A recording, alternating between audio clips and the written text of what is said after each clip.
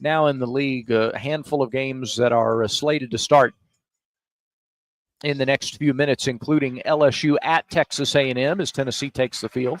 LSU at Texas A&M, Texas at Arkansas, Kentucky at Mississippi State, and Alabama at Vanderbilt. Also still to come tonight, Florida goes for the series win at South Carolina. That will start in about an hour. Oklahoma goes for the home series win over Ole Miss. They'll get underway at 4 o'clock Central in Norman. And Georgia goes for the series win at Mizzou. They play at 7 o'clock tonight in Columbia. Georgia took the opener yesterday. Tennessee has taken the field, and the Volunteer defense has Dalton Bargo in left, Hunter Inslee in center, and Reese Chapman in right. Manny Marin is the third baseman, Gavin Keelan at short, Dean Curley at second, Andrew Fisher plays first. Cannon Peebles does the catching for Marcus Phillips, number 23. 6'4", 245, big fella from Sioux Falls, South Dakota.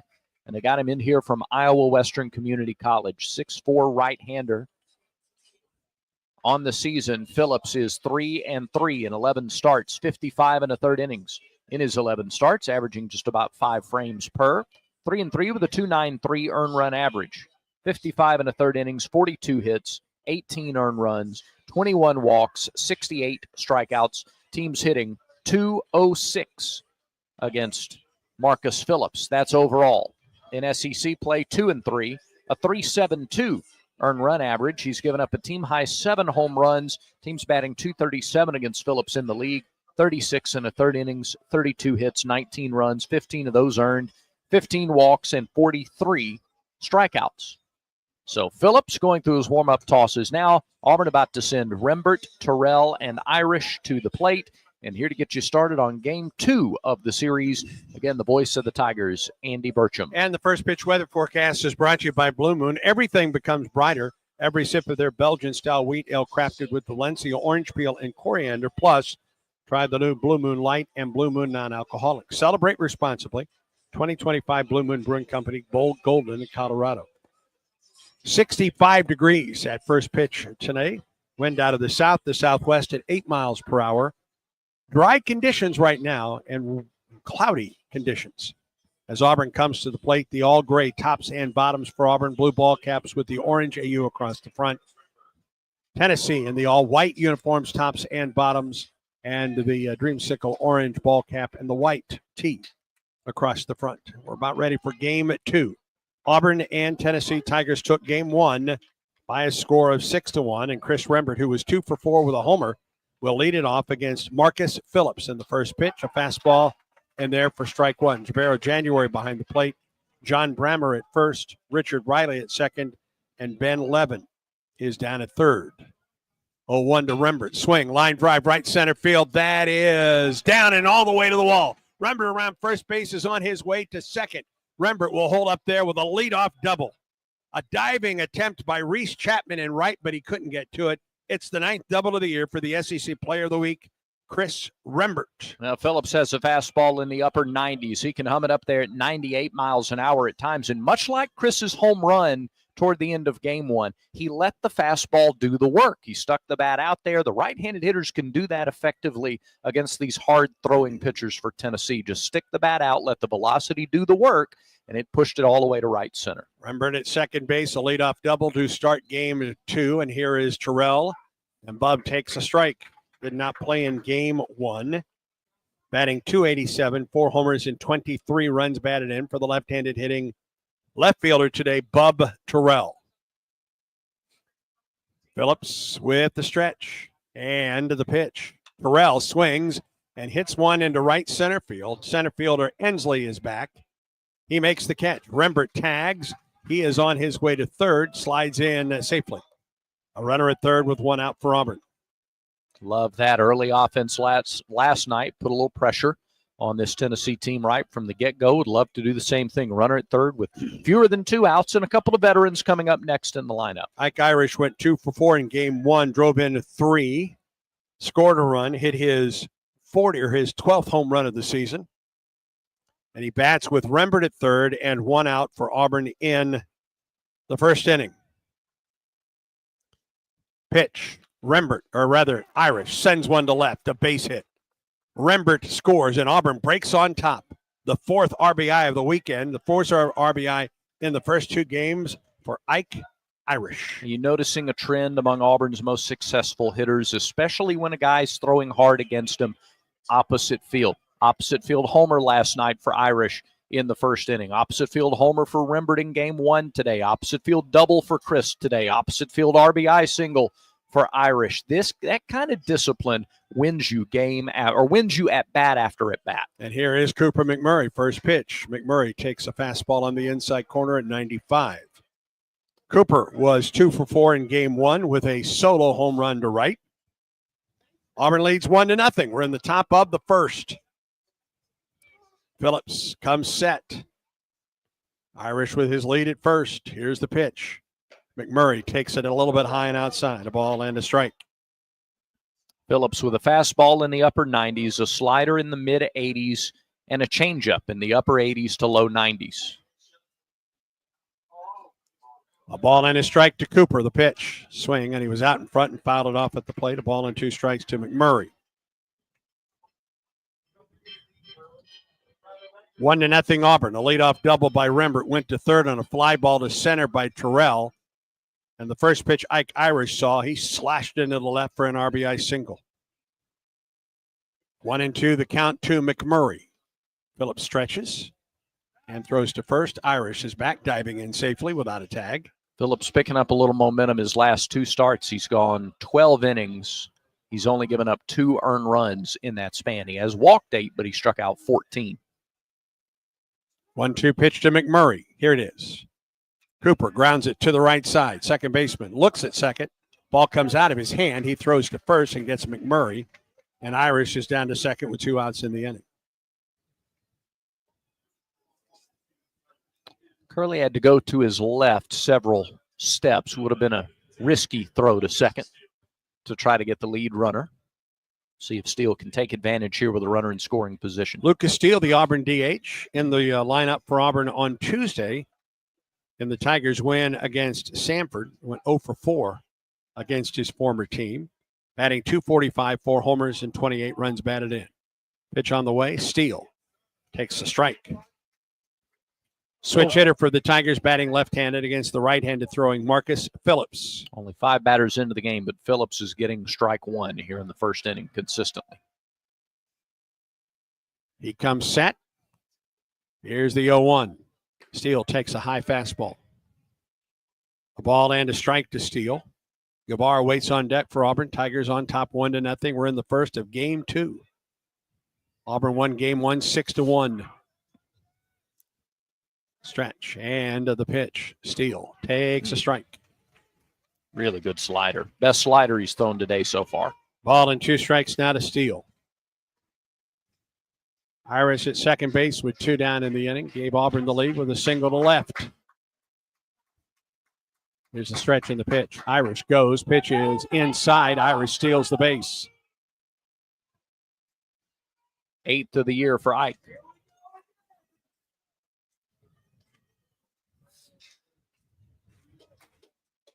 Now a wild pitch. Pass ball. Could get a second run in. 2 balls and 2 strikes to Lucas Steele. Pitch, swing, line drive into right field, down for a base hit. Here comes Irish. He scores. They throw to first. Steele is safe, and the Tigers lead 2-0. He hit that so hard, it made it a close play at first. He had to dig down the line to get there, but Steele, a 2-strike, 2-out hit. He pulled it over the head of Curley, playing him to pull. And there wasn't a lot of room because Curley's playing back. They all play back on this turf, and he found the spot for it. 2-0 Auburn on top. Here's Eric Guevara. Pitch on the way. Guevara swings and misses. Big cut. Steele gets the nod as the DH and answers the call. 2-0 Tigers on top. Stretch by Phillips. And the pitch. Guevara swings and misses.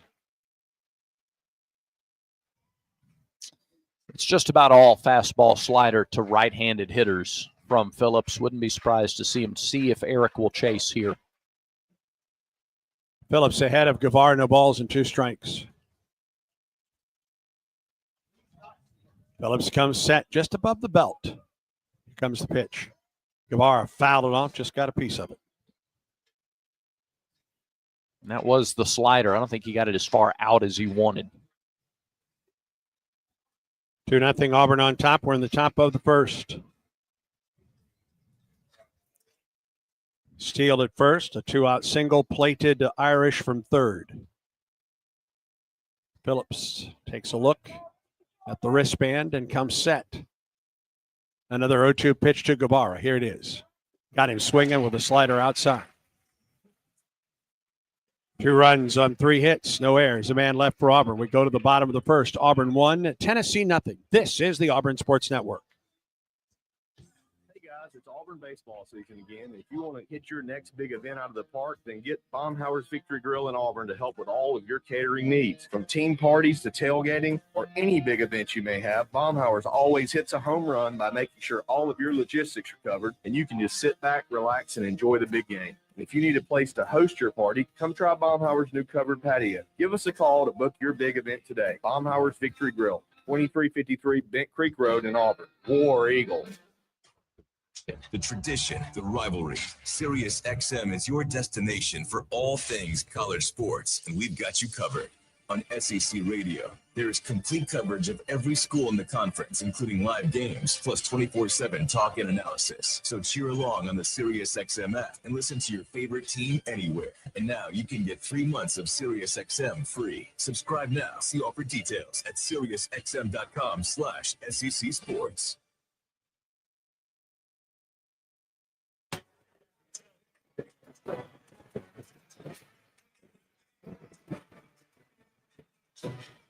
Well, as it did for Samuel Dutton, Auburn's offense gives Cam Tilley a 2-0 lead as he takes the mound for the first time. Tilley's making his second start of his Auburn career, second start in as many weeks, 6'2", 207. Sophomore right-hander out of Castle High in Newburgh, Indiana.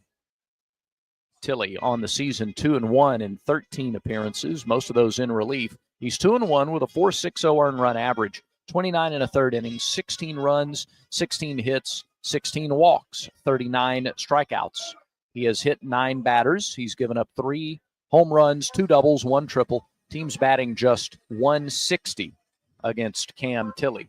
And in SEC play, teams are hitting 175 against him. 15 2/3 innings, 10 hits, 11 runs, 10 of them earned, 9 walks, 18 strikeouts. 0-1, a 5.74 ERA for Tilley.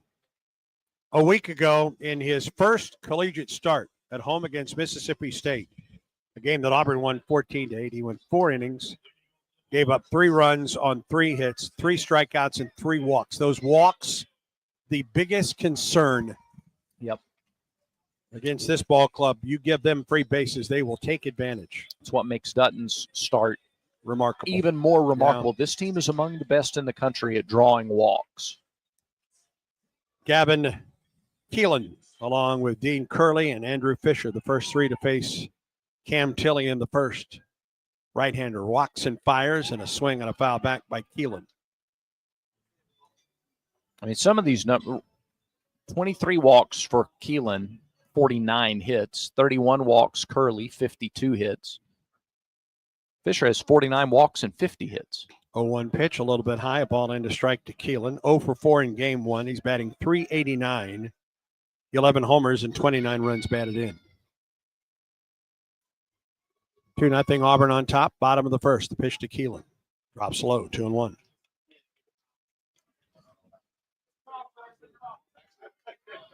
Tilley in that start last Sunday against Mississippi State really had to battle just to get through 4 innings. Mm-hmm. 2-1 pitch. Swing and a miss. Tried to hold up on a high fastball. 2-2 to Keelan. Dutton going 6 2/3, and then especially Hetzler being able to go the last 2 1/3. He's the only guy out of the bullpen Auburn used. 2-2 pitch. Tapped it foul at the plate. This is Cam's second start, so you wouldn't expect him to be stretched out enough to go 7 innings or so today. You'd love to get it, obviously, but if not, you do still have a lot of pieces in that bullpen. Depends on how effective and how efficient he is. 2-2 again. Fly ball, deep center field, long run, Bristol Carter. He makes the catch in right center field for the out. Jumped off the bat, didn't it? Had a lot of pop off the bat of Keelan. Well, and also part of that is just the reputation of this Tennessee team. Yeah. 100 home runs coming into this ball game. So every time it jumps off the bat, you think it's got a chance. And especially in this ballpark. Correct. One out. Here's Dean Curley. He's batting .295, 11 homers and 35 runs batted in. He's played third base. He's played second base. He's playing second base in this series. Winding the pitch to Curley. Try it, call. You know, Dutton didn't throw a straight curveball very much at all earlier today. We may see a little more of that from Tilley. One out, nobody on for Tennessee. We're in the bottom of the first. Tilley, the wind and the 0-1. It bounced up there, ball and a strike. Chase Fralick behind the plate after catching 2 today. If there is a game 3 tomorrow, and there is the possibility of rain, we might see Ike behind the plate tomorrow. 1-1. Outside, 2-1. Fralick caught all 3 games last weekend against Mississippi State and was the Auburn catcher Tuesday at Sanford.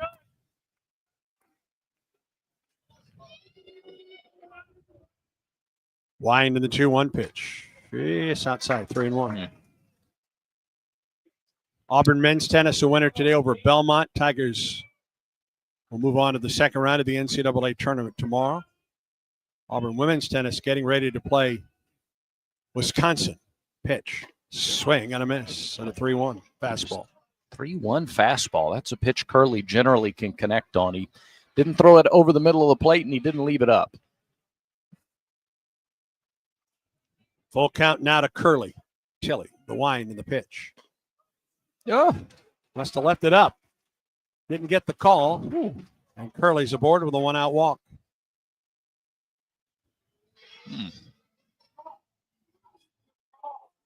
First walk of the day issued by Auburn pitching.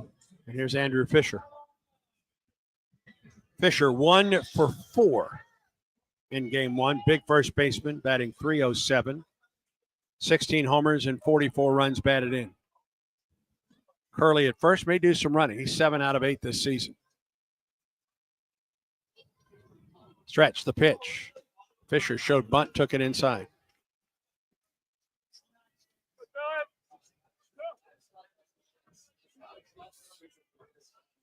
Dean Curley at first, a 1-out walk. Stretch by Tilley. The 1-0. Again shows bunt and misses low. 2 balls and no strikes. You've got to throw strikes against this ball club. Nope. I know that sounds basic, but can't get into situations where you have to groove them pitches either. 2 balls and no strikes to Fisher. Stretch by Tilley. Curley gets his lead. The pitch. Strike. Fastball in there. Javero January does take his time with the calls. Not rushing, is he? No. 2-1 now to Fisher. Team leading 16 homers and 44 runs batted in. Auburn with a 2-0 lead. We're in the bottom of the first. Stretch and the pitch. Missed inside, 3-1. And this is the kind of count you just don't want to be in with this bunch. Yep. Fifth is on. Rembert is 40 feet into right field. 3 balls and a strike to Fisher, the pitch. Check foul. Full count. There was an at-bat like this in the second inning in the first game today against Bargo. Dutton fell behind 3-0, but he battled back and he struck him out. And that set the tone, I think, for the rest of the outing. Tilley could use one of those at-bats here. Full count to Fisher. Runner at first. Throw over, and Curley is back. Wouldn't be surprised if Tennessee doesn't send to Curley right here. Tilley sets. Another throw to first, and Curley back. No tag applied by Cooper McMurray.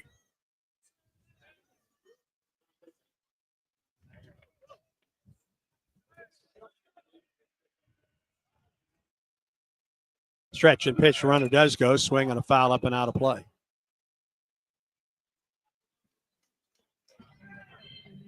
And Tilly near 20 pitches already here with one out in the first.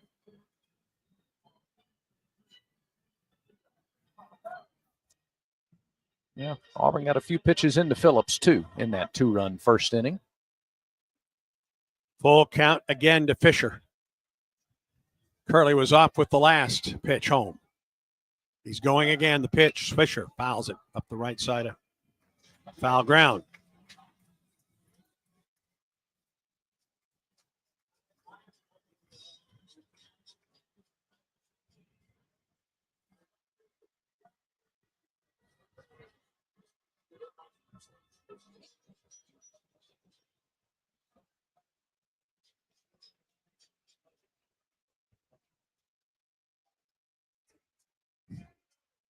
Cam comes set.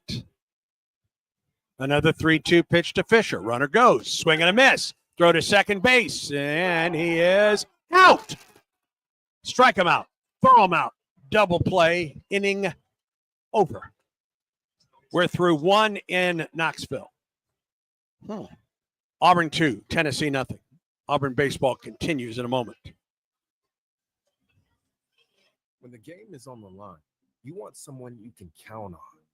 At Alabama Power, we believe in consistency and having each other's back.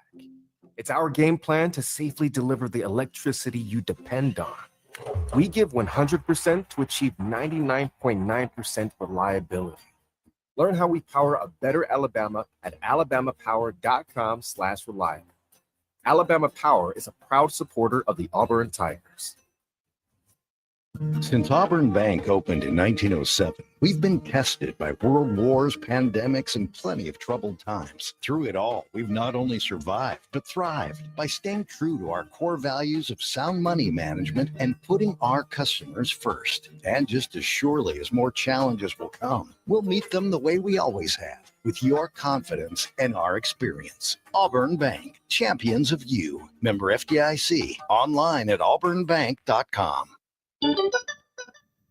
Back to the ballpark for more Auburn baseball.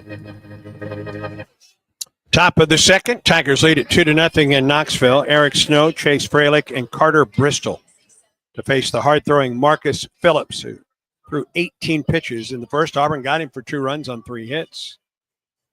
Tennessee got a 1-out walk in the bottom of the first, but Cam Tilly battled back to strike out Andrew Fisher. And Drew Curley tried to steal second, and Chase Fralick threw him out. The inning's over. It's Snow to lead it off for Auburn, 1 for 3 with a run scored in game 1. Auburn's starting shortstop today. Yes. Stole a couple of bases in that first game, too. We didn't see, now we saw Irish steal third. But Auburn stole, 5 bases in the first game? 5 out of 6, yeah. Auburn shortstop batting .274, 5 homers, 23 runs batted in. First pitch from Phillips. Drops low for ball 1. He didn't do that the entire first inning. He threw strike 1 to all 6 in the first inning. Right-hander winds and fires, and Snow waves a slider off the outside edge. A ball and a strike to Eric Snow.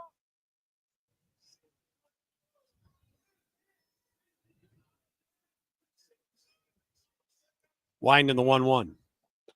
Miss low and away. 2 balls and a strike. Last week at LSU, 2 runs on 3 hits in 6 2/3 innings. 2-1. Snow, left side, shortstop, backhand stab. He throws to first low, and it gets by the first baseman, and Snow is aboard. Second inning brought to you by Southern Union, a new path to the plains that runs through Southern Union State Community College. Move seamlessly to Auburn to complete a bachelor's degree in selected programs by taking courses at Southern Union and Auburn concurrently, all at Southern Union's tuition rates. Let Southern Union put you on a path to the plains. 3rd error this season charged to Keelan. An error on the shortstop, and the Snow is aboard, and here's Fralick. Pitch 2, Chase. Change up for strike one. An interesting decision to bring in Marin at third. Now he backs up with one strike, and they'll play not in a shift, but they'll play him to pull on the left side of the infield. Stretch and the 0-1. Outside, a ball and a strike to the Auburn catcher.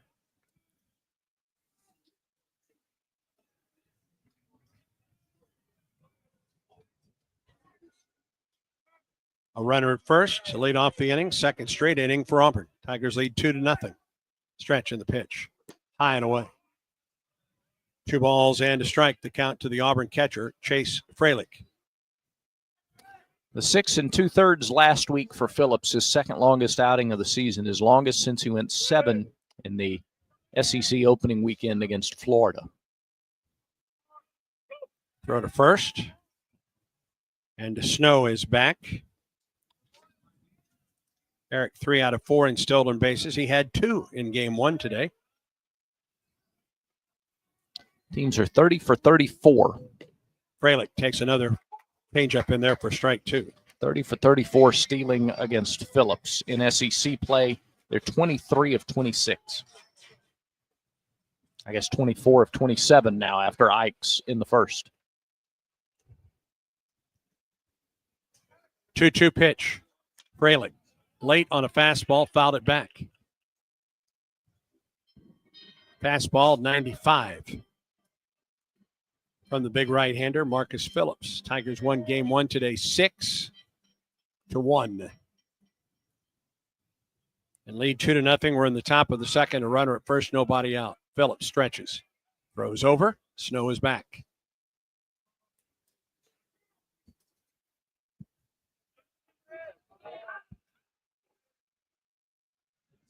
Snow gets a good lead. 2-2, he goes. The pitch, swing on a foul off the left side by Freilich. Protecting the plate. Mm-hmm. One thing Auburn learned in game 1 today, you better start your slide early. That's right.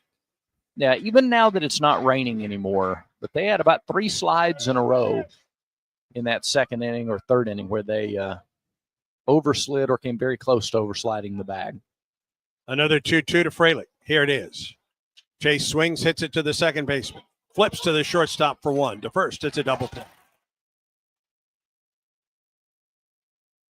Well, they sent him the pitch before. That time decided not to send Snow from first, and the double play stayed on the table. Tennessee's infield, which has been error-prone at times, turned that one well. Curley to Keelan to Fisher. 2 down. And here is Carter Bristol. 0 for 3 in game 1 today. Batting .245, a couple homers, 10 runs batted in. Right-handed hitting center fielder for Auburn. Line in the pitch. Bristol takes it low for ball 1. Even with 2 outs, the third baseman Marin playing even with the bag.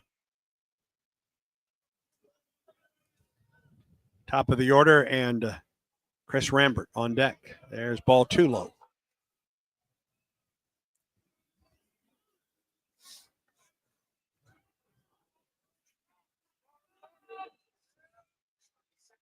Couple off-speed pitches that have missed low to Carter. Here's the 2-0. That's a fastball that misses low. 3-0. Bristol Carter, first year with the program, and was platooned out there with Ballou. Pretty good bit in center. Started the game in left field earlier. 3-0 pitch. He shows bunt. Takes a strike.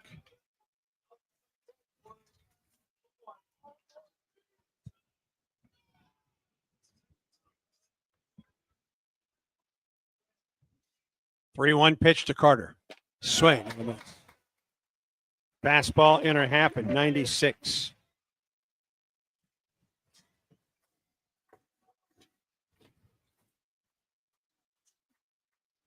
Phillips fell behind 3-0. He's worked it back to a full count. Here's the 3-2 pitch. He went. Strike 3. Inning over. No runs, no hits in air, and no one left. We go to the bottom of the second. Auburn 2, Tennessee nothing. And this is the Auburn Sports Network. Credit Union has been more than just a financial institution. We've been a part of your community, your milestones, your dreams. At Max, you're not just a customer. You're a member, a neighbor, a friend. So as we celebrate 70 years of trust, service, and financial growth, we want to say thank you. Thank you for choosing Max, and thank you for letting us be a part of your journey. Max Credit Union, 70 years strong and just getting started. Federally insured by NCUA. Big eating in Auburn and Opelika means Big Mike's Steakhouse, famous for high-quality steaks cooked to perfection on an open-fire grill served in a relaxed, rustic atmosphere. It's happy hour at Big Mike's every Wednesday and Thursday from 4 to 6 and half off select appetizers, draft beer, and well drinks. And don't forget, a Big Mike's gift card will always be the perfect gift for Big City Steak in your hometown. It's Big Mike's Steakhouse in Auburn at Shigjordan Parkway and Wire Road.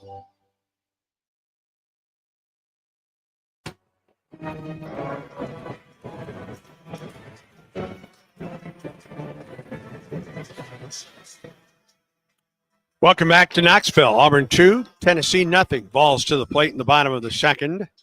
Hunter Ensley, Dalton Bargo, and Levi Clark to face Cam Tilley. First inning ended on a strike him out, throw him out double play. Tilley with 20 pitches in the inning. Ball goes down to second base. We're about ready for baseball again.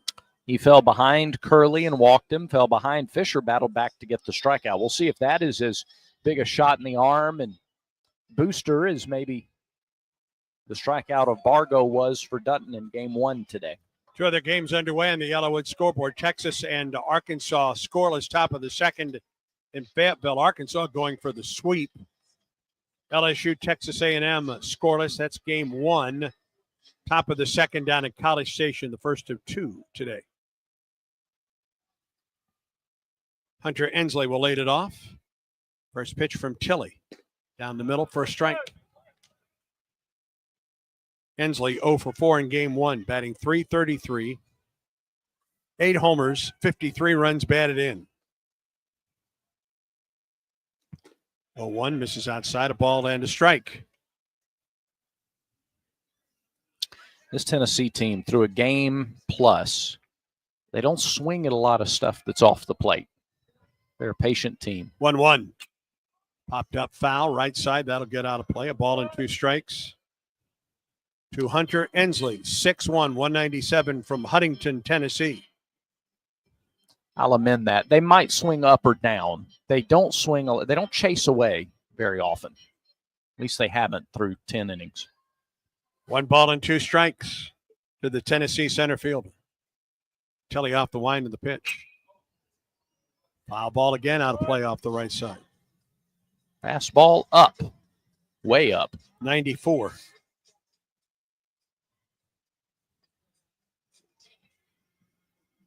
He's gone fastball the last 2. What do you think about the change?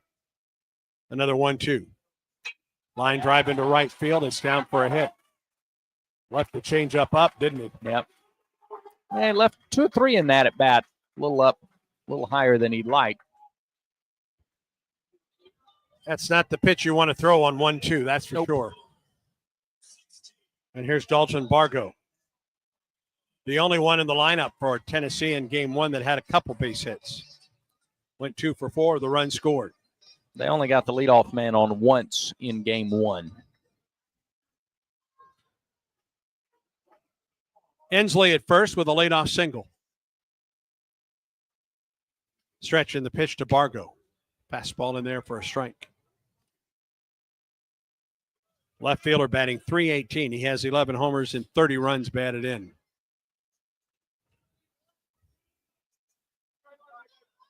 Ensley at first with 5 stolen bases this year. He gets his lead. The pitch. Swing and a miss. That was the change. Mm-hmm. And had Bargo out in front. No balls and 2 strikes, and Auburn to the shift.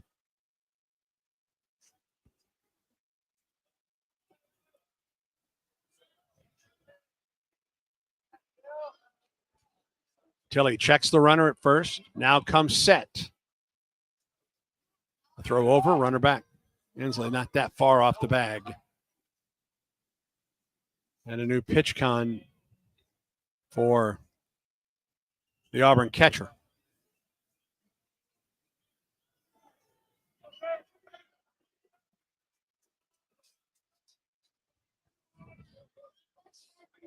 Pitch on the way.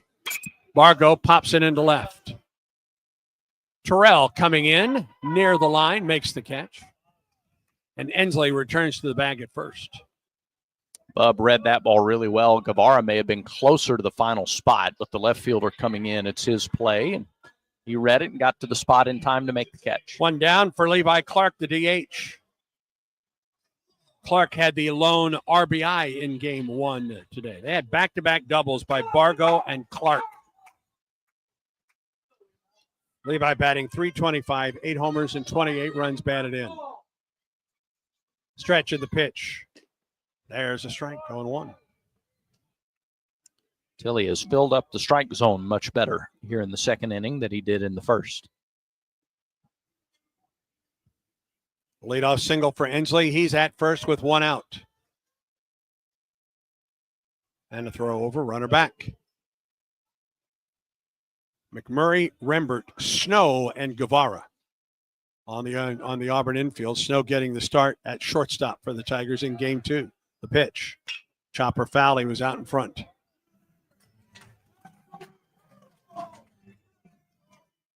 No balls and 2 strikes to count to Levi Clark. Clark, 6'1", 211 out of Marietta, Georgia, Walton High School.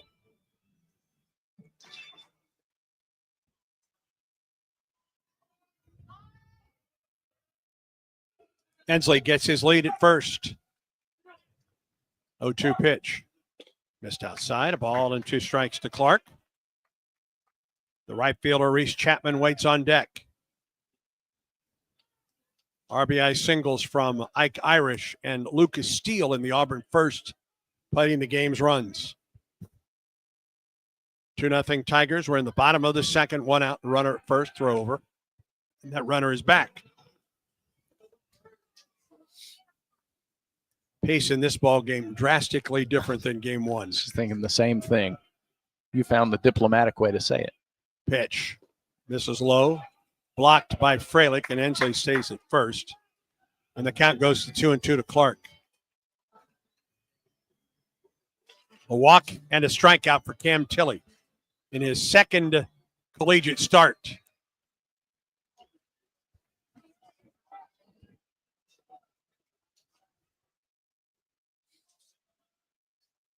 The stretch by Cam. Here's the 2-2. Oh, Dismiss low, full count. He pitched it where he wanted it. That's exactly where, and that's twice now in the early going. Cam with 2 strikes has hit a spot that he thought was strike 3. Full count now to Clark. Ensley goes, the pitch. Ground ball, it's a base hit through the left side. Ensley will hold up at second base. How many times do we see when you think you've got strike 3 and on the very next pitch, the other guy makes something happen? Credit Clark. He got a second life and singled through the left side. And here's Reese Chapman, the right fielder. 0 for 3 in game one. Chapman is batting .299 with 10 homers and 40 runs batted in. Single to right by Ensley, a single to left by Clark. Tilley works off the stretch. Checks the runner at second, the pitch. And missed. Much tighter strike zone in this game than game one. Tilley up to 34 pitches. Through 20 in the first inning. Pitch on the way. Fly ball into left. Terrell is back, shy of the warning track. Makes the catch. Runner at second tags. He does not go. 2 outs. Took just enough of the sting out of Chapman's swing. Single, fly to left. Single, fly to left. Yeah. There's Cannon Peoples. Let's break up the trend. Yes. How about a fly to left to get out of the inning? Peoples 1 for 3 in game one. He's batting .227. 9 homers and 30 runs batted in for the left-handed hitting catcher. Runners at first and second, 2 outs for Tennessee. Stretch in the pitch. A little bit up.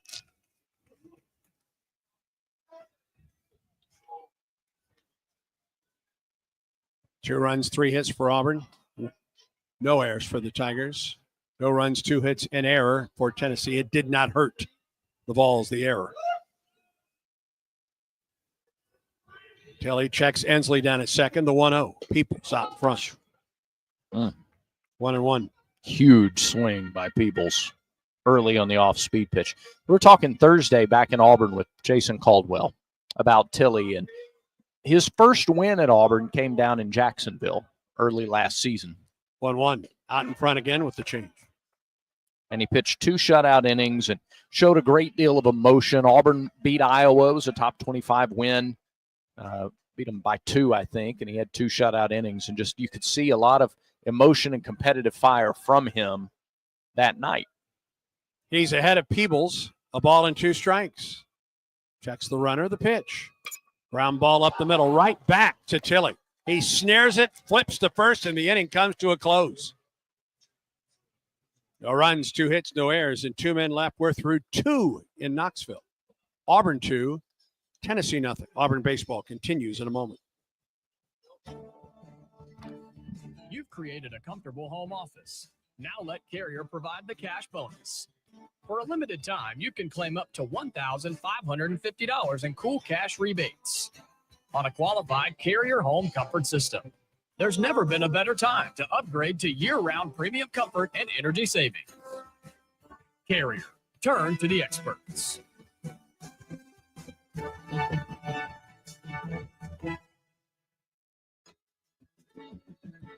Don't stop planning for your future. Don't stop investing in your kids' education. Don't stop dreaming of that new home. And don't stop growing your business. Whatever you're passionate or dreaming about, don't stop. Because when you have a bank you can trust, you have the confidence to take on tomorrow. Speak with a Trustmark associate today for advice on achieving your goals. Trustmark. People you trust, advice that works. Member FDIC, Equal Housing Lender.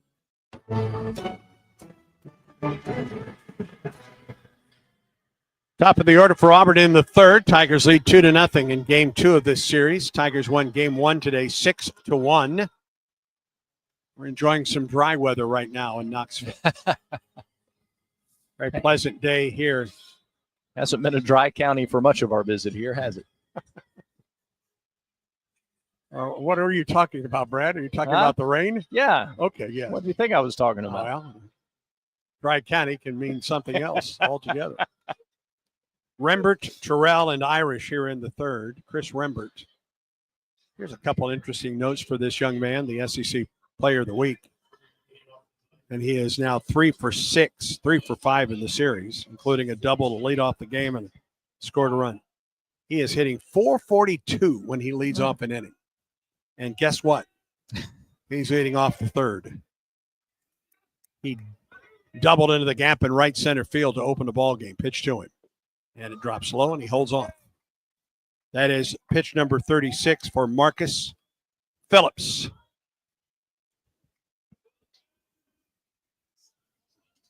Pitch. Ground ball to Marin. He was playing up, snared, and threw to first in time for the out. Good swing by Rembert. You'll take that. It just happens sometimes. He hit it right to Marin, who was playing up and was in a good spot. Because if he's playing back, it might be a little tricky in between hop there. But Rembert, again, hits it very well, but out. 1 pitch and 1 out. Or rather, 2 pitches and 1 out. And here is Bub Terrell. Flied it to deep enough right center field in the first to get Rembert from second to third. First pitch to Bub. High fly ball into left. Bargo coming in. He's near the line and makes the catch in fair ground. Too quickly gone for Auburn in the third. Well, Auburn worked a lot of pitches out of Phillips in the first 2 innings. You gave the pitch count, but they've gone up there swinging against him here in the third. They thought they had pitches they could drive and hit well, and very quickly with 3 pitches, 2 are down. Rembert hit his well, but right at the third baseman. Terrell got under that one just a little bit. Too quickly gone, and here's Irish. An RBI single to left. He scored the second run of the ball game. Irish is 3 for 5 with 4 RBI in the series. First pitch to him. Inside, ball 1. Irish leads Auburn with 12 homers and tied with Cooper McMurray for the team lead with 41 runs batted in. Pitch on the way. It misses low. He is 8 for his last 16 on the road in conference play. On the road. Yes. He didn't have the best offensive weekend against Mississippi State at home, but you go back to that Texas series and he was all of Auburn's offense. Yeah. 2-0. Swing at a fastball, and he fouled it back. 95 on the fastball from Marcus Phillips. That one very nearly came back to get Carl Nonemaker in the third base coach's box. Yeah. About a foot away from him. Nani okay, though? He's okay. All right. Got the helmet. Sure. He's coaching third for Auburn. Andrew Dutton at first. 2 balls and a strike to count. The pitch. Irish swings, lines it into center field for a hit. Over the leaping Gavin Keelan. The ball was ripped to center. Sure was. And Keelan was playing back. Like you mentioned, he had a chance to make the catch. If he's 2 inches taller, maybe he makes that catch. As it is, Irish is now 9 for his last 17 on the road in conference play. Is that good? I'd say that's pretty good. Yeah. A 2-out single to right by Irish, Auburn's 4th hit of the day, and this is Cooper McMurray. Tapped out to the second baseman in the first inning. Homered in game 1 today. Irish, good lead at first base. Here's the pitch. McMurray jumped on the first pitch, thought he had one to drive, and he fouled it back. McMurray is among Auburn's best ambush first pitch guys. As a matter of fact, that's how he hit the homer. In game 1 was a first pitch, and it turned around in a hurry. Now a shift on. As McMurray awaits the 0-1, throw to first. Irish is back, not out of the realm that Ike, who stole twice in game 1, would be off with a pitch here. 2-0, Tigers lead it, 2 outs, a runner at first for Auburn. We're in the top of the 3rd. Phillips comes set. Here's the pitch. High, ball 1. It's as close to a pitch out as you get, probably fastball up and away. Irish stayed put. Like that disrupted the rhythm. Phillips was cruising along in the inning, had 2 outs in the first 3 pitches before the Irish single. 1-1 to McMurray. Just missed the outside corner, 2-1.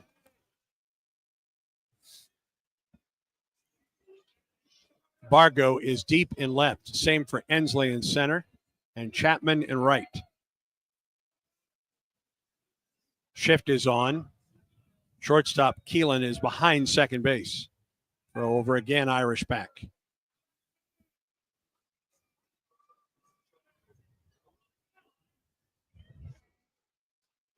You can almost bunt for a double. Stretch. Here's the pitch. Ground ball to the right side to the second baseman. He will flip to the pitcher covering for the out. And the inning is over. No runs a hit, no errors. A man left. To the bottom of the 3rd we go. Auburn 2, Tennessee nothing. This is the Auburn Sports Network. Hollywood knows that a 5-star background is the place to make lasting memories, like cookouts, cornhole with friends. Ooh, a neighborhood potluck with your wife's pasta salad, the one with the feta. Oh, sorry. Or taking a nap on your deck in a hammock. Naps are memories. I love naps. For 5-star backyards and the most memorable experiences, Yellowwood brand pressure-treated pine. If it doesn't have that yellow tag, you don't want it. If your day sounds like we need the report ASAP. You deserve Modelo. If you've persevered through, you deserve this rich golden lager with a crisp but refreshing taste. Or if you overcame, Two more. You deserve this ice cold bourbon. Modelo, remarkable fight. Drink responsibly. Beer imported by Crown Port Chicago, Illinois.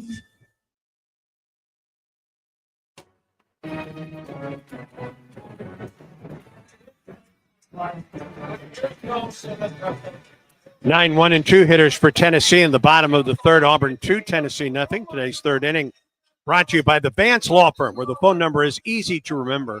They say dial 3 for me, 334-333-3333.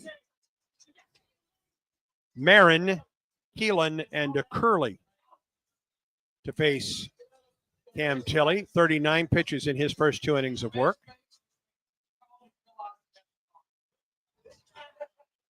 Tennessee had runners at first and second with 1 out in the 7th. Tilley coaxed a fly ball to left by Chapman. And a sharp one-hopper right back to Tilley from Peoples. That's Peebles.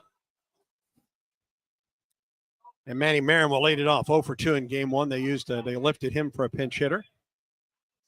Here's the wind and the pitch to Marin. Swing at the change and a miss. Maybe in the curveball, actually.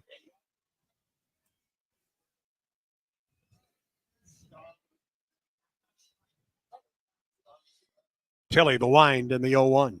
Swing and a miss. Ball down and away. 0-2 the count to Marin.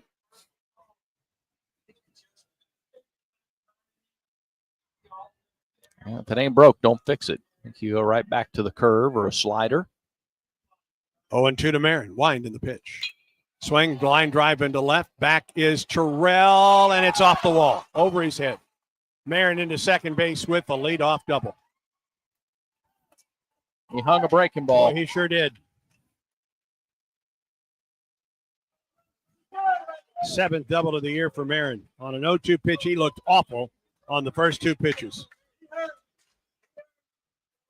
Strike 2 was nowhere close to the plate, and the 0-2 pitch was a breaking ball that just caught every bit of it over the middle of the plate and up. Terrell got back there, but it zoomed over his head off the base of the wall. A leadoff double for Marin, and here's Gavin Keelan. 2-0 Auburn, but Tennessee threatens in the third. Pitch on the way to Keelan. This is outside, ball 1.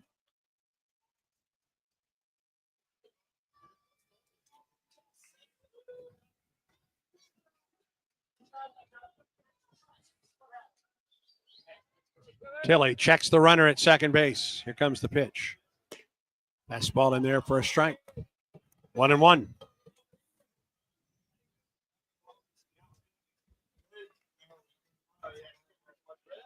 Tilley could use a strikeout, but Keelan does not strike out much. 1-1. Strike 2. Keelan behind the ball and 2 strikes.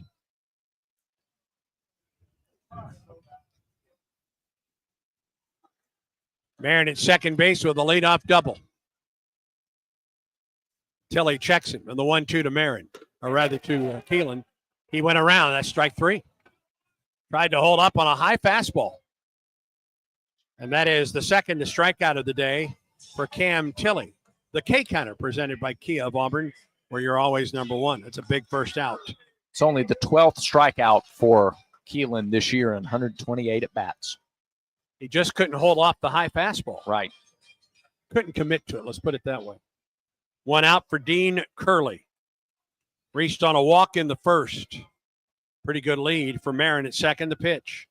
Off the glove of the catcher. That's going to be a pass ball. And Marin will go to third. Fralick was charged with a pass ball in game 1 today. His second gets Tennessee 90 feet away. A ball and no strikes to Curley.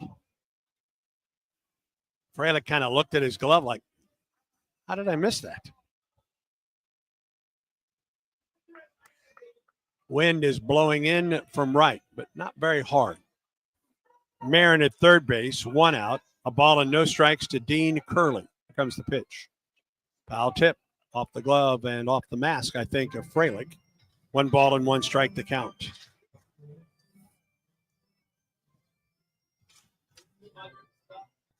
Curley, on the other hand, has struck out 38 times. That's the second most in the lineup today behind Chapman.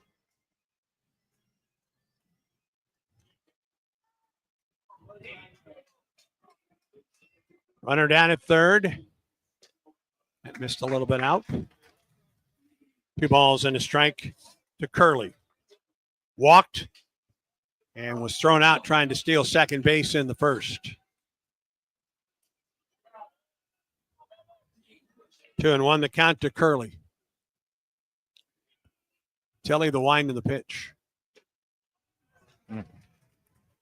Ball 3 inside.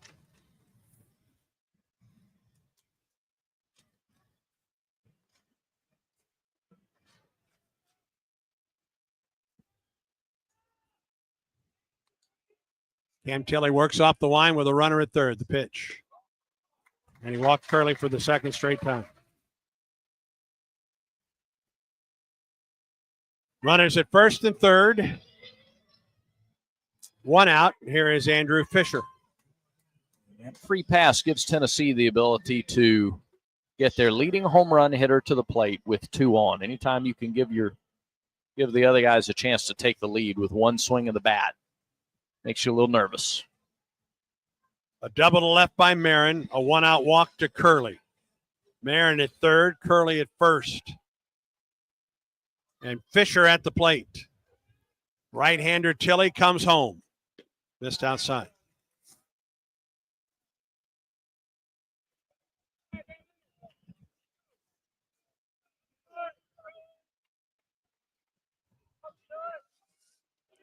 Two 2-0 Auburn, but that lead is in peril right here in the third. Pitch on the way. Foul tip as we pause 10 seconds for station identification on the Auburn Sports Network.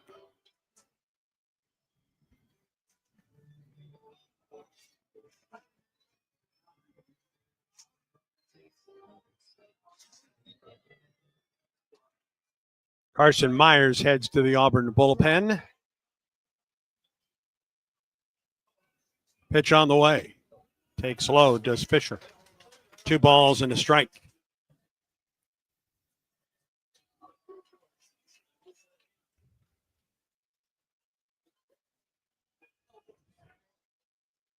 Two balls and a strike to Fisher. Curley at first, 1 out. Runner at third as well. Pitch on the way. Ball 3.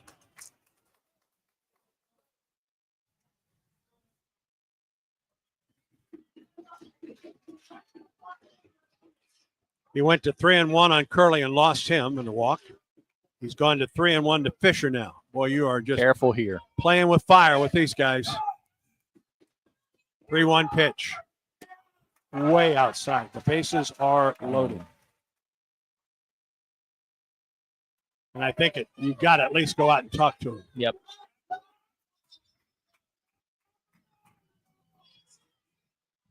And the infield does. Bases loaded and 1 out for Tennessee in the third. It is a brief visit on the mound for the infield.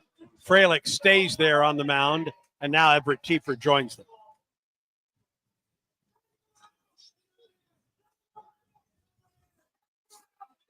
Leadoff double for Marin. He went to third on a pass ball. Back-to-back 1-out walks on 3-1 counts to Curley and Fisher. Tilley coming in about a walk every 2 innings, a walk every nearly 2 innings. And he's issued 3 here in the first 2 1/3 innings today. Again, Tennessee is a patient team. They don't chase away very often. Don't see him get handcuffed very often either. Here is Hunter Ensley. Just in case you're wondering, he has hit into 4 double plays. Right-handed hitter against the right-hander Tilley. Bases loaded, 1 out. Third inning. Auburn on top, 2-0. Tennessee threatens here in the third. The pitch. Line drive into center field. It's going to tie the ball game. May give Tennessee the lead. Into the gap. It's a double for Ensley. They throw there. He is out at second base. And the runner holds at third. Wonderful job by Carter to get there. One cut it off before it got to the wall because that would have given Tennessee the lead. As a result, they held up Fisher at third, and Ensley was thrown out at second base. It is a 2-run single for Ensley that scores Marin and Curley, it ties the game. Fisher stops at third. Inslee is thrown out for the second out of the inning, thrown out at second base, trying to stretch it to a double. And Fisher at third, 2 outs, and here is Bargo. Pitch to Dalton. This is low.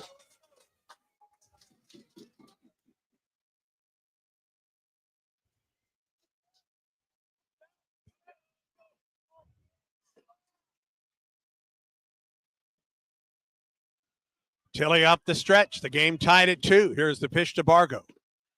A little bit up. 2 balls and no strikes.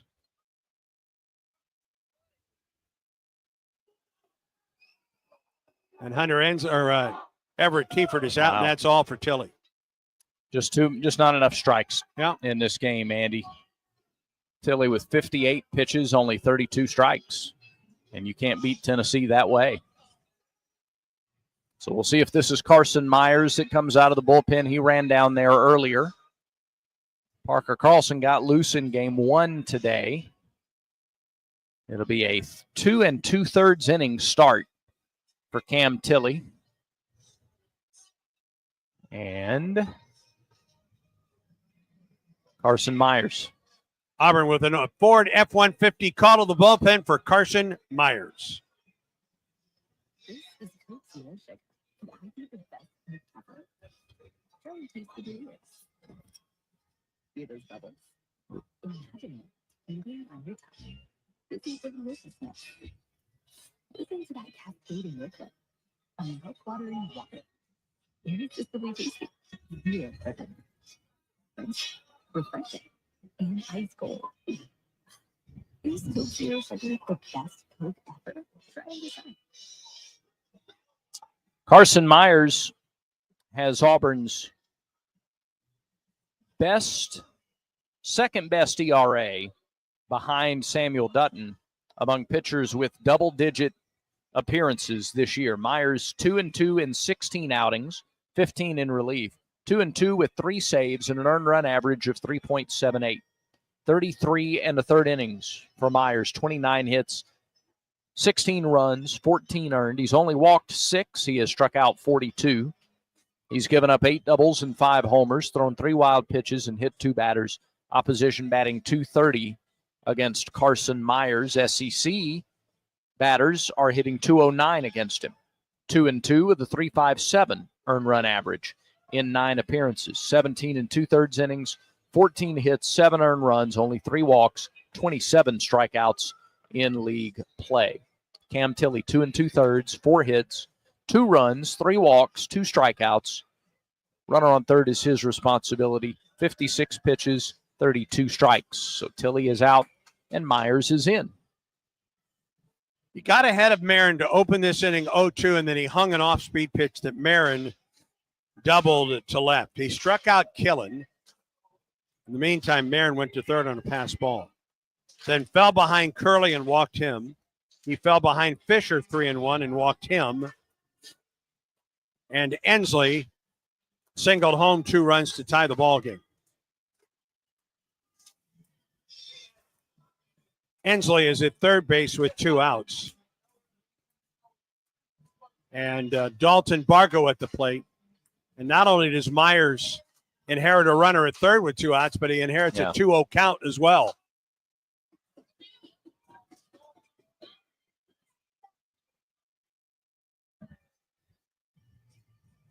Well, we have seen when Carson is on, he's really tough. He retired 10 in a row against Georgia in Athens earlier this year. First pitch to Bargo, foul back. Trying to keep it a 2-2 game going to the 4th.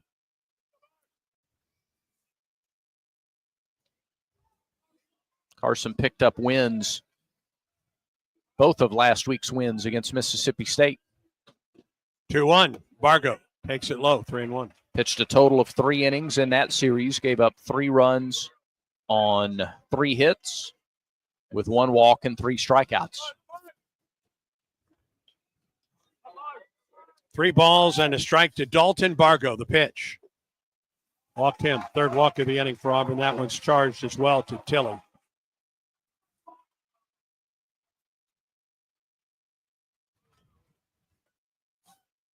All right, a fresh start against Clark.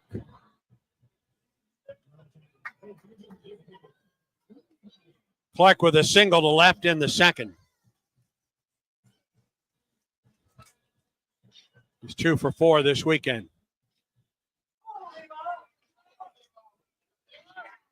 The lefty Myers off the stretch. And the pitch to Clark. Strike call.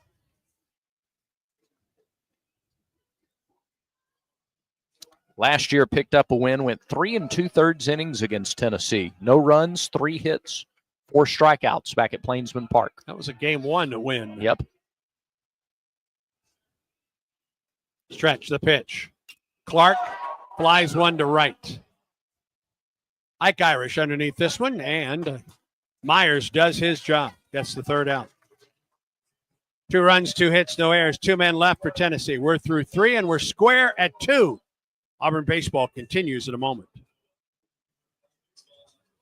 This is the story of the win. As a lineman, he does whatever it takes to keep the power on in his community. And he wants a partner like Grainger who does the same. Grainger offers the professional-grade products he needs, from voltage detectors to harnesses to hard hats, plus fast, dependable delivery, so he can rise to every challenge. Call 1-800-GRAINGER, click Grainger.com, or just stop by. Grainger, for the ones who get it done. The peace lily is so last year. Hey, has anyone worked with fiddlenecks? Shelby's popular flower shop is in full bloom. We just got a request for an arrangement that evokes air.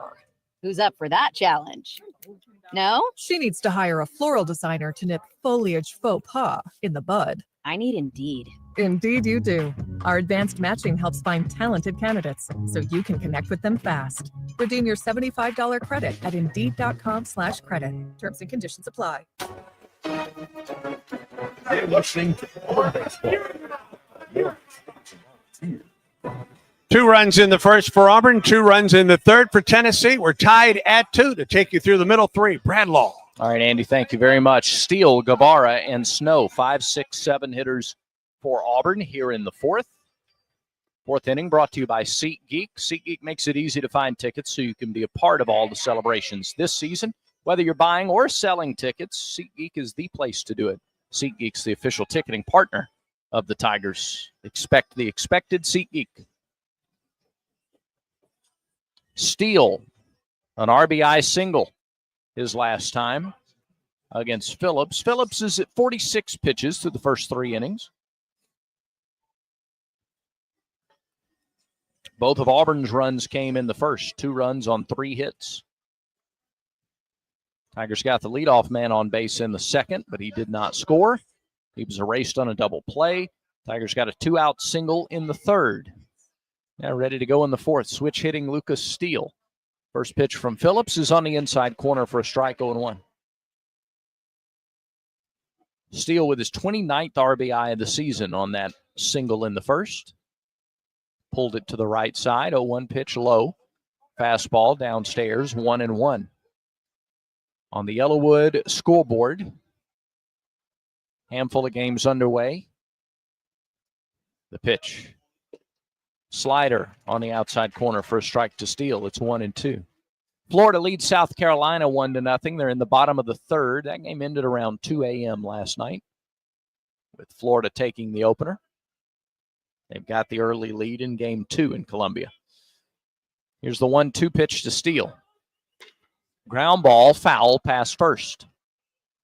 Also, Texas A&M in the bottom of the fourth leads LSU 1-0. Game 1 of that series, they're playing 2 today in College Station.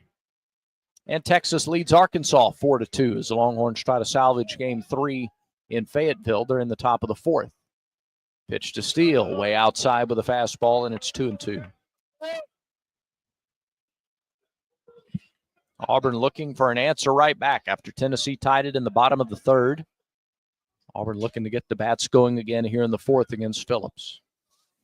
6-4 Right-hander rocks and fires, and it's grounded foul. Maybe a changeup there. Steele was out in front of it.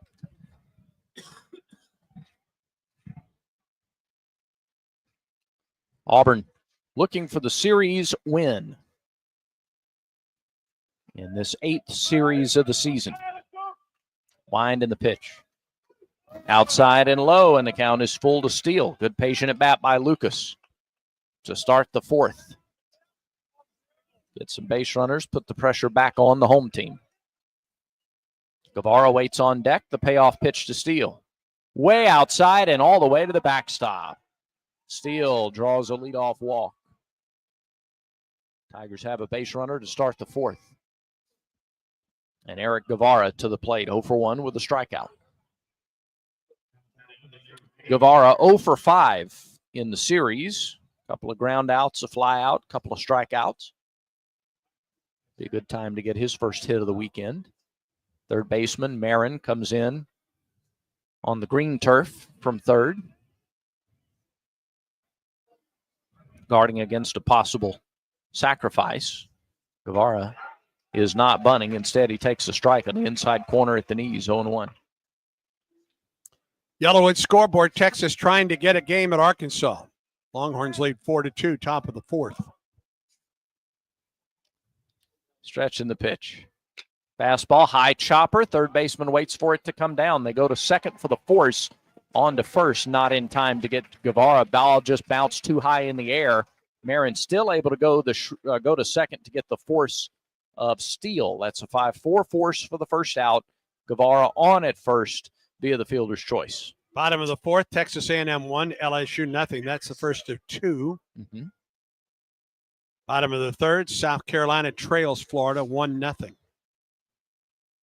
Eric Snow reached on an errant throw by the shortstop 2 innings ago. He's the batter here with 1 out, 1 on in the 4th. Pitch to Snow. Swing and a miss at a slider, 0-1.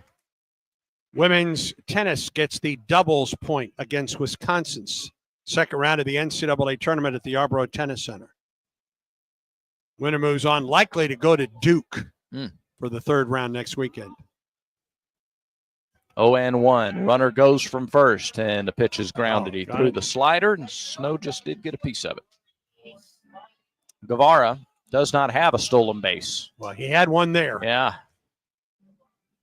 Auburn hasn't been able to be as aggressive on the base paths against Phillips as they were in game 1 today against Coons. That was an interesting dynamic. We played about 15 minutes, and then the rain started. Here's the 0-2 to Snow. Nope, instead of throw to first, and they chase Guevara back head first. And it rained lightly but steadily for most of that game. Sliding was an adventure. Auburn dropped back-to-back bunts to the left side. 0-2. Fastball misses low and outside. 1 ball, 2 strikes to the third baseman, to the shortstop, Snow, rather. Guevara is at first. 1 out, top of the 4th. Auburn and Tennessee tied at 2. Stretched by Phillips in the pitch. Fastball missed the outside corner. 2 balls, 2 strikes.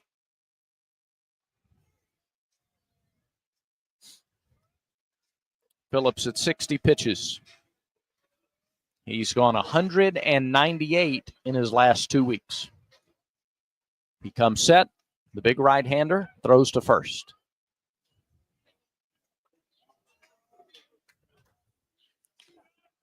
Snow with 5 home runs. He's driven in 23.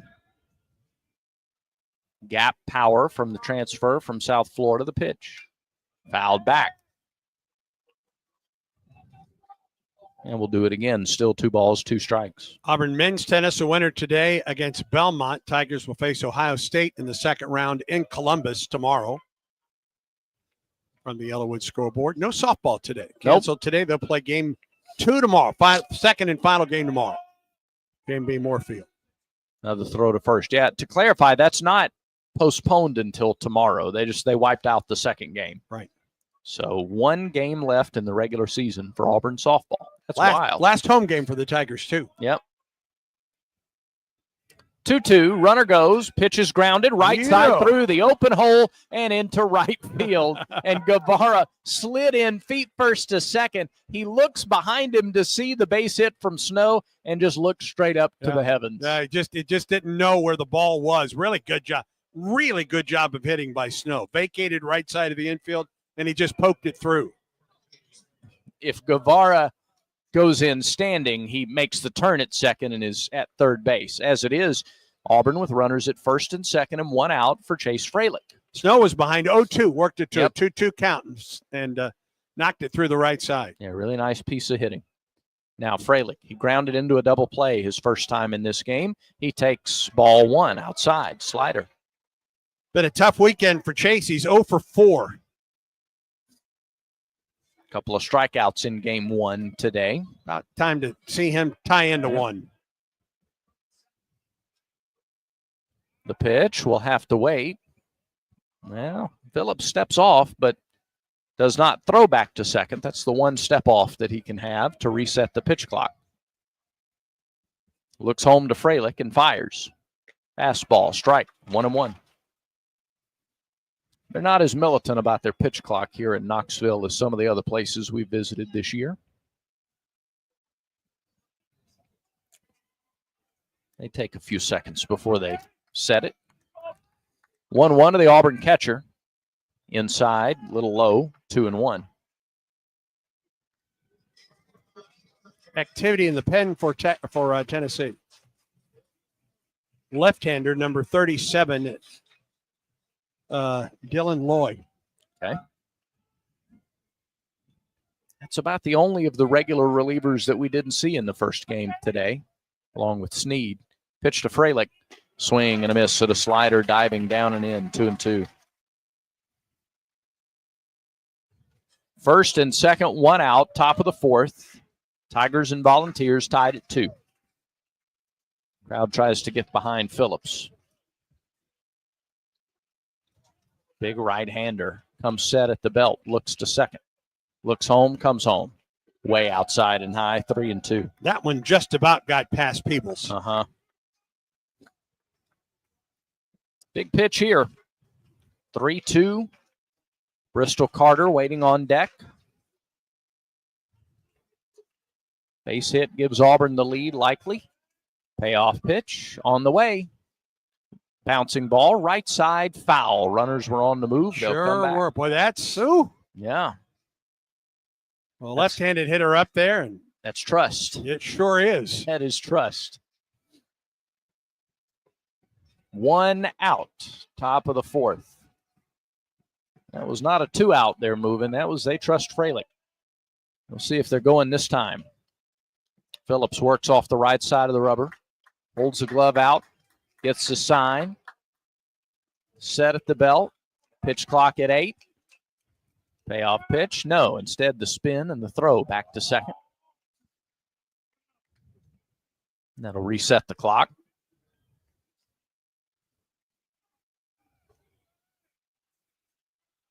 Phillips ready. Runners take their leads. They are moving, and the pitch is lined foul right side. Freilich out in front of the slider. He hit it past Andrew Dutton in the first base coach's box, so we'll do it again. Gabe Gross told me at breakfast yesterday, we're going to run this weekend. We're going to run. We may run ourselves out in it. We're going to continue running. Yeah. Well, runners at first and second have been going on back-to-back pitches with one out. Not going this time, and the pitch is high and outside, ball 4. Well, one was running. Snow was off with the pitch, but Guevara wasn't. Yeah. Well, the bases are loaded for Bristol Carter. And time is called, and the Tennessee pitching coach is out for a visit with Marcus Phillips. We're in the top of the fourth. 2-2. Auburn with 2 in the top of the first. Tennessee with 2 in the bottom of the third. Entire infield in. Fairly quick conversation on the mound, as his typically are, or have been so far this weekend. Talk about how to pitch Bristol Carter. In the meantime, Gabe Gross went over to Carl Nonemaker, and they talked about some strategy. Coach Nonemaker relaying some instructions to Guevara. Guevara's at third. Snow's at second. Fralick's at first. And Carter steps in. Left fielder in game one. He's the center fielder in this game. 0 for 1 with a strikeout. Corner infielders come in. They guarding against a squeeze. And he takes the first pitch for a strike on the inside edge, 0-1.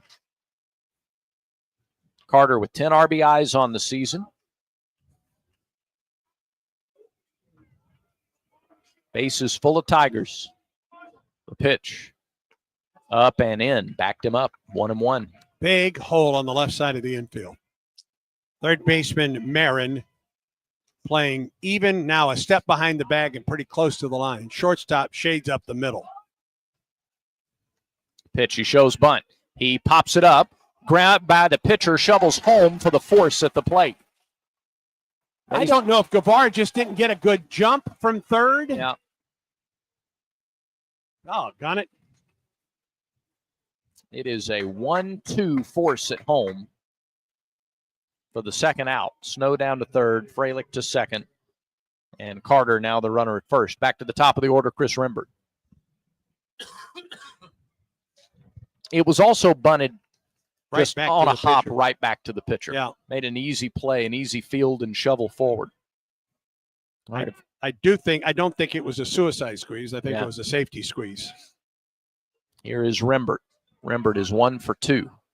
First pitch, swing and a foul tip. 0-1.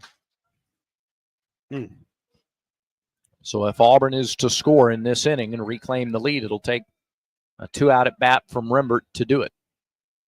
He's behind 0-1. He doubled the lead off the ball game, came around to score. 0-1. Oh, a called strike. The high inside strike there. 0-2 the count.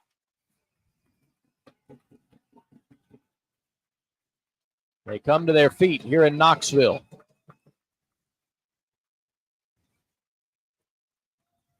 Rembert, the freshman, digs in. Tough environment. And now time called.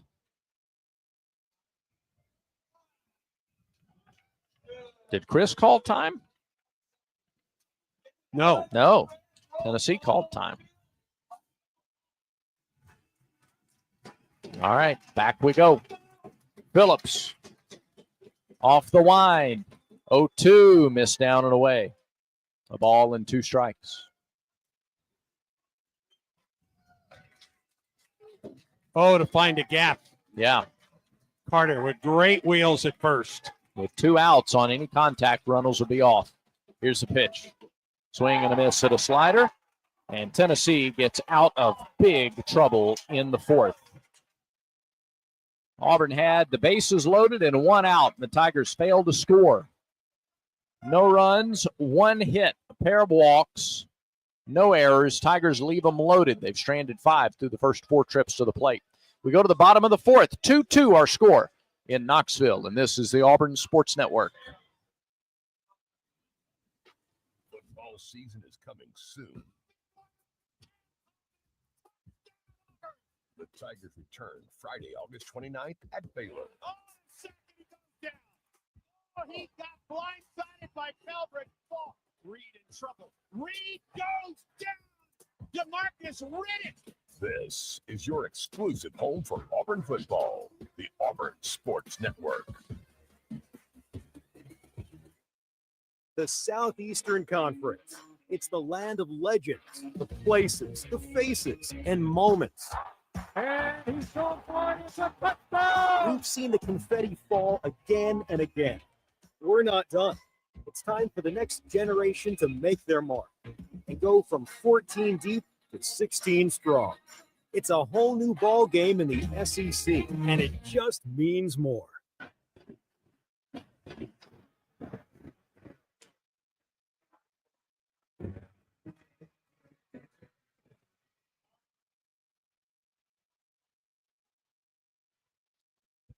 Game of momentum. You're either trying to take it or keep it. And Tennessee has a little bit of momentum right now after tying the game in the third. Auburn loaded the bases, and after Tennessee tied it in the third, Auburn loaded the bases with one out in the fourth.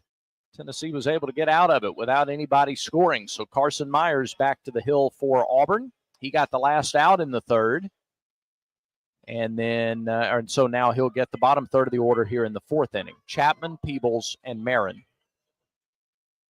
Tennessee 13-9 in conference play. Auburn 12-10. Got a handful of other teams that came into the weekend at 12-9. It's going to be a race to the finish, as it always is for seeding. Pitch lined down the right field line and foul. My goodness, Chapman with a tremendous swing. He was early. It's 0-1. Texas, despite losing the first two to Arkansas, still looks in really good shape at the top of the league standings. Second on down through about the middle of the way. A lot tighter. Pitch.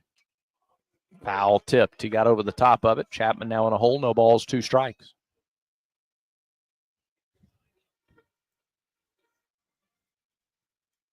SEC tournament, all 16 teams are invited to Hoover. Double bye for 1 through 4.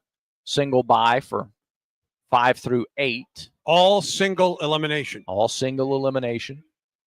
Arkansas 16-7 to start the day in league play. LSU 14-7. Tennessee and Georgia 13-9 currently. Vanderbilt also 13-9. Auburn 12-10. Tigers a game out of 4th place in the league. Pitch. Miss low. 1-2 to Chapman. Chapman flied to left his first time. Hit it well, but Terrell made the catch. Peebles after Chapman. Marin after that. Bottom of the 4th, 2-2. The 1-2 pitch. Oh, just missed a little bit low. 2-2 to Chapman. Myers, I think, thought he had strike 3. He was ready for the throw around. Lights are on here at the ballpark. A cloudy day. Rain earlier. Rain expected later. Right now we're dry. Here's the 2-2 pitch. Chapman takes it low, and it's 3-2. Tennessee has had the leadoff man on base in each of the last 2 innings. Tigers got out of trouble in the second. Not so fortunate in the third. 2-2 our score. Bottom of the 4th inning. And the payoff pitch to Chapman is on the way. Swing and a miss, strike 3. Myers threw it by him. 92-mile-an-hour fastball. First strikeout for Myers. 3rd of the day for Auburn pitching. K-Counter presented by Kia of Auburn, where you are always number 1. Here's Cannon Peebles, the catcher. Chopper back to the pitcher his first time. Cam Tilley got the start today. Fielded his position really well to make the play back in the second. Peebles grounds one right side to his left. Rembert gobbles it up, throws on to first for the out. Quickly 2 down. A cue shot off the bat of Peebles. Corner pocket. Now Manny Marin, the batter. He doubled the leadoff last inning, came around to score.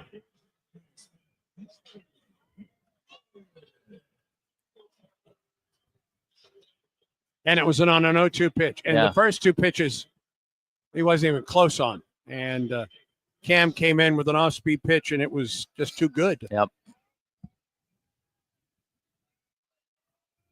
Pitch. Marin takes a strike on the inside corner. 0-1.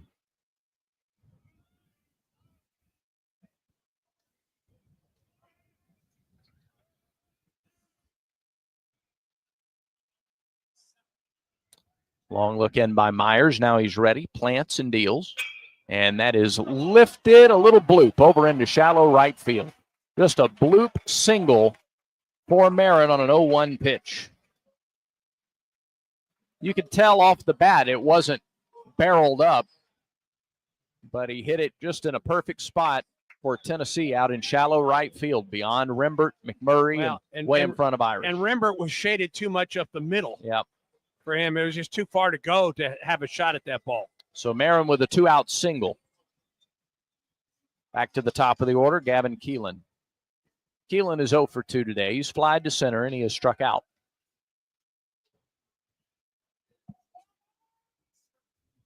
Left-handed hitter, first pitch to him, strike down the middle, 0-1. In addition to Auburn at 12-10 now, Oklahoma is 12-10 in the league. Alabama and Ole Miss all 12-10. So you talk about a log jam between 4th and about 11th in the league. The pitch, strike 2. A lot of it then depends on you get ties, head-to-head play. Mm-hmm. Auburn still has a series at Ole Miss coming up in 2 weeks to close the regular season. 0-2 pitch to Keelan with 2 outs and a runner on here in the 4th. Carson ready. And, before he pitches, they call him for time. Took the pitch clock all the way down to 1, and just as he was starting his motion, or about to start it, Javero January, the crew chief, called him for ball 1. So the 1-2 pitch to Keelan. Called ball 2. I'm not sure where it missed. Even some of the folks here for Tennessee thought that was a strike. Myers got to overcome it. 2 balls, 2 strikes to Keelan. Runner at first, 2 outs. Tie game, 4th inning. The pitch. Fouled back. A ball and 2 strikes. Auburn hosts South Carolina next weekend. Final exam week coming up on campus next week, so no midweek game. South Carolina 5-17 after last night's loss to Florida. Thursday, Friday, Saturday. Yeah, 2 Thursday, Friday, Saturday series to close the regular season. Here's a pitch. Swing and a miss. Strike 3, and Myers gets Keelan after giving up the 2-out bloop to Marin, and is able to come back and get Keelan for the 3rd out of the inning. No runs on a hit, no errors, 1 left for Tennessee. They have stranded 5 through 4, and we're tied at 2 through 4 innings in Knoxville. Auburn baseball continues in a moment.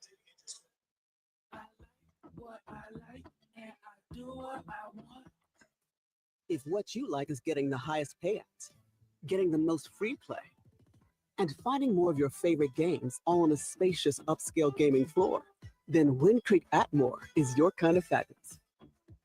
No matter what fabulous means to you, you'll find it here. Wind Creek Atmore.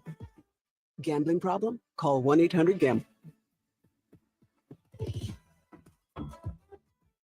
This is Coke Zero Sugar. Could I be the best Coke ever? Try and taste with your ears. Hear those bubbles? Imagine them tingling on your tongue. Fizzy deliciousness. Listen to that cascading liquid. A mouth-watering waterfall. Irresistibly tasty. Zero sugar. Crisp, refreshing, and ice cold. Is Coke Zero Sugar the best Coke ever? Try and decide. You're listening to Auburn Baseball. Now, more of the Tigers and Volunteers. Thank you, Mark Aston. Terrell, Irish, and McMurray due up in the 5th inning against Marcus Phillips. Phillips has worked in and out of trouble so far. Gave up a couple of runs in the first. Hasn't given up any runs since then. He has given up 2 hits since the first inning. He's had 1 error behind him. He's issued a walk. Bub Terrell is 0 for 2. He's flied out twice. Bub will get things started here in the 5th. 2-2 our score. 5th inning presented by Wind Creek Casinos. Elevate your game plan to play the hottest games and win rewards at Wind Creek Casino and on the Casinoverse app. Pitch to Terrell. Bounced up there. 1 ball, no strikes. Scale of 1 to 10. How much do you like that read? It's fabulous, Brady. All right, thanks. 1-0 to the Auburn left fielder. Freshman from Alabaster takes an off-speed pitch. A little low for a strike. Peebles thought he had a strike there. Instead, it's 2-0. Irish has 2 hits today. He's on deck. 3 lefties to start the inning against Phillips. 2-0. There's a strike, a fastball, 2-1.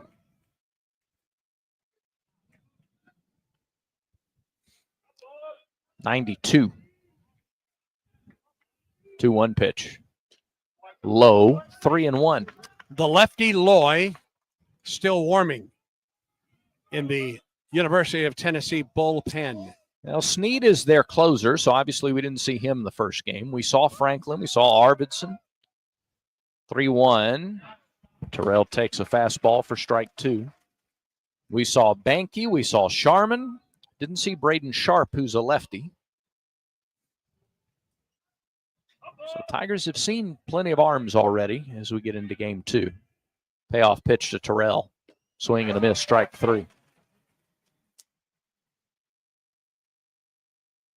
Bub got him front, 3-1. But Phillips came back to get him. Another strikeout. Double-digit strikeouts in the first game for Auburn hitters.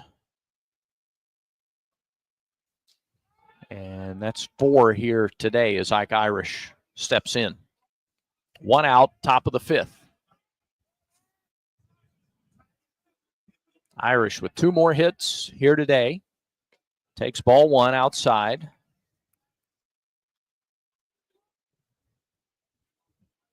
A dozen homers. He's now tied for the team lead with 41 RBIs. 1-0.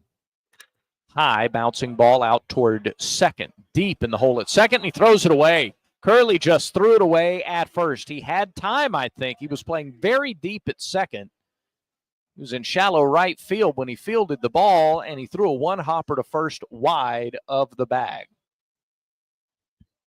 And that is the 12th error of the season charged to Dean Curley.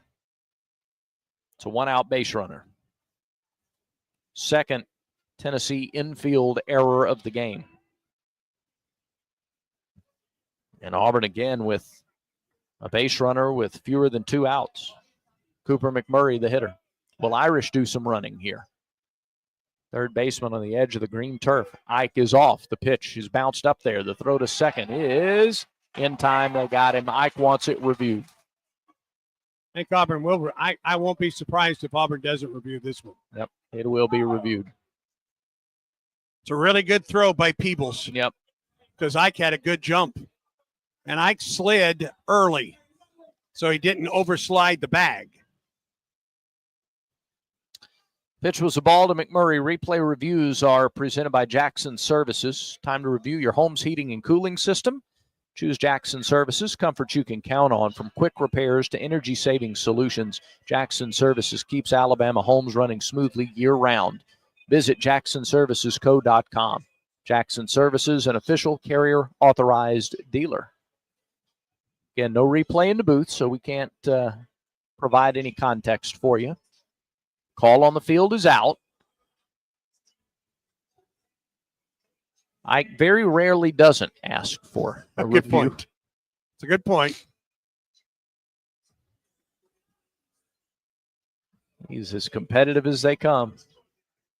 Barrow January, hands up to his ears, listening for the communication from Birmingham. It's either 2 outs, nobody on, or 1 out and a runner at second.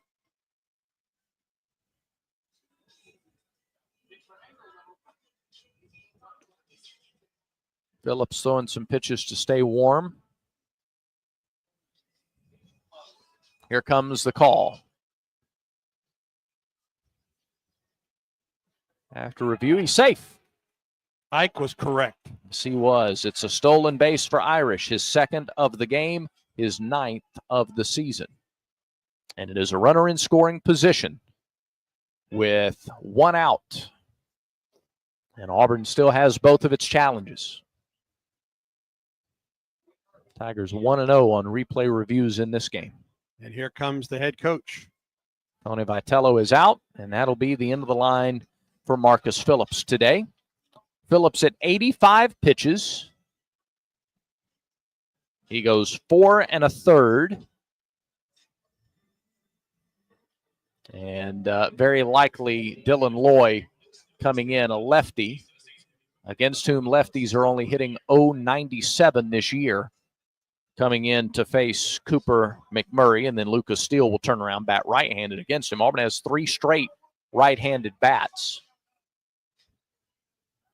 after Cooper McMurray. So count a ball and no strikes, 2-2 our score, top of the 5th inning, 1 out, Irish at second, and it's a Pepper Tree pitching change for Tennessee.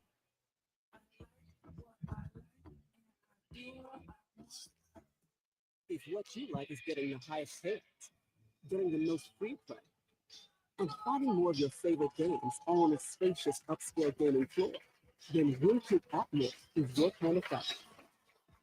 No matter what factor is you'll find the future. Win Creek Atmos.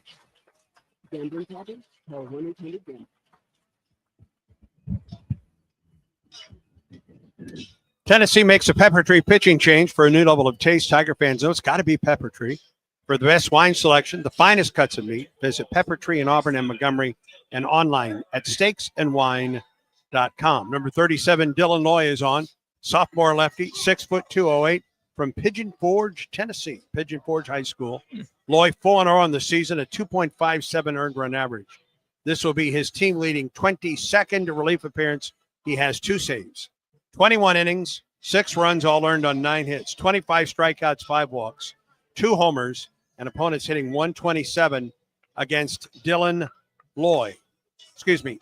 Yes, Dylan Loy. He is 2-0 in the SEC, a 4.05 ERA, 14th relief appearance. Both of his saves have come in SEC play. 13 in the 3rd inning, 6 runs, 7 hits, 12 strikeouts, 5 walks, 2 homers, and the league hitting 152 against Dylan Loy. The start for Phillips, 4 in the 3rd innings, 2 runs on 5 hits, 4 strikeouts, 2 walks, gave up a double through 85 pitches, 54, 4 strikes. He leaves a runner at second base and a 1-0 count to Cooper McMurray. Loy faced 5 batters Tuesday against Northern Kentucky through 18 pitches. Gave up 1 hit, no runs in an inning and a third. He was the valedictorian of his high school class at Pigeon Forge and a 2-time state runner-up for the Fighting Pigeons. I don't know what they're called.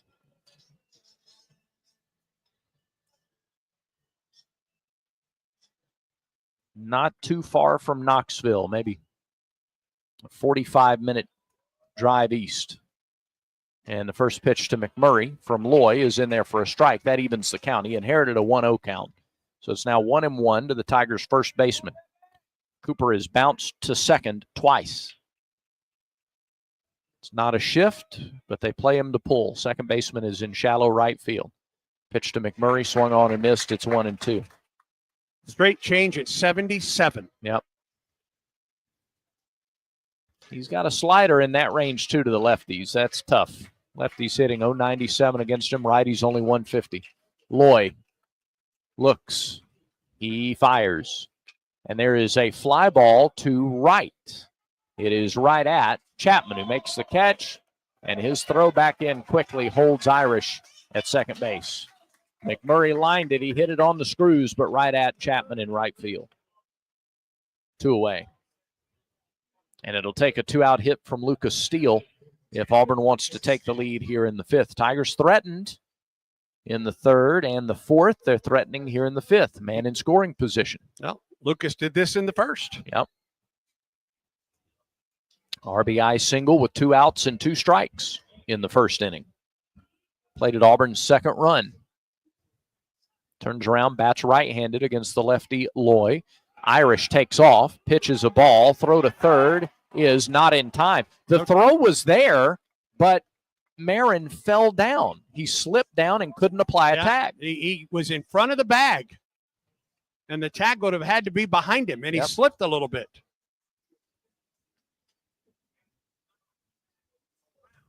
Oh, they called the pitch a strike. Okay, 0-1 to Steele. Now a pass ball, wild pitch gets a run home. Irish gets a good lead from third, too. Third baseman not close to the bag, playing deep against Steele. And the pitch bounced up there. Gets away. Here comes Irish. The ball bounces into the Auburn dugout, and Irish scores, and Auburn reclaims the lead. It's 3-2 on the wild pitch. Well, that stolen base awfully big there. Irish gets on via an error, steals second, wins a review to stay at second, steals third, and comes home on the wild pitch. 3-2 Auburn, top of the fifth. Pitch to Steele through the slider, left it up, 2-1. Irish scores his second run of the game.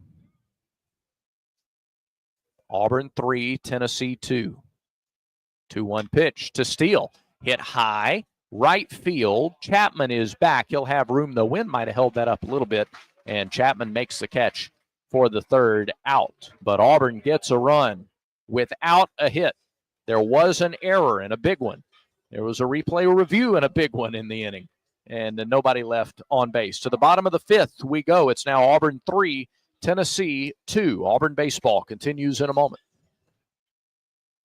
Hey guys, it's Auburn baseball season again. And if you want to hit your next big event out of the park, then get Baumhauer's Victory Grill in Auburn to help with all of your catering needs. From team parties to tailgating or any big event you may have, Baumhauer's always hits a home run by making sure all of your logistics are covered and you can just sit back, relax, and enjoy the big game. And if you need a place to host your party, come try Baumhauer's new covered patio. Give us a call to book your big event today. Baumhauer's Victory Grill, 2353 Bent Creek Road in Auburn. War Eagle.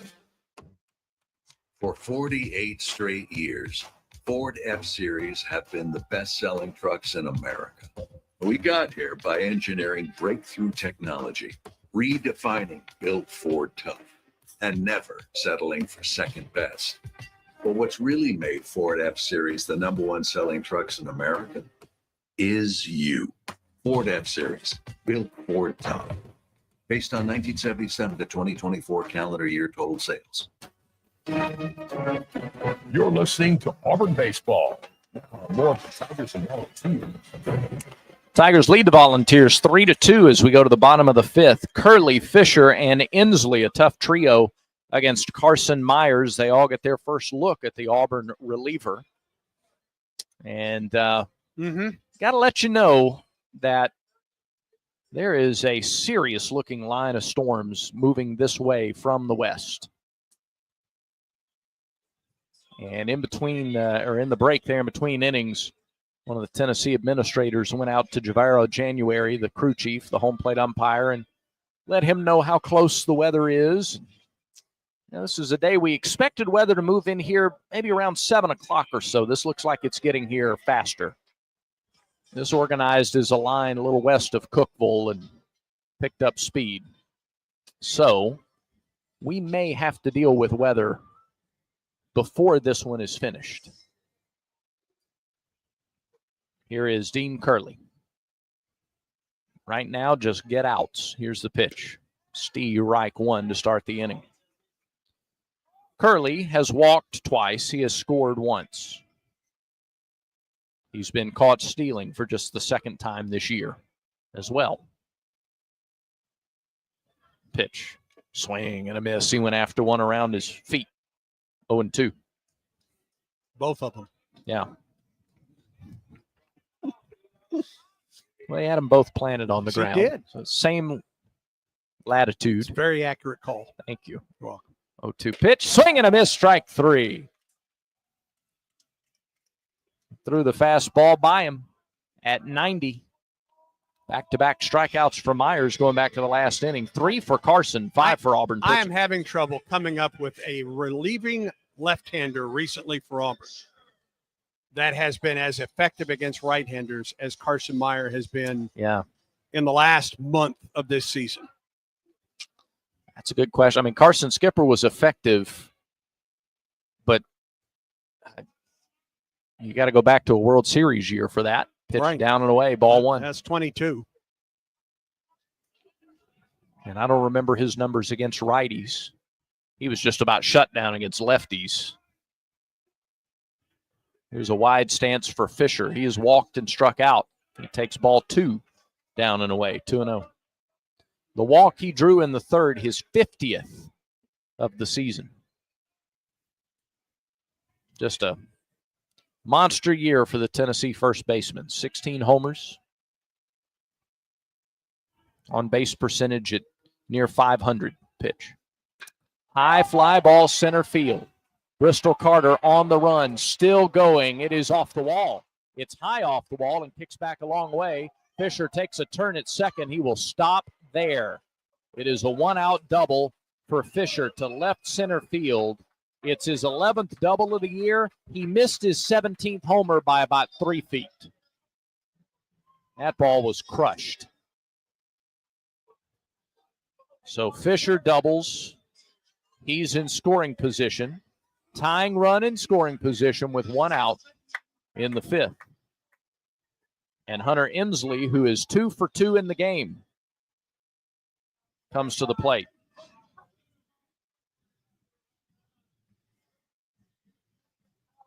Tying run at second.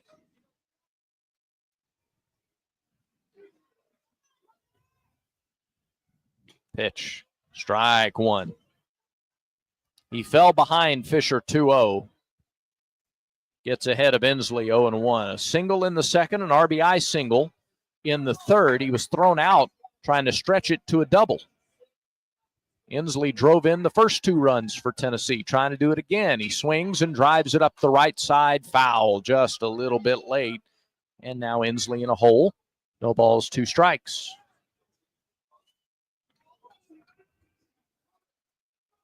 Tigers took a lead on an error, a couple of stolen bases, and a wild pitch in the top of the inning. Tennessee trying to answer here in the bottom of the fifth.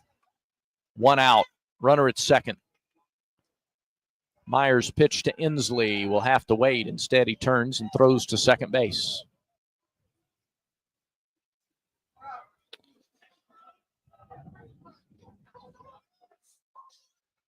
Bigger crowd here in game 2 than we saw for game 1. Still not a full house, but better crowd. Pitch home. Ground ball, base hit into left field. Fisher held up to make sure that Guevara couldn't make a play on the ball, so he has to stop at third, but now the tying run 90 feet away. Inslee has his 3rd hit of the ball game. And now they're at the corners with one out for Dalton Bargo. It's an 0-2 pitch that Myers would like to have back. Yep. Marin's double in the third came on an 0-2 count. That single came on an 0-2 count. Inslee and Clark's hits in the second inning came with 2 strikes. 5 of their 7 hits have come with 2 strikes today. First pitch, swing, and a ground ball foul. Dalton Bargo played golf on that swing. 0-1 to the left fielder. Tying run is at third. Inslee is at first. One out. Bargo, the batter. He has walked and flied to left. Bargo was the first guy Myers faced in the third when he came in. We're now in the fifth. Here's the pitch. Low, 1 ball, 1 strike. Love a double play ball if you could get it. Bargo has tapped into 1 this season. Tennessee fans getting their rain gear back on.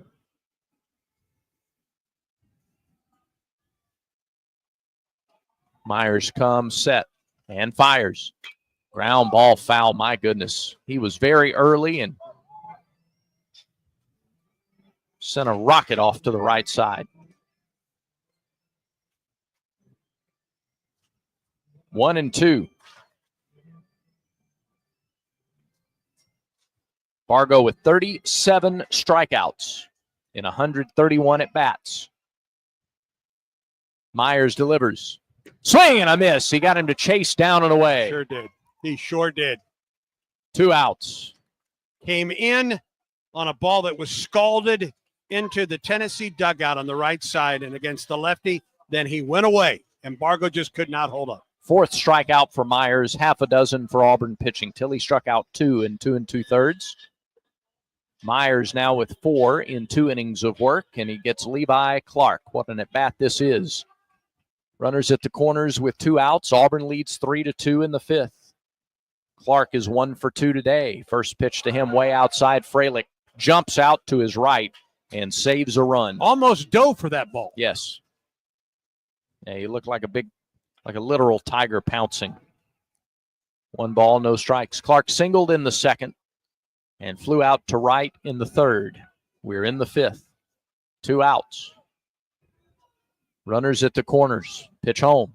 Clark swings and fouls it back behind the plate. 1-1.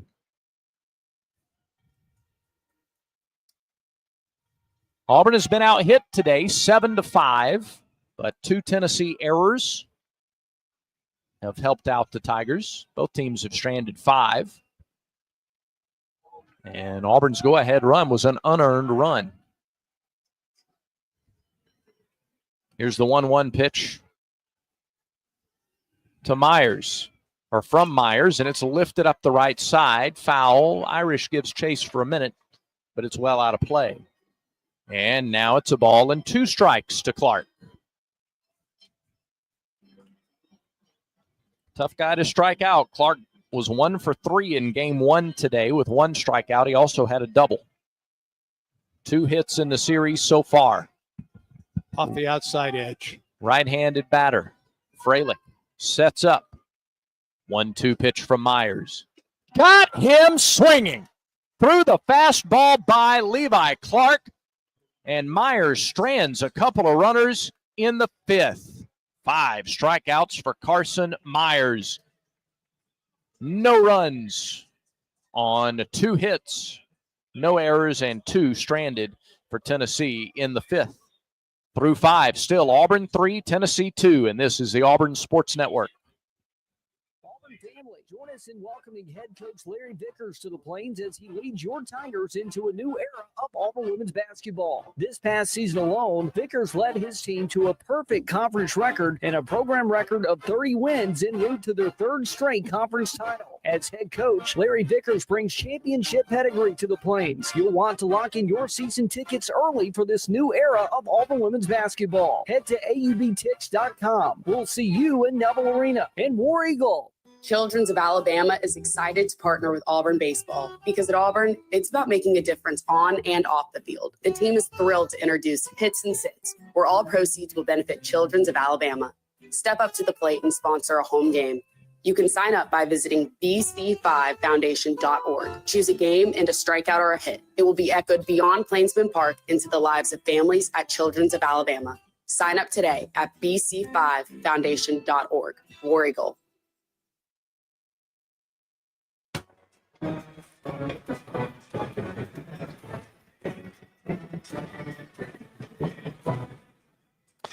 Carson Myers works out of a jam in the bottom of the 5th. Back-to-back strikeouts of Bargo and Clark, and they strand runners at 1st and 3rd. They had him there with 1 out. They leave the tying run at 3rd base and a go-ahead run at 1st. Now Auburn comes to bat in the 6th. Guevara, Snow, and Fralick to the plate against Loy.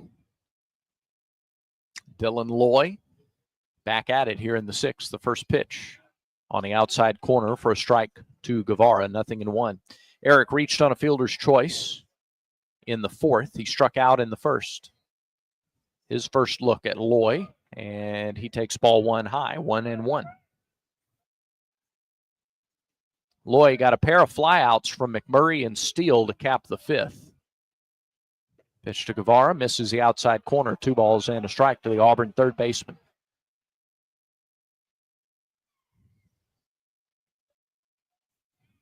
Eric deep in the batter's box, feet close together, takes a strike 2. That was a game 1 strike right there. Yep. Say no more. 2-2 pitch. Bouncing ball back to the pitcher. Loy got it. Jogs halfway to the bag before tossing to Fisher for the out. 1 away, and before Snow bats, let's pause 10 seconds for station identification on the Auburn Sports Network.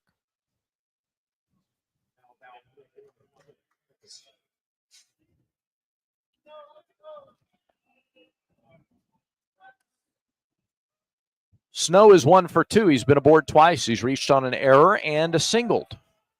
First pitch to him. Missed low with the off-speed pitch, 1-0. Peebles framed it to no avail. Marin, even with the bag, plus a step at third. Snow takes a strike on the outside corner. Outside corner's opened up a little bit here this inning. 1-1. Not sure that Eric quite agreed with that call. I think you're right. Marin now back a few steps at third. Pitch to Snow. That's over for strike 2. Took something off of that one. May have been a change at 78.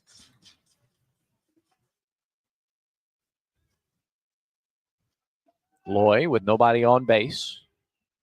1 out in the inning. Long look in. Pitch clock at 5.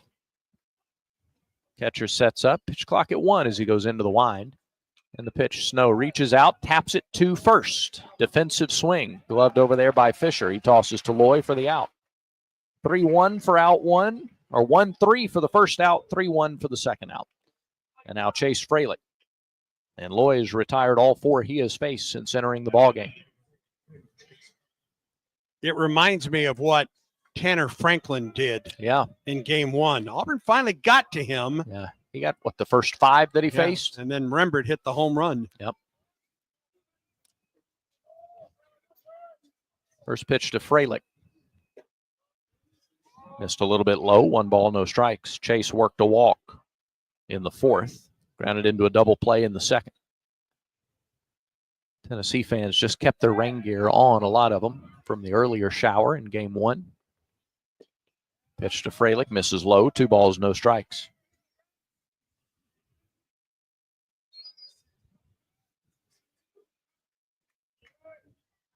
They play him to pull. It's a modified shift. Second baseman's in shallow right. It's not that shallow either. Fralick takes a strike on the inner half. 2-1.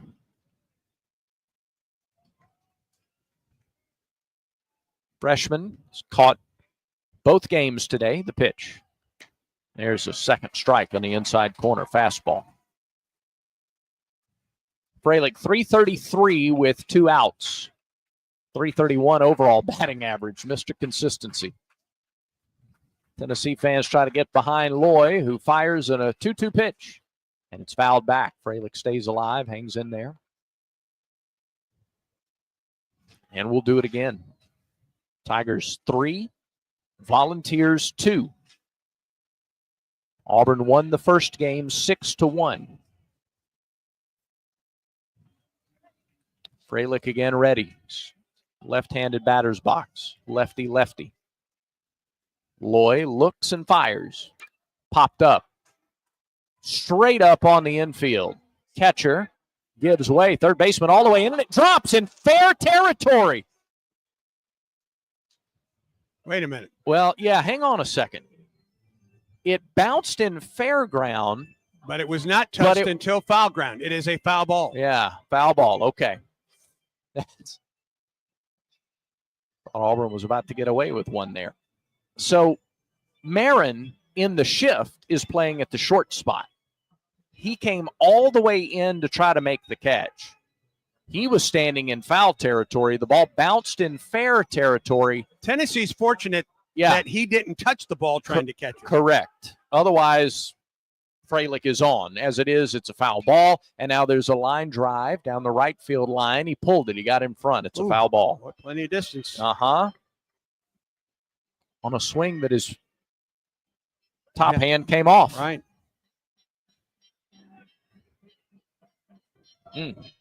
That's a long run for Marin to have to make that play. All right, here we go. Still 2-2. Here's the pitch. Foul ball left side. Fralick hanging tough.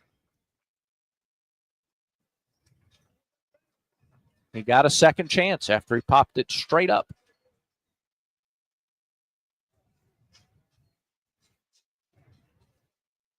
Trying to make the most of it against Dylan Loy. First reliever of this game for Tennessee.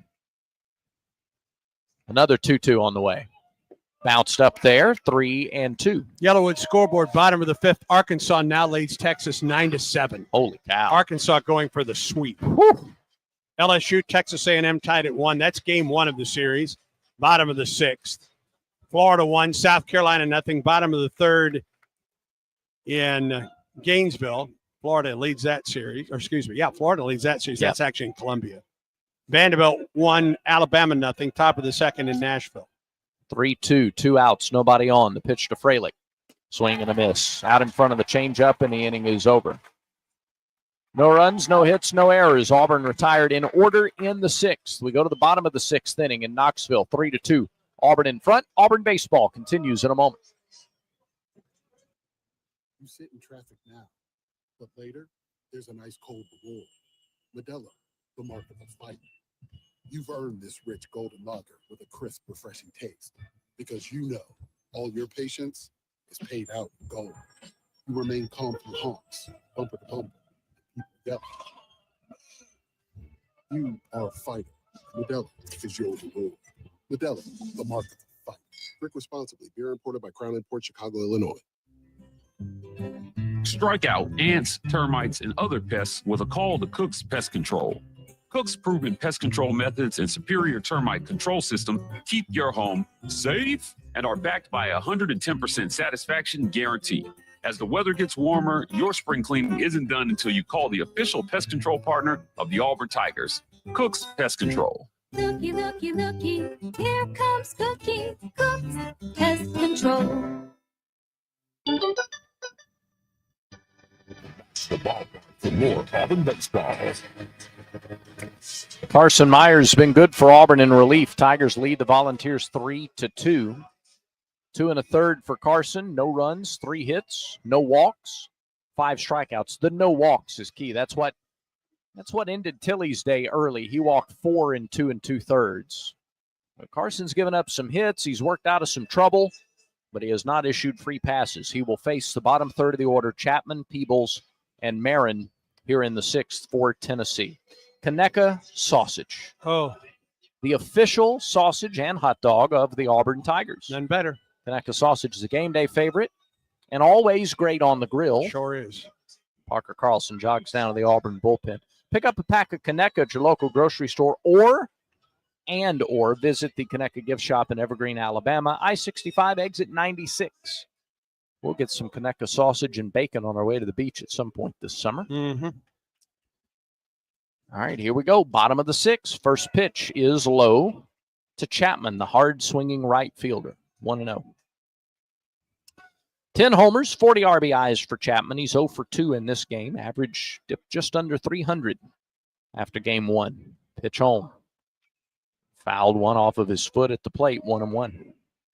Auburn women's tennis leads Wisconsin 3-1 at the Yarborough Tennis Center. The winner moves on to play in the third round of the NCAA tournament next weekend. 1-1 to Chapman. Myers fires. Gets a bouncing ball right side. McMurray gloves it chest high, takes it to the bag himself. Wins the race for the first out. One away, and Cannon Peebles, the catcher, is the batter. Carson got him to top that one. Mm-hmm. To McMurray. You got to keep it down against this team, and he's done a good job of that. Myers, the first reliever. Auburn used only Hetzler out of the bullpen in game 1 today. Parker Carlson jogged down at the beginning of this inning. You figure we'd see him at some point. Peebles steps in, swings at the first pitch early, fouls it off to the left. It ricochets into the Auburn dugout. 0-1. Tigers 3, Volunteers 2. We're in the bottom of the sixth. Pitch to Peebles. Up and away, ball 1.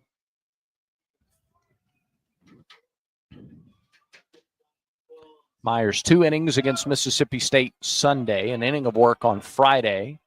Pitched 2 innings against Georgia Tech and an active week last week.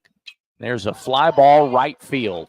Back goes Irish, still going. He can't make the catch, and he bounces off the wall. It ricochets hard off the wall. Stopping at second is Peebles with an easy stand-up double. He might have gotten to third if he had tried, but he settled for the stand-up double, a 1-1 pitch, and he sent a rocket out to right field. Irish tried to leap and make the catch against the right field wall. He didn't. The ball bounced a long way off the right field wall, and Irish hit the turf. 4th double of the season for Peebles, And the tying run is in scoring position with 1 out for a second straight inning. Boy, I hit the wall hard out Yeah, there. he sure did. Manny Marin is 2 for 2. The number 9 hitter is doubled and singled and scored in the first pitch to him. Misses outside, ball 1. Third hit from the bottom 2 in the order today. Tennessee now with 8 hits, Auburn with 5. Tigers clinging to a 1-run lead in the bottom of the 6th. Myers deals. Swing and a miss, 1-1.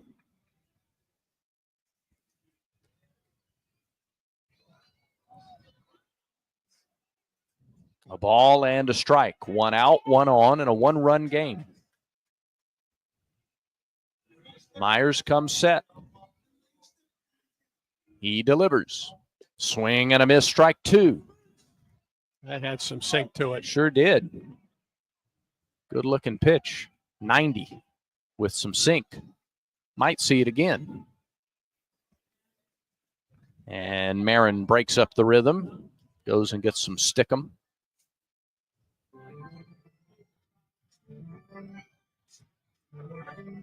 They used to spray the handle of the bat. They just go right to the batting gloves now.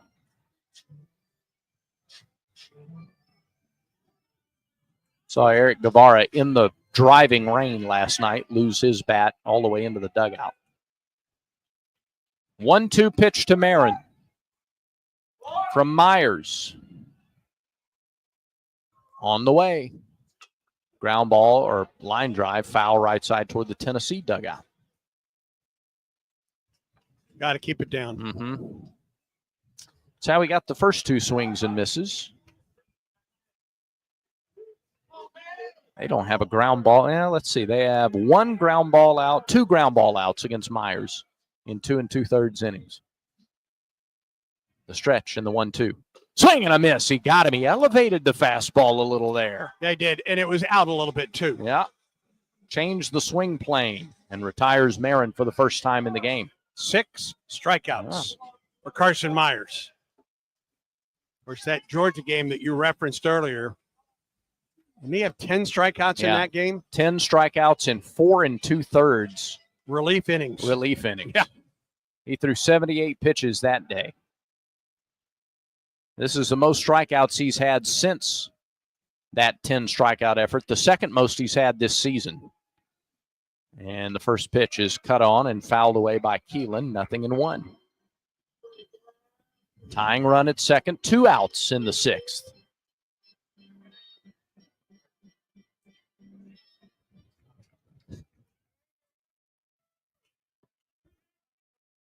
Peebles gets his lead at second base. Infield plays Keelan to pull. Pitch. Lined into right field. That's a base hit. Irish comes up throwing. Runner tries to score. Throw home is in time. There's a tag. And out. Hitting over. Irish threw a strike home. Beat him by several steps. Fralick was there to make the catch and apply the tag for out number 3. Tying run is thrown out at home on a single by Keelan in the 6th inning. That is our defensive play of the game presented by Cook's Pest Control. Don't forget to add pest control to your lineup, from keeping mosquitoes away to protecting against termites and clearing cobwebs. Spring cleaning isn't done until you call Cook's Pest Control. Irish with an absolute rope home to Fralick to throw out Peebles at the plate for out number 3. No runs, 2 hits, no errors, 1 left for Tennessee. And Auburn goes to the 7th, still leading 3-2. This is the Auburn Sports Network. Talking Tigers podcast, wherever you listen to podcasts. The Talking Tigers podcast is a series of one-on-one interviews hosted by the voice of the Tigers, Andy Burcham. Each week, Andy is joined by a featured guest with Auburn ties from athletics, entertainment, and other walks of life. Past legends and present trailblazers, insightful and entertaining. It's the Talking Tigers podcast with Andy Burcham. Like and subscribe wherever you listen to podcasts today. Strike out ants, termites, and other pests with a call to Cook's Pest Control. Cook's proven pest control methods and superior termite control system keep your home safe and are backed by a 110% satisfaction guarantee. As the weather gets warmer, your spring cleaning isn't done until you call the official pest control partner of the Auburn Tigers, Cook's Pest Control. Looky, looky, looky, here comes Cookie, Cook's Pest Control.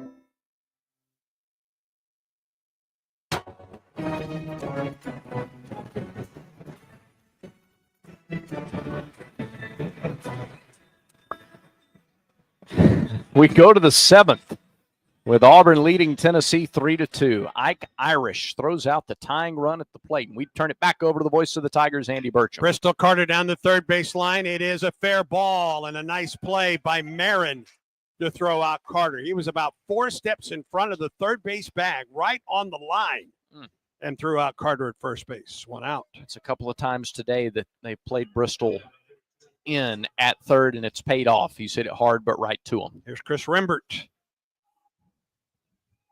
Doubled to lead off the game in the first, came home to score. He's grounded to third and struck out. He struck out with the bases loaded and 2 outs in the 4th.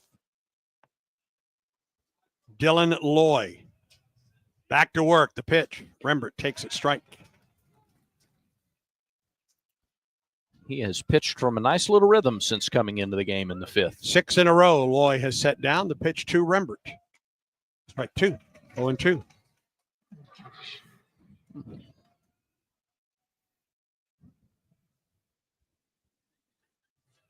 Lefty winds and fires. Rembert takes it low.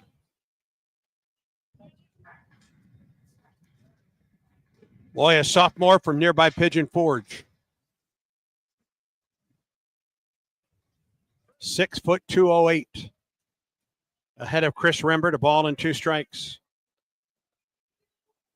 Rembert 3 for 7 on the weekend. Here's the pitch. Strike 3 call. Good pitch. Backdoor slider. 2 quickly gone for Auburn. That is the second strikeout for Lloyd. 6 on the day for Tennessee pitching. And here's Bub Terrell. 0 for 3, flied to center, flied to left, and struck out swinging.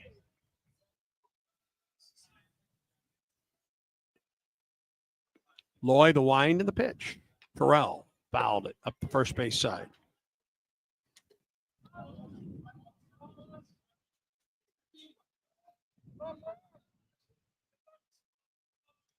Loy has set down all 7 men he's faced.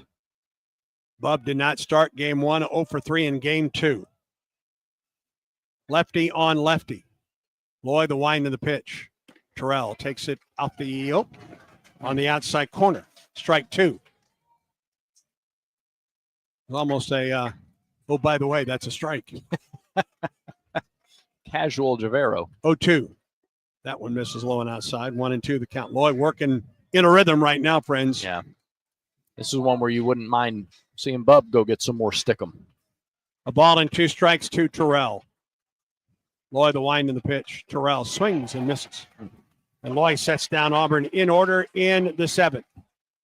We go to the bottom of the 7th in Knoxville. Auburn 3, Tennessee 2.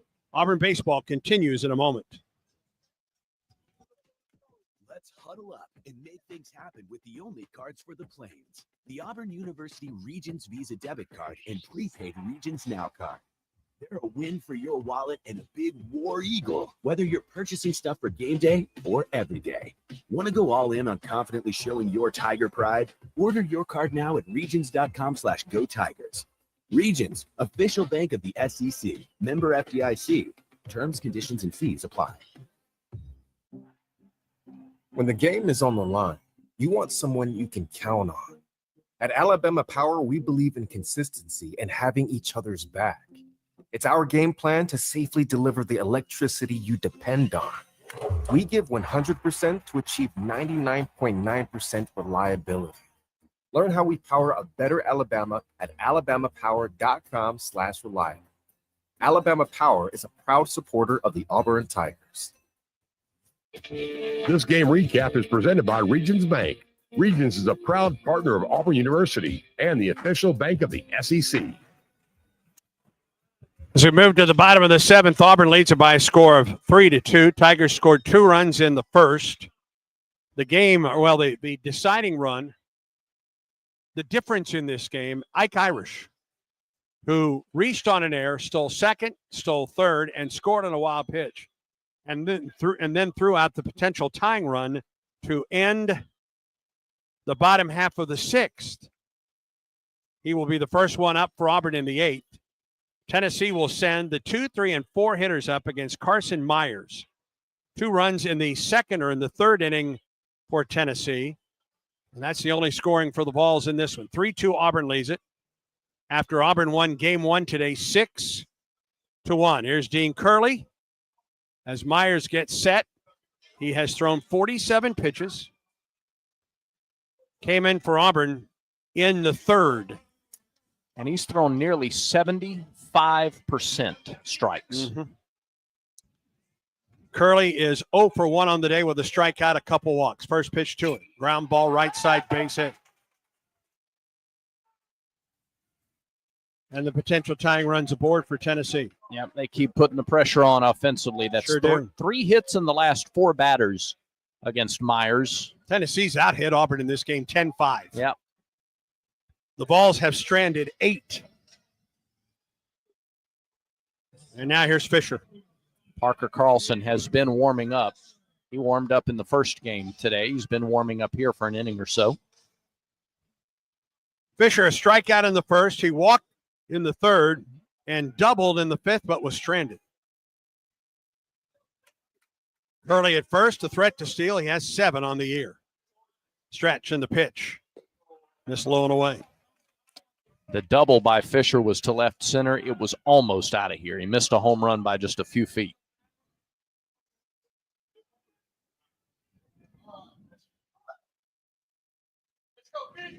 Carson Myers comes set. Third baseman Guevara plays well off the line. Here's the pitch. Strike. A ball and a strike. Fisher almost looked like a slap hitter in softball running up in the box at that pitch. Back foot is on the back line, but he did move up in the box. Yeah. A ball and a strike as Curley gets his lead at first. Myers stretches and pitches. Strike 2. Found the outside corner, a ball and 2 strikes. Fisher not easy to double up. As a matter of fact, just 1 this season.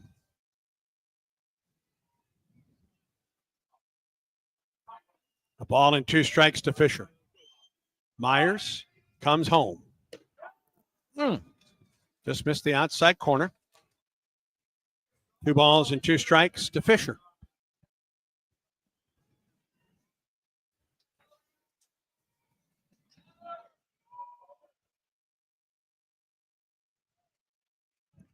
A leadoff single for Curley on the first pitch of the inning. He gets his lead. Now the 2-2. Low and away. 3 balls and 2 strikes the count. Inslee on deck is 3 for 3. Wind has started to pick up here. Yep. Lindsey Nelson Stadium blowing out to left.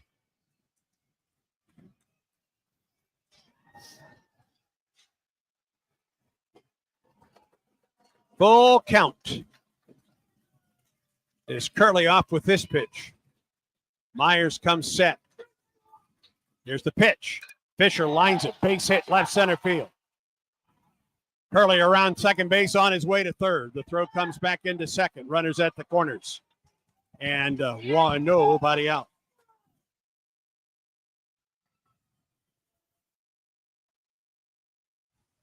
As good as Carson has been, they have figured something out. That's 4 hits in the last 5 batters. Runners at first and third, and nobody out for Tennessee, and Hunter Inslee coming to the plate.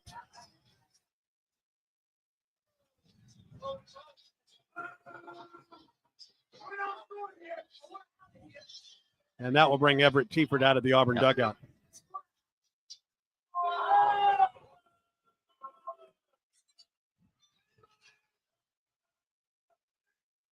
Well, senior left-hander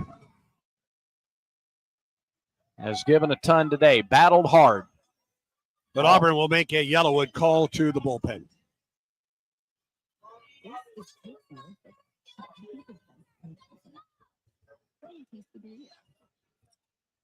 Hear those bubbles. Imagine moving on its this is the relationship. This is a faded liquid. A mouth-watering wine. Irresistible tasty. New liquid. First, refreshing. And ice cold. It's Coke Zero Sugar, the best Coke ever. Try this. Armstrong. It is John Armstrong, not Parker Carlson, who comes out. He's the specialist with men on base. John Armstrong, 5'11", senior right-hander from Marietta, Georgia. Armstrong this year is 2-1 in 14 appearances with a .486 earned run average. 16 2/3 innings, 23 hits, 11 runs, 9 of them earned. He's walked 3, struck out 21. Given up 3 doubles, a homer, hit 2 batters, thrown 2 wild pitches. Teams are batting .319 against John Armstrong. In the league, 0-1, ERA of 9, 6 appearances, 7 innings, 16 hits. 9 runs, 7 earned, just 1 walk, and 10 strikeouts. Teams are batting .444 against Armstrong in SEC play. Tough spot. Cleanup man Hunter Inslee, who's 3 for 3 today. Comes to the plate with runners at first and third and nobody out. Carson Myers, 3 1/3, 7 hits allowed. No runs to this point. The runners at first and third are his responsibility. Did not walk anybody, struck out 6. 54 pitches, 39 strikes for Carson Myers. He exits, and Armstrong is in. Curley at third, Fisher at first, Inslee the batter. Nobody out, with Auburn leading 3-2 in the 7th. Well, that lead seems to be in peril right here, especially at this point of the order for Tennessee. Inslee is 3 for 3 today. And he has driven home the 2 runs for the Vols. A leadoff single by Curley on the first pitch he saw. Myers went to 3-2 on Fisher, and he singled into left center field. The end of the day for Carson Myers after 3 1/3 very good innings. 72% strikes today for Carson. And now Armstrong is on for Auburn. And Auburn could use the strikeout. Yeah.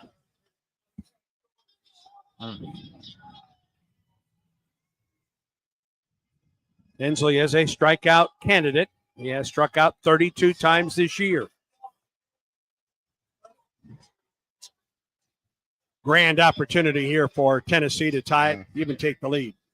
Auburn looks like it would give up the tying run to turn a double play and try to stay out of a really big inning.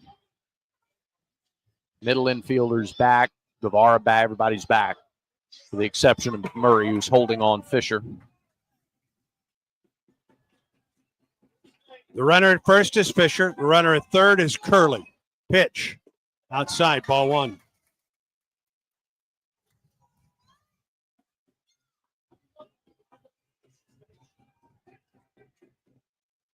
Auburn 3, Tennessee 2. But the Vols threaten here in the 7th. The pitch. Strike, changeup, 1-1.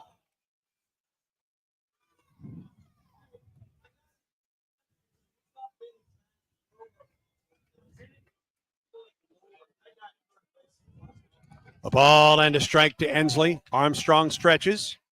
There's the pitch. Outside. 2 balls and a strike.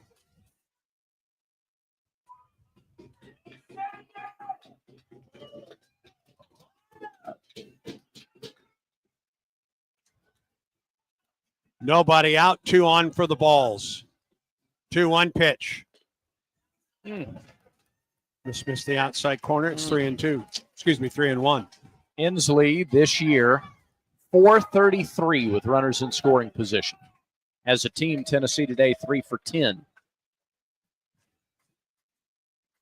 3 balls and a strike now to Inslee. Armstrong stretches. Here's the pitch. He got in front of the changeup. Whew. Buddy. Full count. What a pitch. I think Tennessee starts Fisher here. Keeps him out of a double play ball, possibly.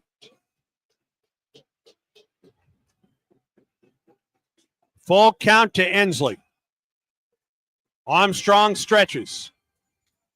Here's a pitch. Strike three call. First out of the inning. Beautiful breaking ball outside corner. Armstrong with a massive strikeout of Inslee. Had some sink on it, that's for sure. And here's Dalton Bargo. One out. Can't let up. Cannot let up at all. All these guys are dangerous. Bargo is 0 for 2. He's flied to left. He struck out swinging.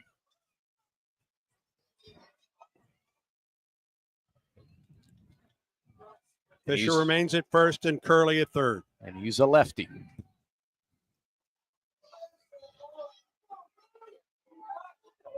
Armstrong came back from a 3-1 count to strike him out. John comes set. Here's the pitch. High and away with a fastball. 1-0.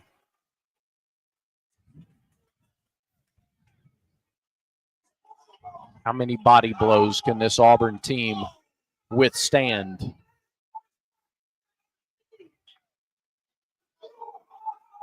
The ball and no strikes.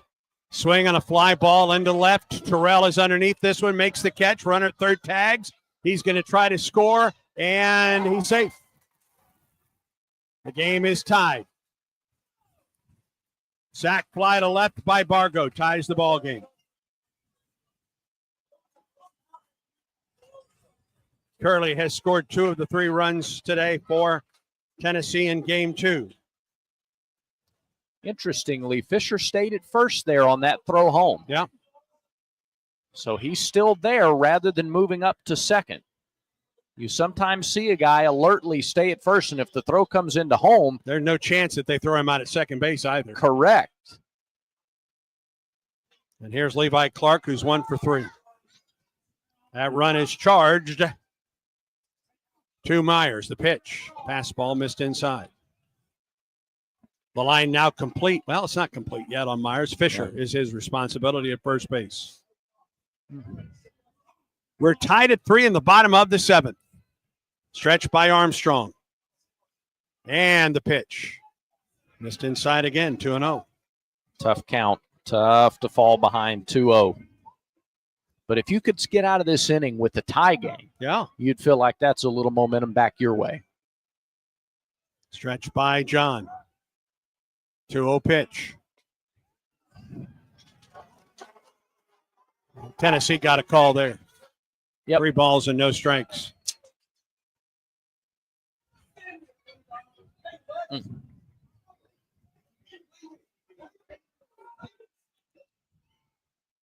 Three balls and no strikes to count. Armstrong pitches. Clark takes ball 4. 4-pitch walk.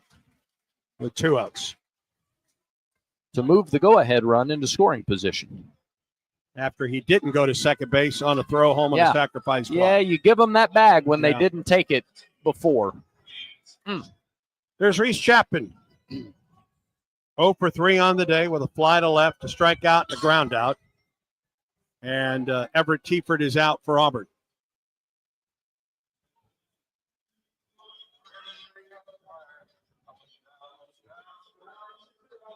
Strategy talk, perhaps.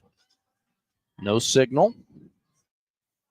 We, again, have no way of knowing who has been warming or who is ready in the Auburn bullpen. Completely blocked from our view. Out there in the left field corner. Sparrow January is out. Auburn will stay with John Armstrong. In spite of the fact that it's a left-hander coming to the plate and Reese Chapman.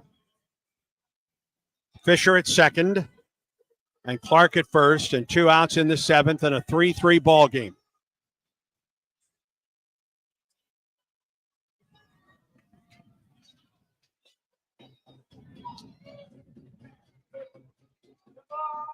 Armstrong comes set.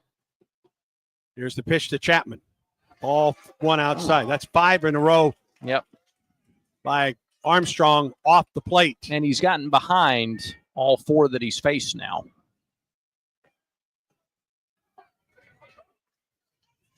One and 0 the count to Chapman.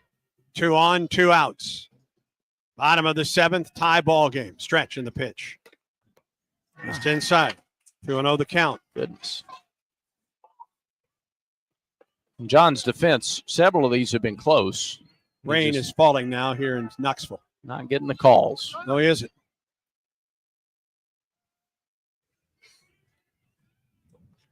Two balls and no strikes. The count to Chapman. Pitch on the way. Swing and a miss at a high fastball. Chapman, a good 2-out hitter. Batting .358 with 2 outs this season.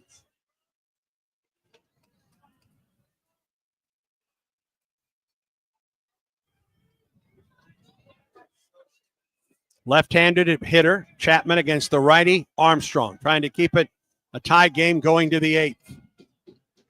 And a throw to first, and he balked. Auburn wasn't covering at first base. And now you balked the runners to second and third. My goodness gracious.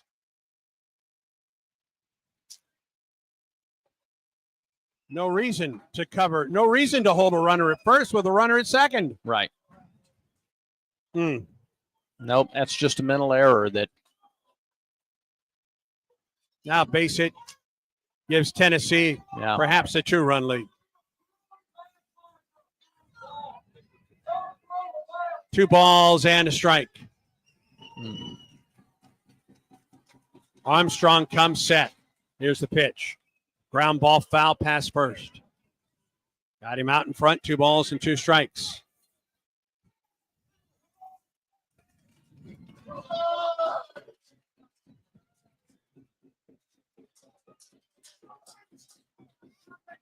The big point of the ball game right now, friends. Been a tense game throughout. Runners at second and third, 2 outs. 2 balls and 2 strikes. The count to Chapman. The pitch. Strike 3, call inside corner. Inning over. A run on 2 hits, no errors, and 2 men left. We go to the 8th. All knotted up. Auburn 3, Tennessee 3. This is the Auburn Sports Network. Hip pain is not to be taken lightly. It could be a sign of hip impingement. If pain, stiffness, or limping persists, see a hip specialist at the orthopedic clinic. Treatment includes non-surgical options, but if surgery is needed, minimally invasive arthroscopic hip surgery is only available locally at the orthopedic clinic. Don't wait. Schedule an examination today. Call for an appointment, 334-749-8303, or visit theorthoclinic.com. Southeastern Industrial Contractors offers the path to a productive and successful career for hard workers of all ages, especially young people looking to jump straight into the workforce. Southeastern Industrial Contractors is now hiring for great-paying skilled trade positions. Managing partner Derek Harville is a proud Auburn University graduate with deep roots in the community. Give him a call at 334-209-6355 to learn more. Southeastern Industrial Contractors, 334-209-6355.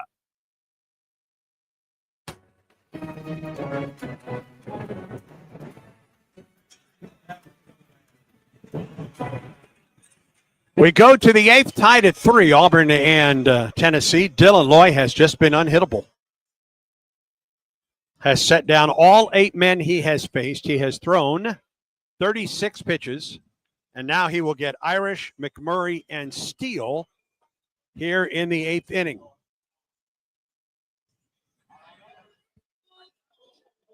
The career long for Loy, 4 2/3 innings against LSU last May.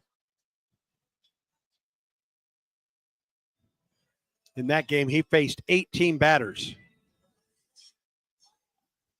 He's at 2 2/3 today, and 8 batters.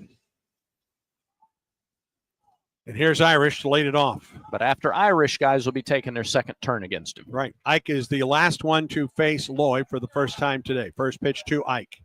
Swing. High fly ball into right center field. Long run. Ensley at the warning track makes the catch. 1 out.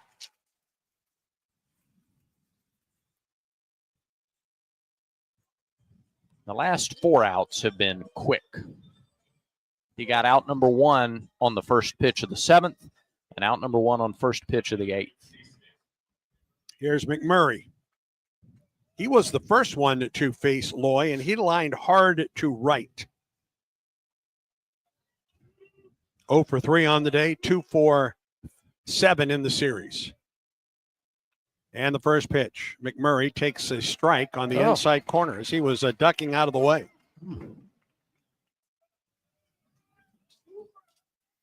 No time to wonder if you're behind the plate. 0-1. Strike 2. That was right down the middle. 0-2 to McMurray. On an off-speed pitch at 76. Loy has just been terrific.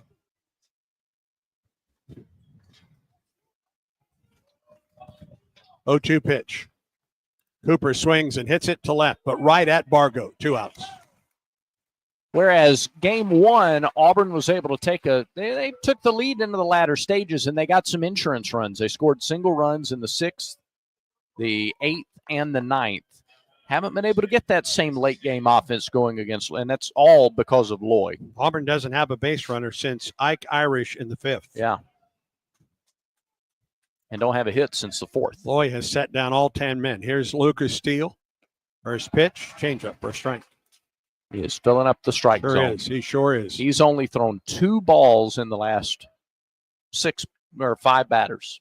Steele 1 for 2. The pitch. Lucas swings, hits it to the shortstop. Backhand stab by Keelan. 2 first. Nicely played for the out. 3 up, 3 down. Loy has set down all 11 men he has faced. And we go to the bottom of the 8th. Auburn 3, Tennessee 3. Auburn baseball continues in a moment. Yellowwood knows that a 5-star backyard is the place to make lasting memories, like roasting marshmallows on a cool fall night. That's it. Turn it nice and slow. Get it toasted all. Oh, no, it's on fire. Oh, you want it on fire. Okay, that's a choice, I guess. Crunchy.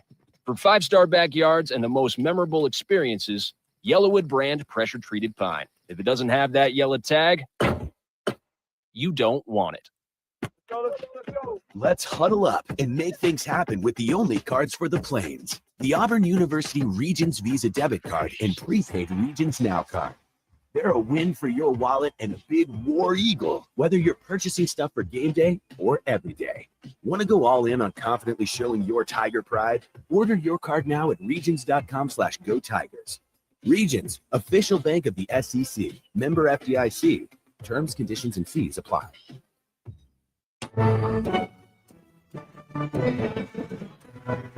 8, 9, and 1 hitters for Tennessee in the bottom of the 8th. Auburn and Tennessee tied at 3. It's Peebles, Marin, and Keelan to face John Armstrong, who worked in and out and got out of the inning with just 1 run being scored. Problem for Auburn has been Dylan Loy, who has set down everyone he has faced.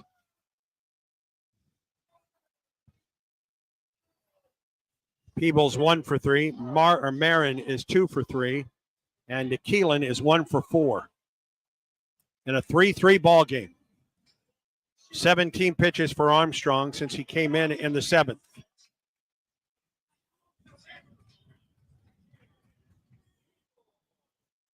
Peebles doubled to right center in the 6th, was thrown out at the plate to end that inning on a bullet from Ike Irish and the tag from Freilich.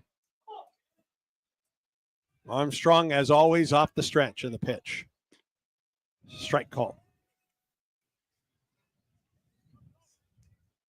10 strikeouts on the day for Auburn pitching, and after 1 pitch, and that being the first pitch of the inning, Peebles needs some more grip on the bat.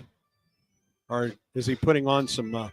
he's drying off his hands. I think he got his... I think he's putting on some protection, too, for that.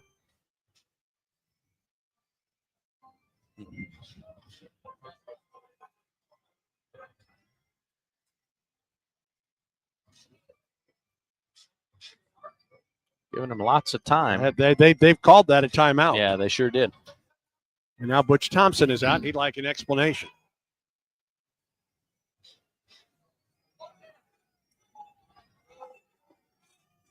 That will surely draw the ire of the Tennessee fans, regardless of what the... Now the umpires are coming in, and Butch would like... And I'm not sure what Butch is asking about. Because it was ruled an offensive timeout. Correct. Chavero January, John Brammer, Richard Riley, and Ben Levin. And I think maybe they're questioning how many timeouts. Maybe? Maybe. I'm not certain, frankly. Yeah, I'm not either. The count is 0-1 and Peebles at the plate. Catcher 1 for 3 on the day. We're tied at 3 in the bottom of the 8th. Armstrong stretches and the pitch. Peebles fouls it into the Tennessee dugout. 0-2.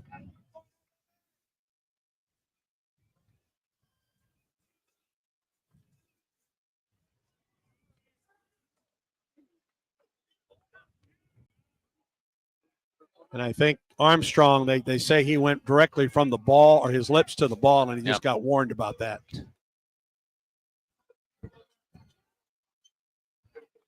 John agreed. He's back to work. 0-2 to Peebles. Here it is. Fastball high and outside. The emotions are running a little high right now, aren't they? Yeah, Tennessee's backed into a corner. They're trying not to lose a third straight home series. They're trying not to drop the series. Auburn's trying to win it. A ball and 2 strikes to Peebles. The pitch. Fouled it back. High fastball. It's been a tense game from the start. Auburn got those 2 runs in the first inning. Tennessee tied it up in the third. It's been a nip and tuck game, and Tennessee has put the pressure on Auburn all day. All but 2 of their players have hits in the game. A ball and 2 strikes to Peebles. Here comes the pitch. Missed away. 2-2. Auburn baseball brought to you in part by East Alabama Health. Their team of responders proud to provide first aid care at Plainsboro Park in every Auburn athletic home event, like the NCAA Women's Tennis Tournament out at the Auburn Tennis Center. Pitch. Inside. Full count. Got ahead, 0-2. Asking for trouble if you get the leadoff guy on again. 3 balls and 2 strikes to Peebles. John would like a new baseball. 2 can play the game here. Absolutely. John cleans off his spikes. Now back on top of the hill.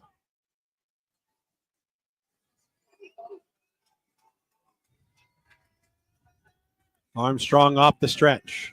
3-2 pitch. Foul back on the change. He waited enough. Waited back on it enough to stay alive.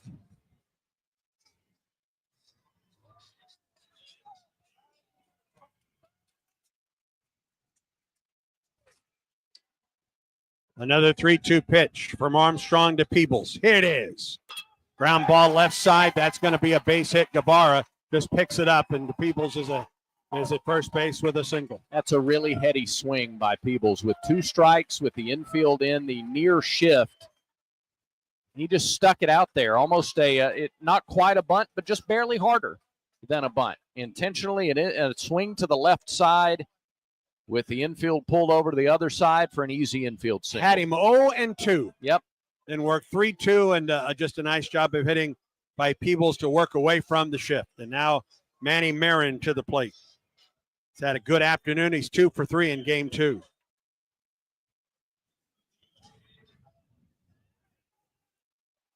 Peebles at first. Nobody out for Tennessee in the 8th. Stretch in the pitch. Showed bunt, took it outside.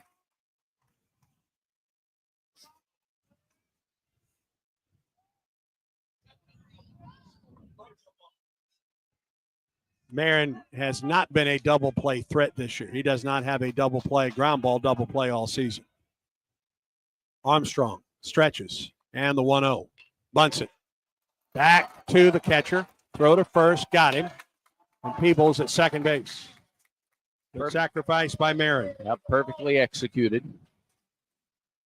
Moves the go-ahead run in scoring position. The single by Peebles, by the way, their 12th hit of the game. And now you've got the top of the order up. Yeah, top of the order up and a guy in scoring position. Gavin Keelan. Tennessee 12 for 29 in the game now. Keelan 1 for 4 with a single back in the 6th. It was his single that Peebles was thrown out at the plate by Irish and Wright. And Everett Tiefert out of the Auburn dugout. Parker Carlson up and throwing again in the pen for the Tigers. See if they pass the baton from one senior to another in this game. Do you think about putting Keelan on and bring Curley to the plate with runners at first and second? It's a good question. That's exactly likely what they're talking about here. Javaro January out. Curley has been on base 3 out of 4 times today. They'll squeeze every second out of this meeting that they can and stick with Armstrong. Keelan flied to center in the first, struck out in the third and the fourth, and singled to right in the sixth. Basically, they're in the same situation they were in the sixth, but with more outs. Yeah. There were 2 outs, and when he singled to right, Irish threw out Peebles at the plate. Peebles at second base with 1 out, and Keelan at the plate. The stretch by Armstrong, the pitch. Blocked by Fralick. 1-0. Big hole on the left side of the infield. Snow plays close to the bag at second. Peebles gets his lead at second. He's there with 1 out in the 8th. Stretch in the pitch. Ball 2 outside.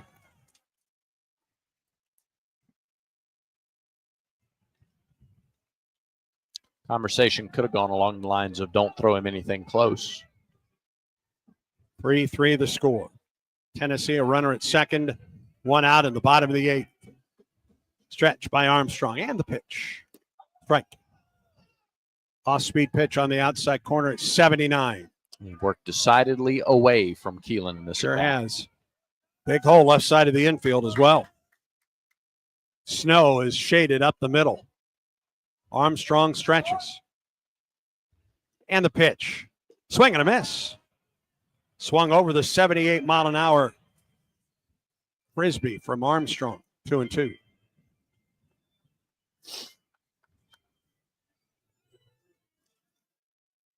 Tennessee scored 2 in the third, tied the game in the 7th, threatening to take the lead here in the 8th.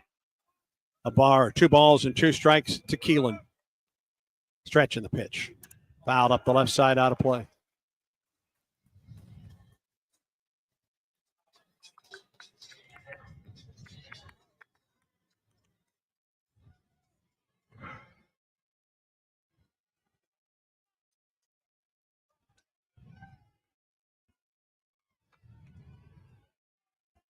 Again, Armstrong the stretch. 2-2 to Keelan. Here it is. Line drive foul. Right side off the screen. Really important battle for momentum. Sure is. In this game. One way or the other. Yeah, one for either side. Pendulum's going to swing either way with this at bat. Peebles gets his lead at second. John Armstrong peers in. Gets his sign and comes set. A sigh in the pitch. Foul back.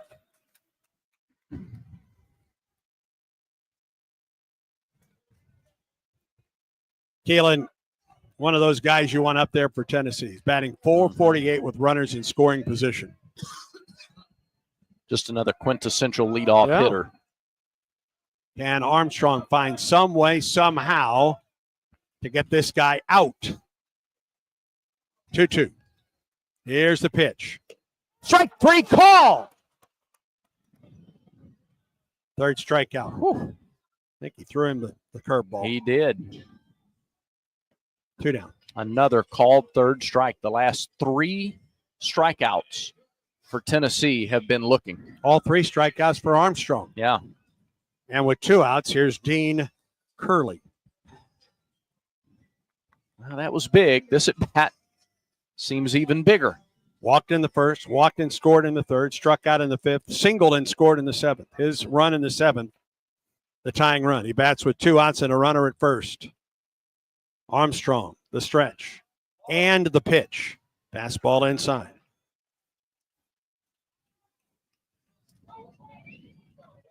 For Auburn in the 9th, Guevara, Snow, and Fralick, the scheduled 3.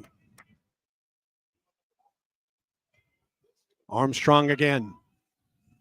The 1-0 to Curley on the way. Drops low. 2 balls and no strikes. This is righty on righty. I don't think you're trying to set up Fisher, No. who's on deck.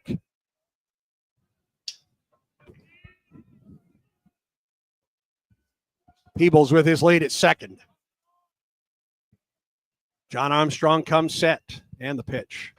All 3 outside. Really hasn't been close. No. In this at bat.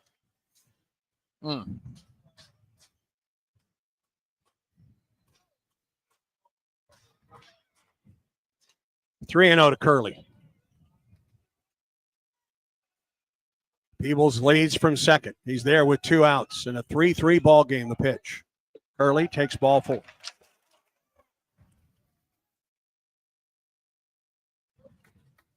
And here's Andrew Fisher with 2 outs. Runners at first and second. Bottom half of the 8th. Auburn and Tennessee tied at 3. The Vols have out-hit Auburn in this game 12-5. Auburn does not have a base runner since Dylan Loy came in the game in the 5th. Tennessee is 3 for 13 with runners in scoring position, and Fisher will not face Armstrong in this situation today. Auburn could go to a situational, could go to a lefty out of the pen to face Fisher. Looks like they'll go to a right-hander. Auburn makes a Ford F-150 call to the bullpen.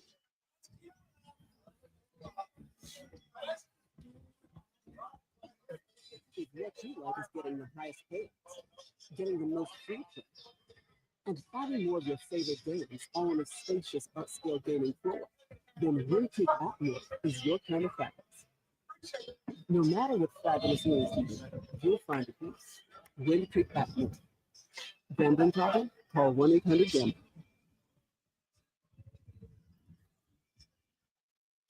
Parker Carlson is the new pitcher for Auburn, the 4th of the day for the Tigers, a senior right-hander from Mobile's Faith Academy. Parker this season is 3-1 in 12 relief outings with a save and an earned run average just under 3.5, 3.48. He's thrown 20 2/3 innings, given up 15 hits, 8 runs, all earned. He's only walked 4. He struck out 21. He has given up 4 homers, no other extra base hits.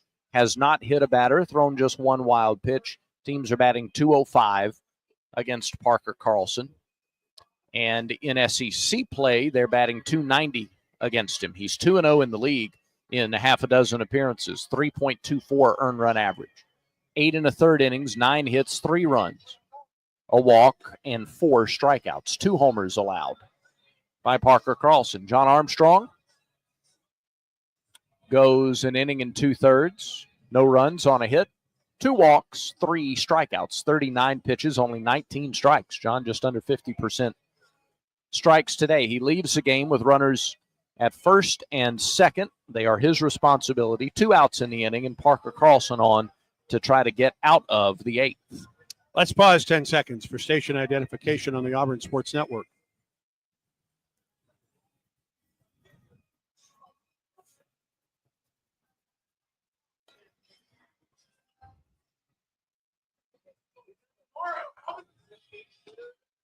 Now here's a rather large at bat. Yeah. Andrew Fisher, a strikeout in the first, walked in the third, doubled to left in the 5th, and a singled to left in the 7th. He comes to the plate with runners at first and second and 2 outs in the bottom half of the 8th. Auburn and Tennessee tied at 3. Parker Carlson, the 4th pitcher of the day for Auburn, following John Armstrong, Carson Myers, and Cam Tilley. Carlson's second career outing against Tennessee. Faced them last year. Went 2/3 of an inning against the Volunteers at home on April 7th last year. Now get Fisher, get out of the inning, and then see if the offense can finally get it going. Peebles at second, and Curley at first. And Andrew Fisher at the plate as Carlson comes set. Here's the pitch. Strike. To give you some situational numbers, Parker with 2 outs. Teams are hitting .214 against him. Fisher with 2 outs is hitting .277. Parker comes set. 0-1 to Fisher. He went around. Ball gets away. Runners move up to second and third. It is strike 2. Now a base hit gives you a 2-run lead, in spite of the fact that it's an 0-2 count. Ball got into the turf. Yeah. Fralick blocked it, but it bounced in front of him. It was ruled a swing by Fisher, and the count is no balls and 2 strikes. Tennessee stranded runners at second and third in the 7th. Carlson off the stretch. Second and third and 2 outs now in the 8th. And a 3-3 ball game. The 0-2 pitch to Fisher from Carlson. Got him swinging, inning over. He went after a fastball off the outside edge. Nice job, Parker Carlson. No runs, a hit, no errors, and 2 left. Tennessee has stranded 12. We go to the 9th. Auburn 3, Tennessee 3. This is the Auburn Sports Network. War Eagle Auburn family, it's time to join Aubie's Kids Club for this upcoming school year. Your favorite Tigers Kids Club memberships are on sale now. Presented by Chappie's Deli, Aubie's Kids Club offers 2 membership options that give you a t-shirt, a lunchbox, a men's basketball SEC Champions mini pennant, and more. You can also check in at different Auburn athletics events to receive points and earn prizes, only available through Aubie's Kids Club. So what are you waiting for? With memberships on sale now, head to aubieskidsclub.com to join the coolest club on the plains. Hey guys, it's Auburn baseball season again. And if you want to hit your next big event out of the park, then get Baumhauer's Victory Grill in Auburn to help with all of your catering needs. From team parties to tailgating or any big event you may have, Baumhauer's always hits a home run by making sure all of your logistics are covered and you can just sit back, relax, and enjoy the big game. If you need a place to host your party, come try Baumhauer's new covered patio. Give us a call to book your big event today. Baumhauer's Victory Grill, 2353 Bent Creek Road in Auburn. War Eagle.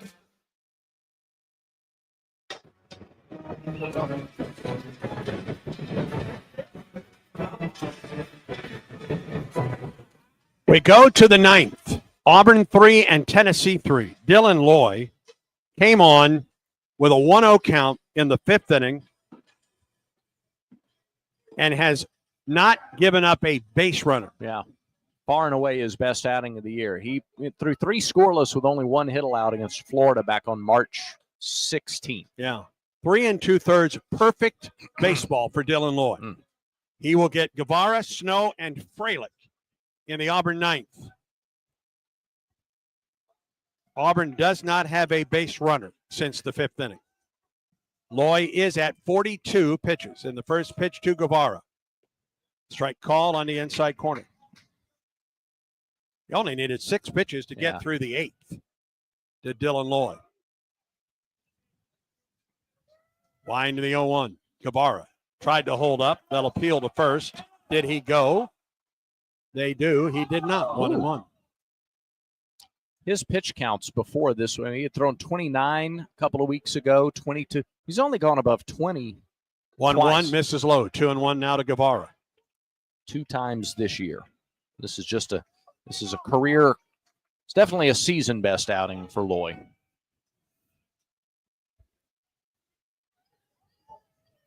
Two balls and a strike to Guevara. The wind in the pitch. Right down the middle, strike 2.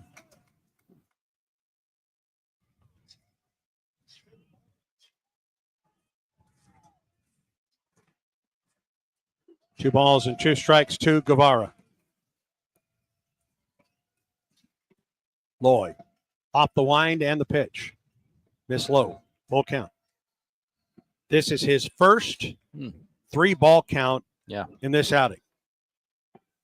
And it's a leadoff to Guevara here in the 9th. 3 balls and 2 strikes. Snow on deck for the Tigers. Find some way, somehow to get on base. Just get on base. 3-2 pitch.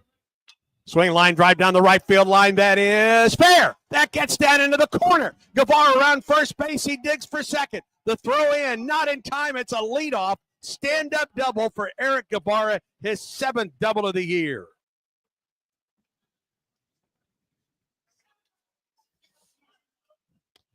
He waited on the slider, and it was up. It was a hanging slider, and he didn't try to pull it. All right. Now you've got Snow at the plate. Do you Yeah. just try and bunt Guevara to third and take your chances? I think so. Gabe Gross would like to talk about it with all the interested parties. That includes Snow and the on-deck hitter Fralick. Carl Nunemaker's kind of wandering down like he'd like to get involved in this discussion, but right now it's just Gabe and Fralick and Snow.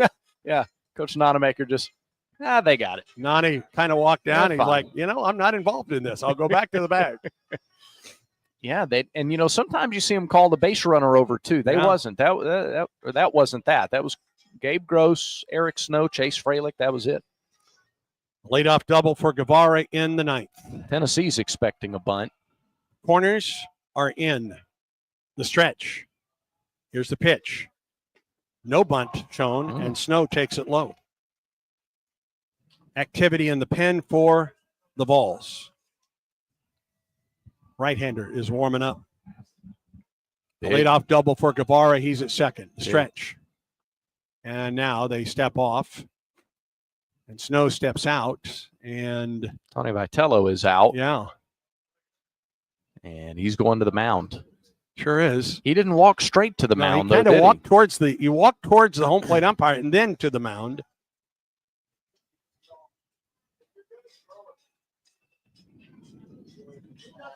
A couple right-handers warming up for Tennessee. And could this just be a strategy, like a counter strategy discussion? Because he hasn't made a signal yet. Vitello continues to look at the bullpen. I wonder if he's looking for the high sign that a right-hander is ready to go. Meanwhile, Butch Thompson out of the Auburn dugout, shoulder to shoulder with Coach Nonemaker. Javaro January is out. There it is. There There's we the go. signal. And we will go to a right-hander as Tennessee makes a pepper tree pitching change. This is Coke Zero Sugar. Could I be the best drink ever? Try and taste the yours. Hear those bubbles? Imagine tingling on your tongue. This is a deliciousness. This is like cat food and liquid. And hot water and water. Irresistibly tasty. Zero sugar. Refreshing. And ice cold. Zero sugar to best Coke ever. Try this out. The new pitcher for Tennessee on a pepper tree pitching change is Nate Sneed, 6'2", 212, junior right-hander from South Milwaukee, Wisconsin, a transfer from Wichita State. Sneed, 4 saves and 3 wins in 15 appearances, 14 in relief. 3-1 with those 4 saves and an ERA of 3.13, 37 in the third innings, 38 hits, 22 runs, 13 of those earned. He's walked 13, struck out 30. He's given up 5 doubles, 3 homers. He has thrown 9 wild pitches. And teams are hitting .260 against Nate Sneed. And SEC plays 2-1 with 2 saves in 9 appearances. .470 earned run average, 23 innings, 31 hits. Teams batting .316 against him in the league. 20 runs, 12 of them earned. He's walked 9, struck out 18, 3 doubles, 3 homers, 5 wild pitches in 23 innings against SEC hitters. Loy was dynamic. My goodness. 3 2/3 scoreless so far. 1 hit allowed to the last batter that he faced, Guevara, who doubled against him. No walks, 3 strikeouts, literally 1 over the minimum. He threw 48 pitches, 34 for strikes. And so Loy is out, and the right-hander, Nate Sneed, is on to try to save it for Tennessee. Well, no, to try to hold it, to try to preserve the tie in this 3-3 game in the top of the ninth. Here's the situation. A double into the right field corner on a 3-2 pitch by Guevara.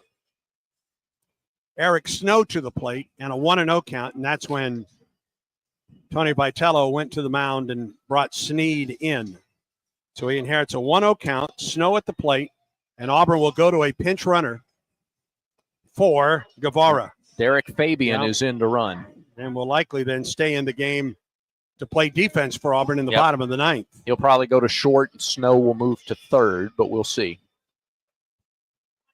Now, what is Snow going to do at the plate? Are they going to play back defensively since he didn't show bunt on the first pitch? They have backed up, that's for sure. It looks like it. Sneed, the stretch, and the pitch inside, 2-0. Righty on righty here. Lefties 269, righties 253. Fastball, upper 90s. Stretch, the pitch. Strike call on the outside corner, 2-1 the count now to Snow. He's got a cutter in the low 90s, a change, and a curve as well. Gabe Gross snaps some signs. With the infield back, you've got to at least consider a bunt here. I would think so. Fabian, the runner. The pitch. Snow tried to bunt and came up empty. Now 2-2.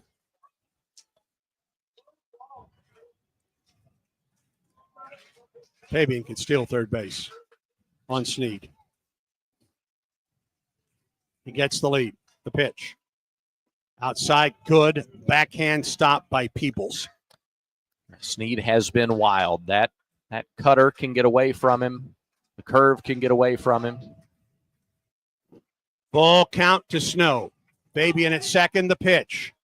Swing. Fly ball into shallow center. Ensley is on to make the catch. Fabian returns to the bag at second. Jammed him a little bit.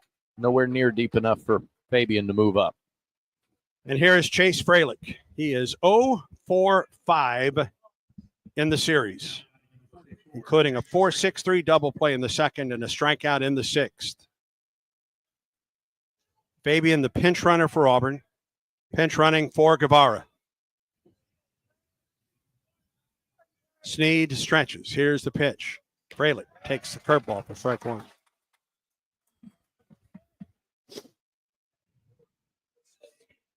Infield back. Outfield straight away with Fralick at the plate. Here's the pitch. No. Goodness. High, strike two. 0-2 to Fralick, who just shakes his head. Not sure that has been a strike for Auburn today. No. 0-2 to Chase Fralick. Sneed stretches. Runner goes, the pitch. Swing, line drive. It is down for a hit. Fabian will score. Auburn takes a 4-3 lead. Fralick with a base hit to right. Fabian was off with the pitch, and Auburn leads 4-3. He hit that against the shift. Curley was playing over near the line from second base and in shallow right field, and Fralick still found some green turf for that to land in. A phenomenal job of two-strike hitting against the Tennessee closer. And here's Bristol Carter with a runner at first, one out. The pitch, strike call from Sneed. Well, you had to hold your breath until that ball was down, because with Fabian going, it's a double play ball if he catches it. Correct. Pitch, he shows bunt. Bunts at third base side. Third baseman charges. Fields throws low, out at first. Nicely picked by Fisher there. But Fralick now at second base for Auburn. Yeah, with two outs in the top of the order up. And that, I like the call there. It puts pressure on their defense. Bristol bunted it a little too hard to reach safely, but they had to execute there, because if you throw that ball away, now you're second and third. They threw it low. It was just scooped nicely by Fisher. And now Rembert at the plate for Auburn. Tigers lead 4-3, or in the top of the ninth. Pitch. Rembert takes it inside for ball one. That run is charged to Dylan Lloyd. Auburn 4, Tennessee 3. The stretch and the pitch. Rembert takes ball two outside. What a time for Fralick's first hit of the series, No kidding. No kidding. Stretch by Sneed. 2-0 pitch to Rembert. Ball three up and in. They may just as soon pitch to Terrell in the on-deck circle as Rembert right here. 3 balls and no strikes to Rembert. 1 for 4 with a double. The pitch, and he had the green light. Took quite a cut. 3 balls and a strike to Rembert. How about that? Fralick gets his lead. The pitch. Ball 4. Rembert's aboard. And here is Bub Farrell, who's looking for his first hit of the day. He's flied to center, flied to left, and struck out twice. Gabe Gross out, and he would like to talk to Bub Terrell right here. Hit a home run. That's brilliant coaching, isn't it? It's just dynamic. Well, that's what you get with me. That's exactly what That's Gabe what Gross you'd is. tell him. That's what wouldn't it? Gabe isn't saying, though. Right. Gabe's talking about where the ball is and where you're going with it. Mm-hmm. Yeah, how to recognize it Yeah. out of the hand.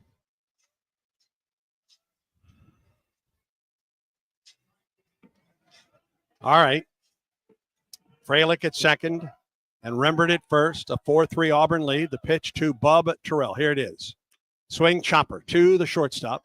He'll flip to second, close but out. The inning comes to a close. And we go to the bottom of the ninth. A run on 2 hits, no errors, and 2 men left. As we go to the ninth, Auburn 4, Tennessee 3. Auburn baseball continues in a moment. When the game is on the line, you want someone you can count on. At Alabama Power, we believe in consistency and having each other's back. It's our game plan to safely deliver the electricity you depend on. We give 100% to achieve 99.9% reliability. Learn how we power a better Alabama at alabamapower.com/reliable. Alabama Power is a proud supporter of the Auburn Tigers. You're listening to Auburn Baseball. Now, more of the Tigers and Volunteers.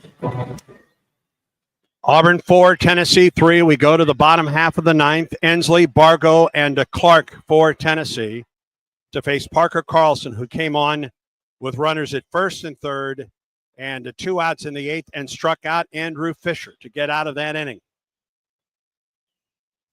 A leadoff double by Guevara in the top of the ninth, driven home by Chase Freilich. Actually, it was Fabian driven home by Freilich. Fabian came in as a pinch runner. Fabian now goes to short, and Snow goes to third for Auburn. So the Auburn infield, McMurray at first, Rembert at second, Fabian at short, and Snow at third. And Tennessee with some of its thunder coming up in the ninth to face Parker Carlson. It will be Hunter Ensley, Dalton Bargo, and Levi Clark, the scheduled 3. Ensley's had a terrific day. He's 3 for 4. He drove in 2 with a single in the third. He has 3 singles on the day and a strikeout looking. Bargo has been on base once today with a walk, and Clark has been on base twice with a single and a walk. Parker Carlson working off the stretch.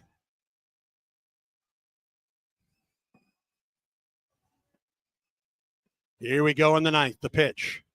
Strike. Off-speed pitch on the inside corner.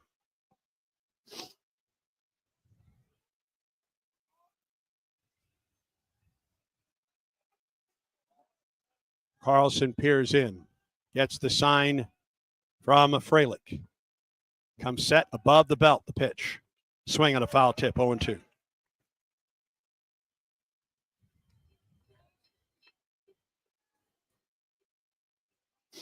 Auburn won the first game today 6-1. Leads 4-3 in the bottom of the ninth in game 2.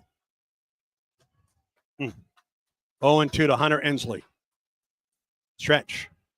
And the pitch. Bounced it up there. 1-2. Carlson needed just 3 pitches to strike out Fisher in the 8th and get out of that inning unscathed, in spite of the fact that Tennessee had runners at first and third with 1 out. Parker comes set. 1-2 pitch. Here it is. Ground ball to the shortstop, Fabian. Throws to first. Low but out. 1 out. That's a big first out. Ensley now 3 for 5 on the day. And here's Dalton Bargo. 2 for 4 in game 1. He has flied to left, walked, struck out swinging, and a sacrifice fly that scored the tying run in the 7th. Left-handed hitter, plenty of power. He has 11 homers, 31 runs batted in. Left-handed hitter against the right-hander, Carlson. Parker comes set. The pitch on the way. Fastball, strike call.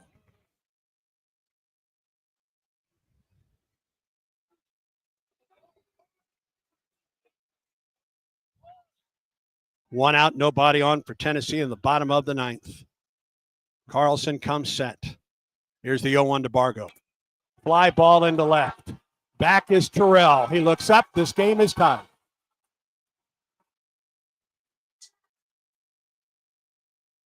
Bargo went the opposite way and hit his 12th home run of the season. And for the second time since the 7th, Bargo has tied the game. Boy, oh boy.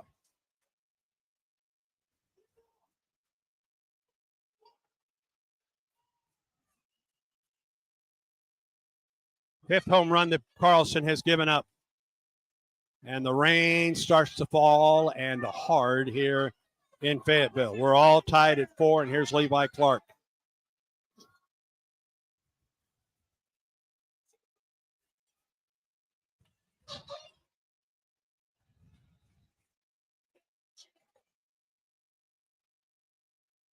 Stretch by Carlson. The pitch to Clark. Swing and a miss.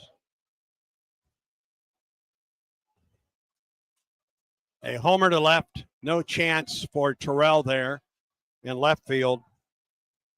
Tennessee has tied the game with one out in the bottom of the ninth. On the 12th home run of the year for Bargo. Now the 0-1. Bounces up there. 1-1 the count.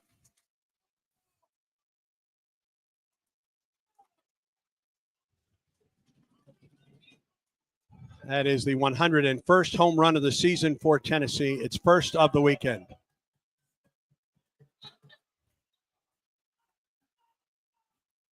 Stretch by Carlson. Here's the 1-1. Popped up foul out of play off the right side. 1-2 to Clark.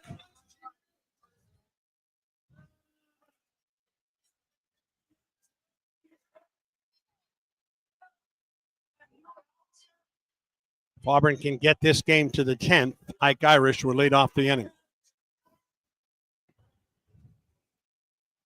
A ball and 2 strikes to Levi Clark. Pitch on the way.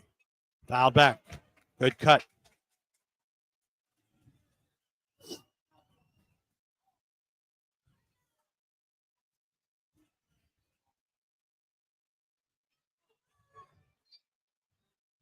Rain continues to fall at Lindsey Nelson Stadium. We're tied at 4.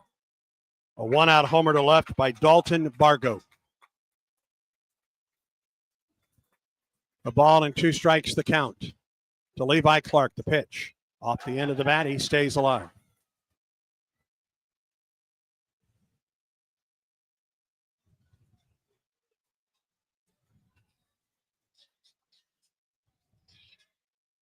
Auburn led 2-0, 3-2, and 4-3. And each time Tennessee has come back to tie it.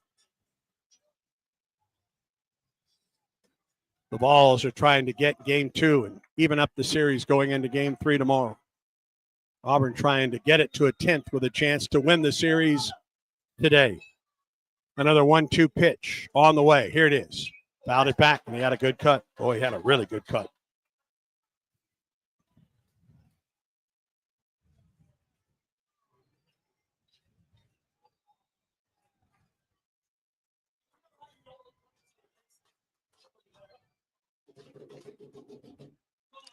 Parker Carlson trying to get Levi Clark right here.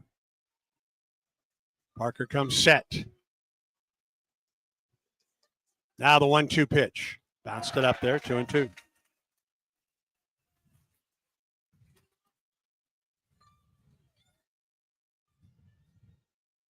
Just about everybody on their feet right now at Lindsey Nelson Stadium following that home run to left by Dalton Bargo to tie the game. 2 balls and 2 strikes to Levi Clark. Carlson comes set. A long set. And the pitch. Fouled it right back here off the screen. Good at bat by Clark. He and Parker Carlson battling right here.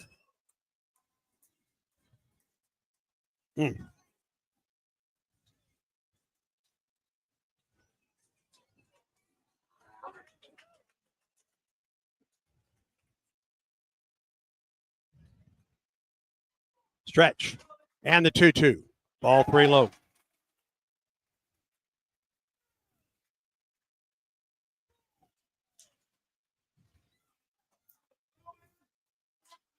Full count now to Clark.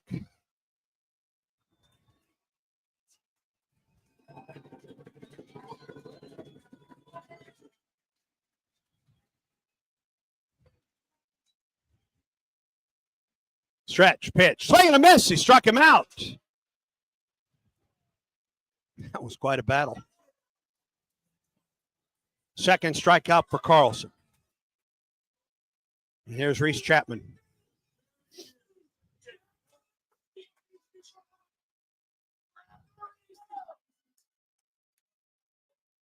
Chapman has flied out to left, struck out, grounded out to first, and struck out. He is 0 for 7 on the weekend. Keep this in mind, friends. He does have 10 home runs this season. Carlson trying to get this game to the 10th. He comes set. Here's the pitch. Nope, time call.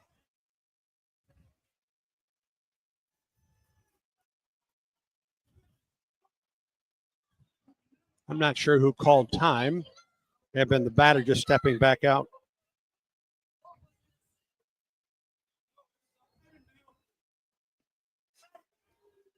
Tell you what, that was ball 1. That was a pitch clock violation.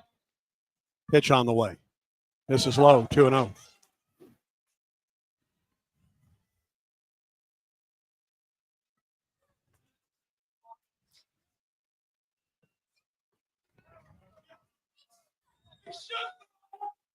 Two balls and no strikes to count.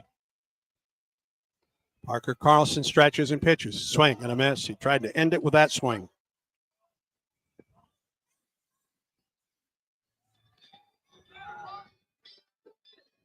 Rain is falling and it has increased its intensity. I mean, it is pouring right now, friends.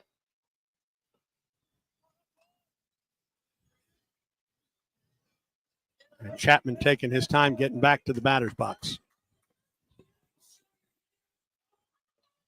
2 balls and a strike to Reese Chapman. He steps back in the box from the left side. Stretch in the 2-1. Ball 3 low.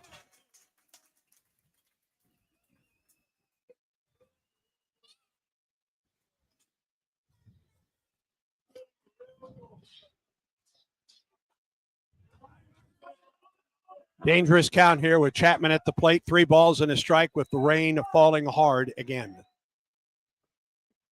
Stretch and the pitch. Foul tip. Full count.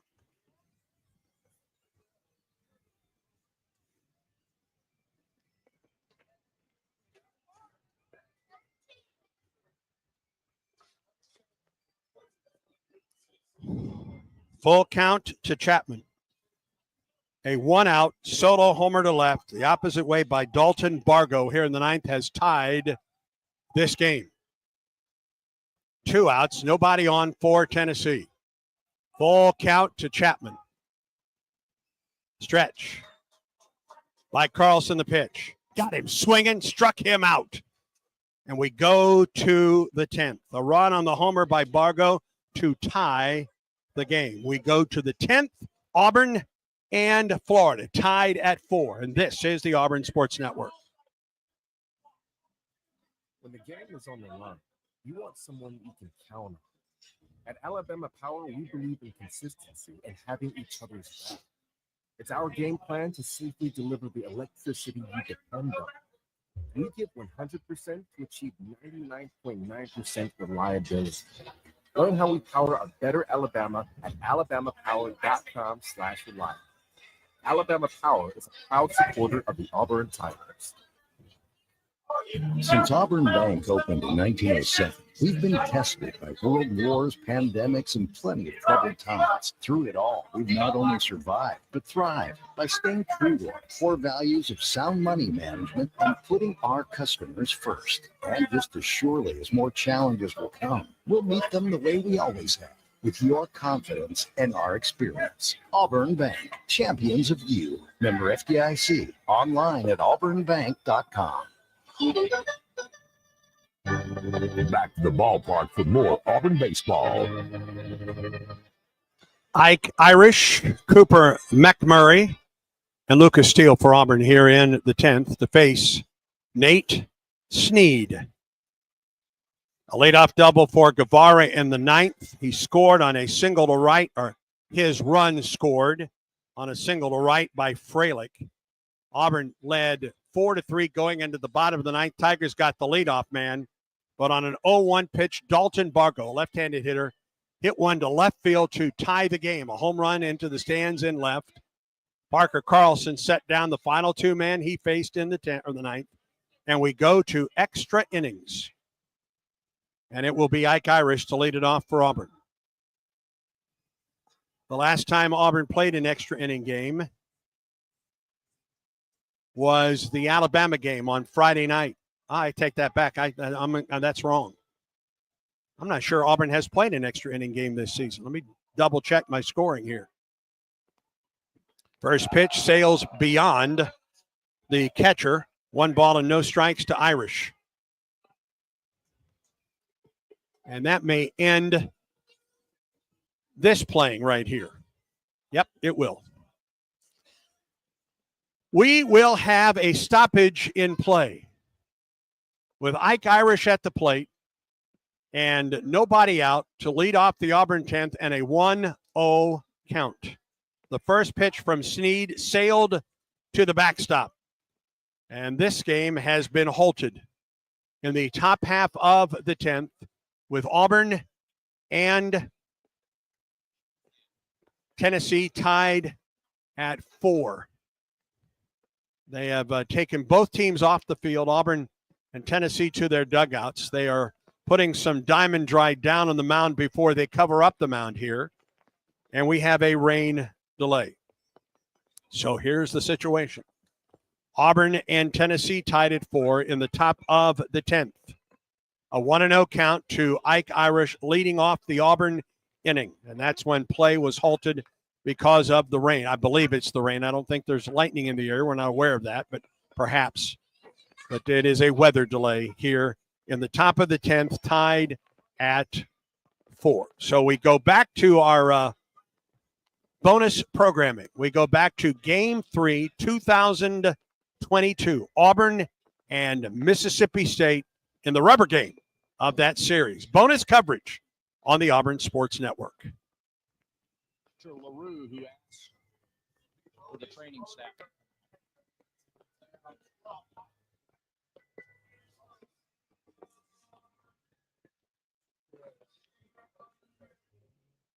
Crotchfeld on the mound with Nate LaRue, the Auburn training staff, the pitching coach, and now Butch Thompson will come out and join. The home plate umpire, Ronnie Teague, is out as well. And that will get the Auburn bullpen active. Oh, my. Will Cannon is throwing currently for the Tigers. A lot of hands on hips and looking down right now. And that will be all for Zach Crotchfeld, I believe. Yep.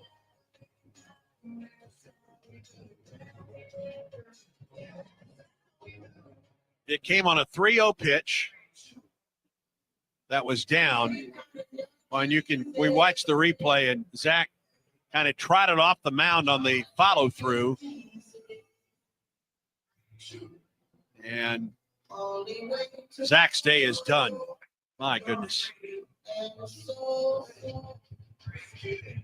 Will Cannon beginning his warm-ups right now, and these aren't the hard-throwing kind either. Zach Crotchfeld, an apparent injury, and he has left the game with 2 outs in the second inning. And the count 3 balls and no strikes with a runner at second, 2 outs in the inning, and Colton Ledbetter, the batter. Will Cannon is Auburn's new pitcher. He is a right-hander from Phoenix City, a sophomore, 6'1", 187 pounds. Got the save in game 1 of the series here Friday night. On the year, Cannon now with 14 appearances, 12 in relief. This will be number 15 of the season. A 2-1 record with 4 saves and an earned run average of 3.60. 30 innings, 31 hits, 14 runs, 12 of them earned. He's walked 19 and struck out 29. He's given up 9 doubles, couple of home runs, 2 wild pitches. He's hit 5 batters, and opposition has hit 277 this year against Will Cannon. While he continues his warm-ups, and as Andy mentioned, he'll get as much time as he needs to get loose. Tennessee has dropped the hammer on Vanderbilt this weekend. They're in the bottom of the 6th inning. Volunteers going for the sweep, and they're likely going to get it. Yeah. They're up 9-0 in the bottom of the 6th. Well on their way. Meanwhile, 13th-ranked Kentucky leads Texas A&M 2-1. They're in the top of the 5th inning in Lexington. In Oxford, LSU with a run in the top of the 1st to lead Ole Miss 1-0. Alabama going for the sweep at Missouri. They're scoreless in the bottom of the 3rd as the Tigers bat in Columbia. And over in Tuscaloosa, they're in the bottom of the 7th with 1 out. And Auburn leads Alabama in the rubber game of that softball series 3-1. Maddie Penta has tossed another brilliant game for the Tigers. 7 strikeouts on the day for Maddie Penta. All right, the line on Zach Crotchfeld. An inning and 2/3. He gave up 2 runs, 1 earned on 2 hits. He walked 3, struck out 1, threw 48 pitches, 28 for strikes. He leaves the game with a runner at second and 2 outs and a 3-0 count to Colton Ledbetter. And we do not know what the problem was for Zach. But it was apparent, and Nate LaRue came out as soon as the pitch was thrown, and he was followed by the umpire and then the training staff and coaches. And Zach Crotchfeld's day is done, and we will try to give you an update on his condition when it becomes available to us. And we're about to resume action. 3 balls and no strikes to Colton Ledbetter. Ross Highfill is down at second base, reached with a 1-out walk and stole second. 3-0 the count to Ledbetter as Cannon comes set in the pitch. And he walked it. That walk will be charged to Crotchfeld. And now runners at first and second with 2 outs in the inning. And here's Hunter Hines. But you just wonder how long Auburn can keep this guy at bay. Yeah, he's 0 for 9 with 6 strikeouts on the weekend. The only run that he scored this weekend was off of a walk to this point. First and second with 2 outs. Will Cannon stretches and pitches. Hines takes a strike on the inside corner.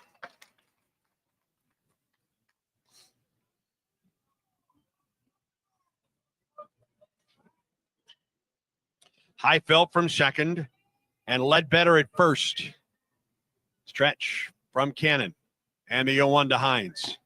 The drop low, a ball and a strike. Hines, the leading home run and RBI guy for State with 17 homers and 47 runs batted in. He popped up into left in the first inning. 1-1 pitch. Miss low. Auburn might want to appeal that to third. They do, and he did not go around 2-1. That was called a strike last weekend against Cooper McMurray in Tuscaloosa. Actually, it was even less. 2-1. It's a different crew. It is. First and second, 2 down for State. Bulldogs lead Auburn 2-0. Here's the 2-1 pitch. Hines to deep right field, and State leads 5-0.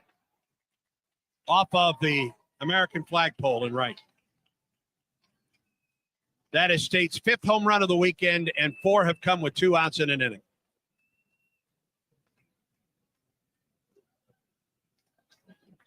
And that's not as bad if it's a solo homer, but 2 walks are on base when he hit it. Difference in a 3-0 game and a 5-0 game. Left fielder with a 42, Dakota Jordan.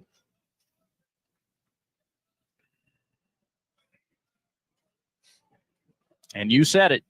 How long could you keep Hines at bay? Yep. His 18th of the season. And here's Dakota Jordan. Wind and delivery. Ground ball, base hit to left.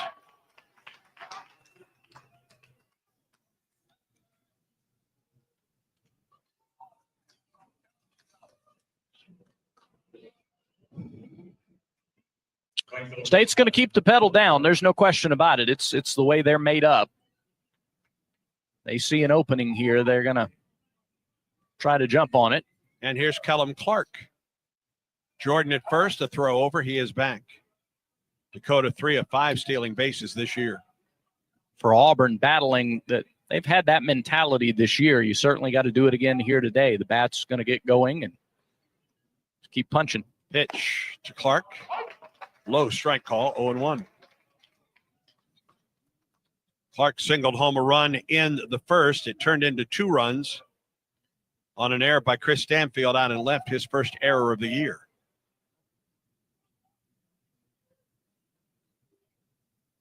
That came with 2 outs as well. Pitch all the way to the backstop as Clark skips rope.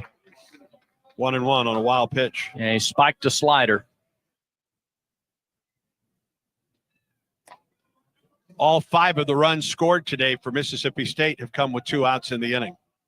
And 4 of their 5 home runs in the last 2 games have come with 2 outs in an inning. Jordan now at second base with 2 down. A ball and a strike to Kellum Clark. 5-0 State on top. Here's the pitch. Popped up left side. That'll get out of play. Onto the concourse level. Bounces up into the stands. First time McCannon has been to 2 strikes since coming into the game. 1 ball and 2 strikes to count to Clark. State is 4 for 5 with 2 outs in the early going here of the game. All 4 of their hits have come with 2 outs. Jordan gets his lead at second.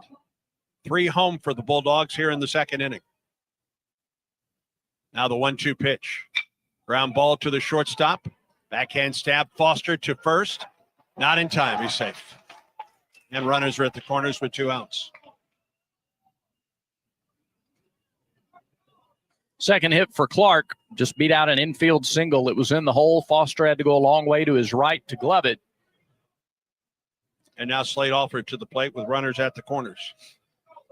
Getting to the ball does keep that 6th run from scoring. It keeps Jordan at third base. Alford with a walk back in the first inning.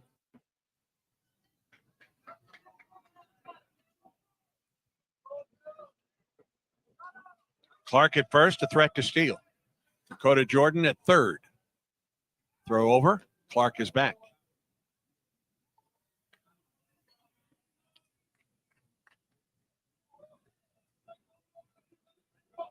Outfield play straight away with Alford at the plate.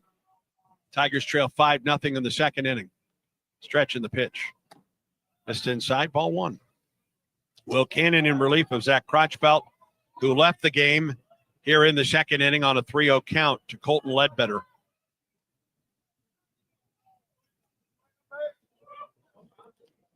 Want to know the count to Alford. Runner goes from first, a pitch, swing, and a fly up the right side. That'll get out of play.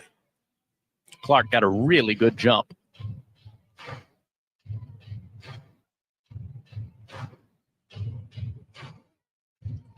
A 1-out walk to the catcher, Highfill.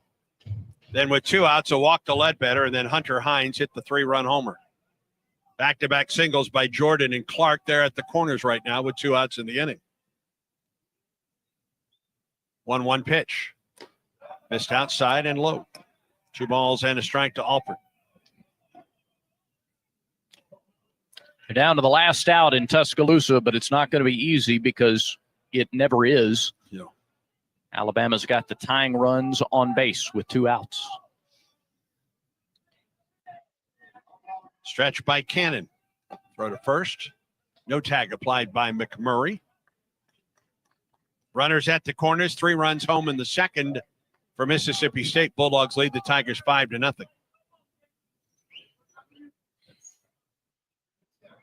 Stretch. And the 2-1 pitch. Strike call on the outside corner. 2-2.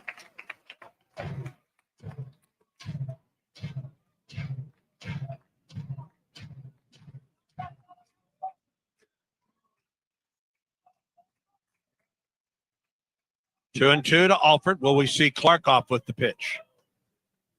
He's not going. The pitch. Ground ball to McMurray. Knocks it down to Green. Flips to first. Out. 3-4-3 on the put out. The inning's over. The 3-run score in the inning on 3 base hits, no errors, and 2 men left to the bottom of the second. Mississippi State on top of Auburn 5-0. Auburn comes to the plate in the bottom of the second. The Tigers trail 5-0. 5 2-out runs for State in the first and the second combined. And Cooper McMurray will lead off the Auburn second. Kason Howell and Caden Green to follow against Gerangelo St. John, who worked out of a jam in the first through 21 pitches. Cooper McMurray is 2 for 6 this weekend. He scored 3 runs. He has driven home 3 and has hit 2 home runs. As a matter of fact, McMurray has hit homers in his last 3 games against Samford Tuesday and in the first 2 days of this series. Stretch the pitch. Lefty this time from St. John, misses upstairs to McMurray.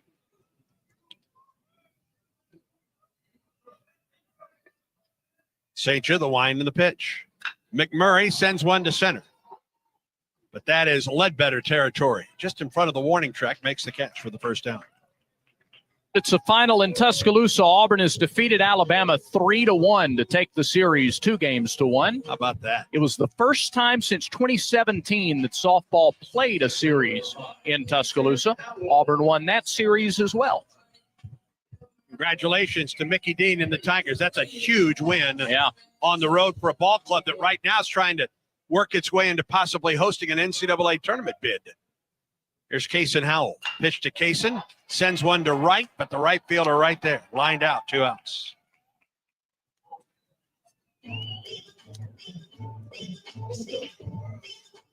Two outs and nobody on for Auburn, and Caden Green to the plate. Now Auburn softball moves to 11-7 in SEC play with 2 series to go in the regular season. They'll be no worse than 4th and maybe in a tie for 3rd before the weekend's out. First pitch to Caden Green in there for a strike. That's back-to-back upset wins against LSU here last weekend and on the road at Alabama this weekend for the Tigers. 0-1 to Caden Green. The pitch fouled it off. 0-2.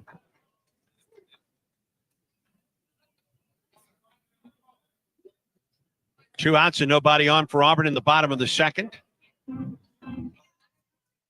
0-2 pitch. Fouled back by Green. 5-0. Mississippi State leads it. Bulldogs have scored all 5 of their runs with 2 outs in the first 2 innings. Caden Green looking for his first hit of the weekend. He's 0 for 5. That misses away. The ball and 2 strikes to the Auburn second baseman. Hitting .245, a couple homers, 12 runs batted in for Caden Green. Outfield plays Green to hit the opposite way. The pitch. Up and in. 2-2 the count. State thought it had a strikeout there.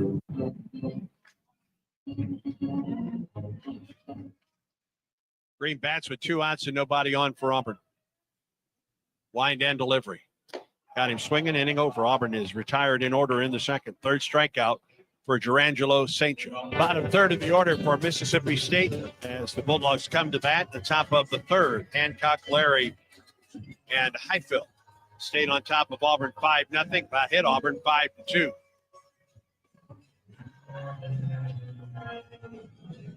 Will Cannon in relief of the starter, Zach Crotchfeld, who left in the second inning. We believe with an injury, we're not certain exactly what the injury is at this point. Oh, could Cannon use a quick inning? Came in, completed a walk to Ledbetter, and then one batter later, Hunter Hines hit a 3-run homer with 2 outs. Luke Hancock with a fly ball to center. That ended the first inning. As the right-hander, Will Cannon, gets ready to throw his 15th pitch. And here it is, and it misses outside.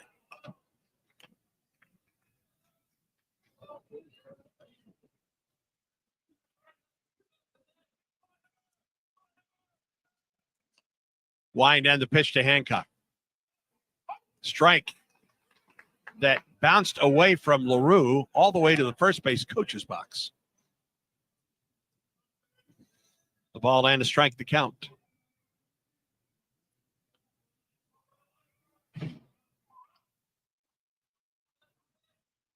Wind and the 1-1 from Cannon. High ball 2. Hancock 3 for 9 on the weekend. Hit a home run yesterday. He scored 3 times.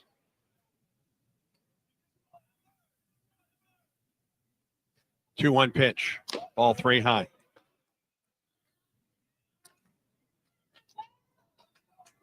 Three balls and a strike to Hancock.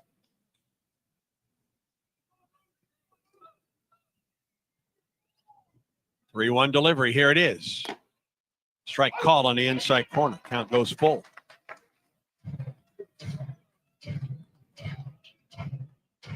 Hancock, Larry, and Heifeld to follow in this third inning. Cannon tries to keep it a 5-run game. 3-2 pitch.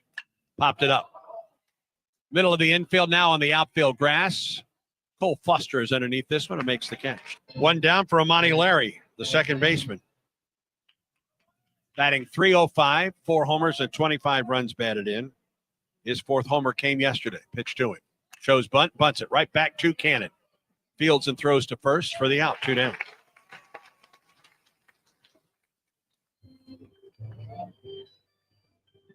Bunted it right back to the pitcher. Pretty easy play for Cannon. Sure was. I think he was trying to fool the infield, but he hit it in the worst possible place to do it. 2 down, and here's Ross Heifeld. He walked, stole second, and scored in the second inning. Wind and delivery. Slider in for a strike. Actually, that was a curveball from Will Cannon. 0-1. I'd mentioned he could use a quick pitch inning. 0-1 delivery. Chopper foul. 0-2 the count. Fouled that off of his foot.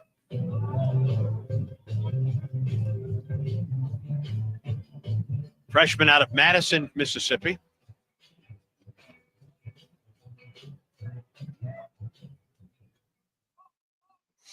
Played at Madison Central. Bryson Ware from Madison, Mississippi as well, the Auburn third baseman. No balls and 2 strikes to Heifeld. Will Cannon winds and fires. Fastball just missed the outside edge. A ball and 2 strikes.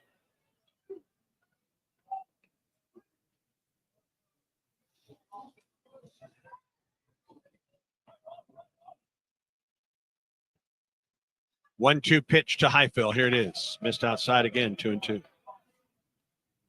He set up the slider with the fastball the previous pitch on the outside corner. He just didn't start it high enough.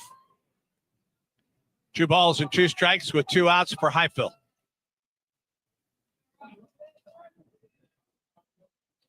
Cannon shakes off a sign. Now gets the one he wants. Here's the 2-2. Missed outside again, 3-2.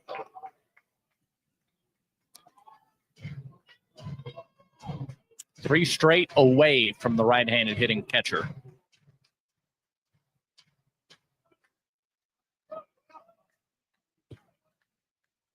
The 3-2 pitch to Heifeld. Here it is. Popped up foul. That'll get out of play off the right side. Boy, State's going through some baseballs today, aren't they? Yeah.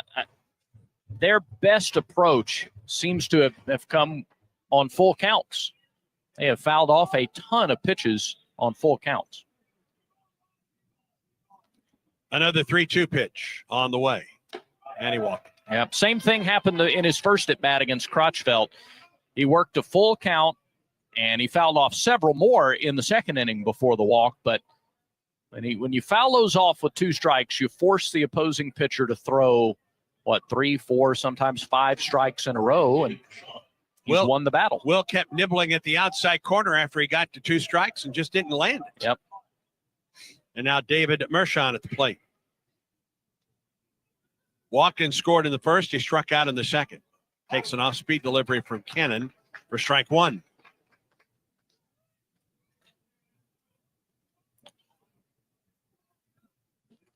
Highfield stole a base. Back in the second. He has a lead at first. 2 down in the inning. The pitch. Missed outside. A ball and a strike. Had a freshman start the game. You got a sophomore now as the first reliever. And Will has 4 saves on the year, but every now and then there are going to be moments where they're still developing the mental toughness and the consistency necessary to put guys away with 2 strikes. Throw to first, and the runner is back. 5-0. Mississippi State leads. 2 outs, a runner at first here in the third. Stretching the 1-1. Again, missed outside. 2-1.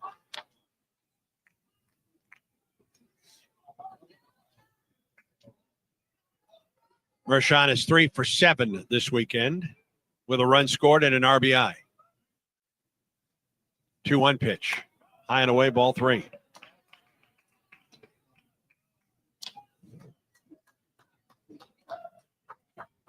Two outs and a runner at first. Very dangerous. Colton Ledbetter waits on deck for State.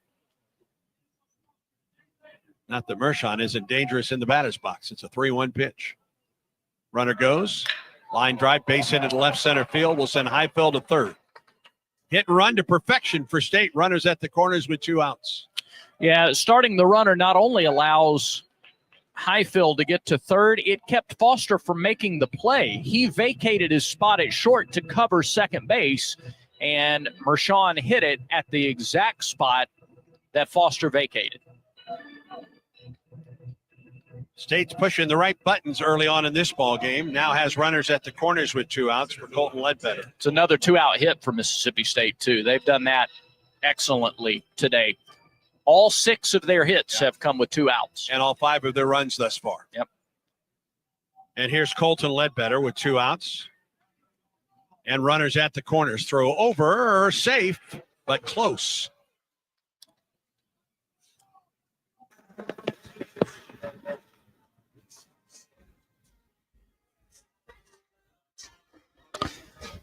Okay, we are back at Lindsey Nelson Stadium in Knoxville with Andy Burcham. I'm Brad Law, and the rain is still falling, and it is still falling very hard. Our game suspended in the top of the 10th inning with a 1-0 count to the leadoff man, Ike Irish, in the 10th. Tennessee tied it in the bottom of the 9th after Auburn took the lead in the top of the 9th. This has been a really, a whale of an entertaining entertaining baseball game. We've said a lot of words today. It's been a whale of a baseball game today, and it's still not over. And Andy, unfortunately, as you look at it, when we look at the radar, this is not going to end anytime soon. This is a line of storms that has been coming across, making its way from west to east throughout Tennessee for most of the day, and it's here. And the forecast is expected to the storm's expected to stick around for another 3 hours or more. I'm looking at the common man's radar right now. Yes. I don't have the free ultimate, app one. Yeah. And there's a lot of rain in the area and some hard rain coming here, as a matter of fact. And according to this radar, it is not expected to stop raining until about 10 o'clock. Yep. So this decision is in the umpires' hands and the conference. They're working together, and it's out of the home team's hands. Visiting team really doesn't have a say at any point. But it is the umpire's call and the conference's call at this point as to what we do. And Auburn won the first game 6-1. This game tied 4-4 in the top of the 10th inning. Right now, while we have just a moment, let's pause 10 seconds. Keep our stations on track. Let's pause 10 seconds for station identification on the Auburn Sports Network.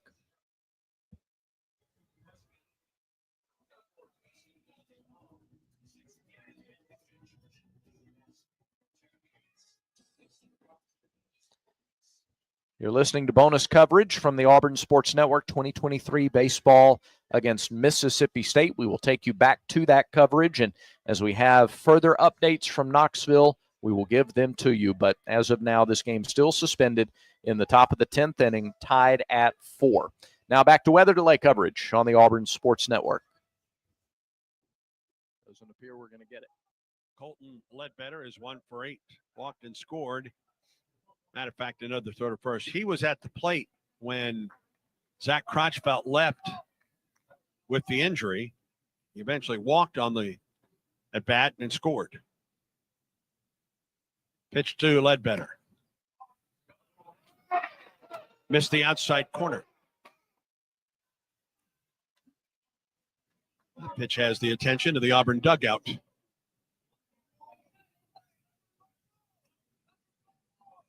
Throw again to first. Close, but safe. Mershon, a very good runner. And wouldn't at all be surprised to see State put him into motion. Just to try to force Auburn to make a decision whether or not to throw. 1-0. Popped up. Left side. Long run, Stanfield. He doesn't have it. He doesn't. He's lost it. And it falls fair and 2 runs score. My goodness gracious. Holy cow. He never saw the ball. The ball fell about 5 feet fair midway down the third or the left field line. It's a double and 2 more runs scored.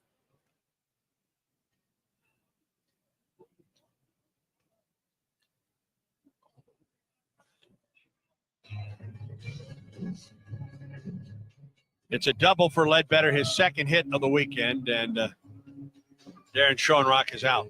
And all this started with a 2-out walk. Yep, 2 outs and nobody on. Yeah, you got a pop out and a bunt right back to the pitcher for the first 2 outs of the inning. And got to 3-2 on Highfill and couldn't close it out. Yep. My goodness gracious. The number 9 hitter in the order, hitting 185 in league play, has walked twice and scored twice today. And it's 7-0.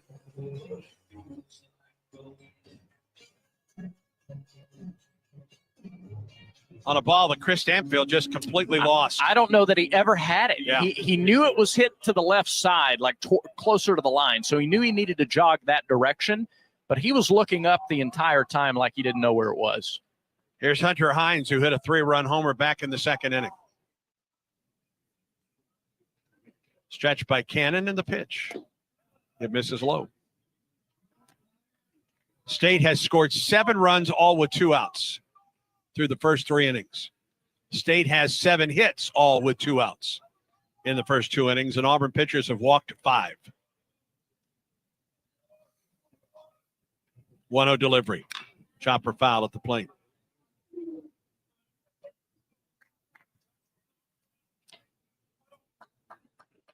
All but one of the walks that Auburn has granted have come home to score.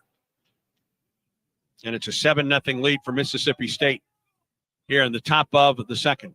The top of the third. 1-1 delivery.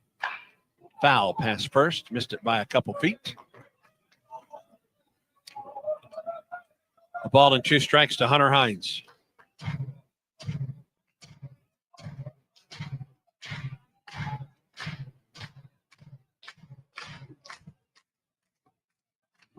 Will Cannon just trying to get out of trouble here in the third. Further trouble. He comes set. And the 1-2 pitch. Up and in. 2-2 to Hines.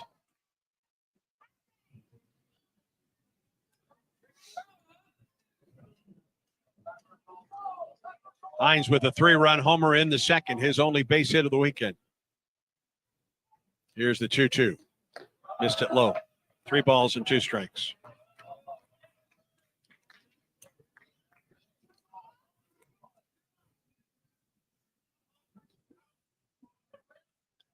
Two runs in the first and the third for State, 3 in the second.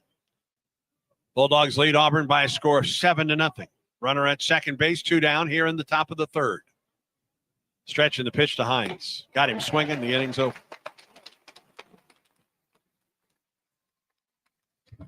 2 runs on 2 hits. No errors, a man left. To the bottom of the third, State on top of Auburn, 7-0.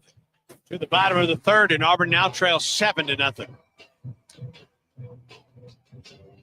Through 3 innings, Auburn has given up 7 2-out runs, 7 2-out hits, and has thrown north of 90 pitches in 3 innings of this ballgame.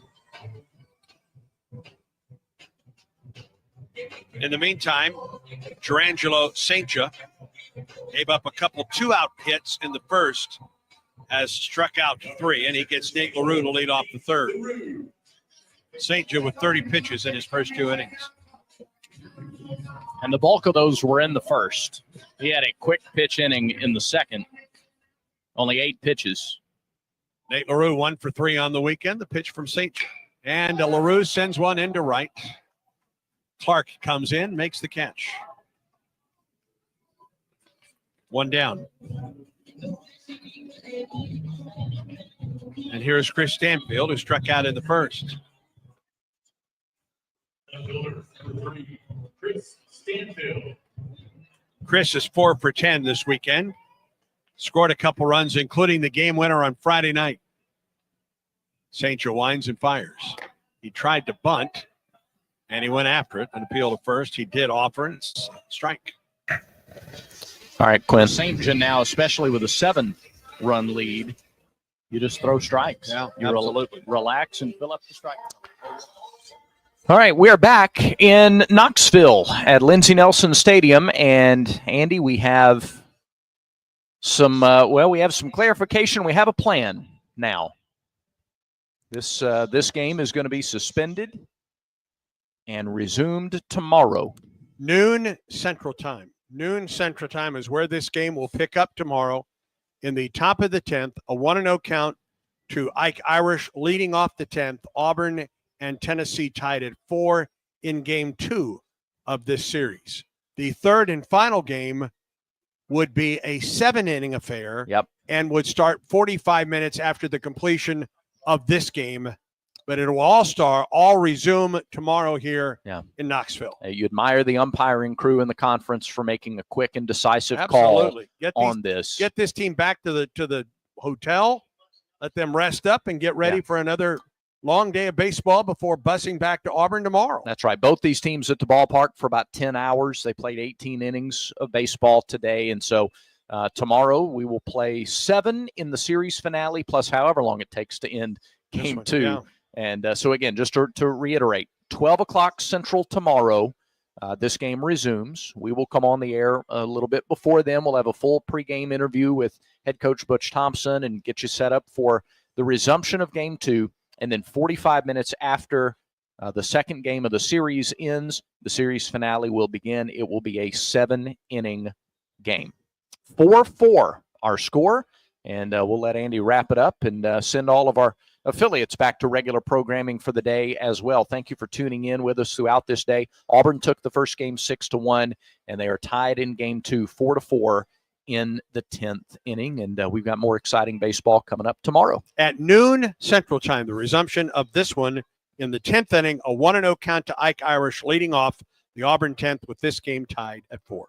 The general manager of the Auburn Sports Network is Ben Harling. Auburn Baseball is produced by Brad Law. Our Skyview studio producer today, Quinn Bikeen.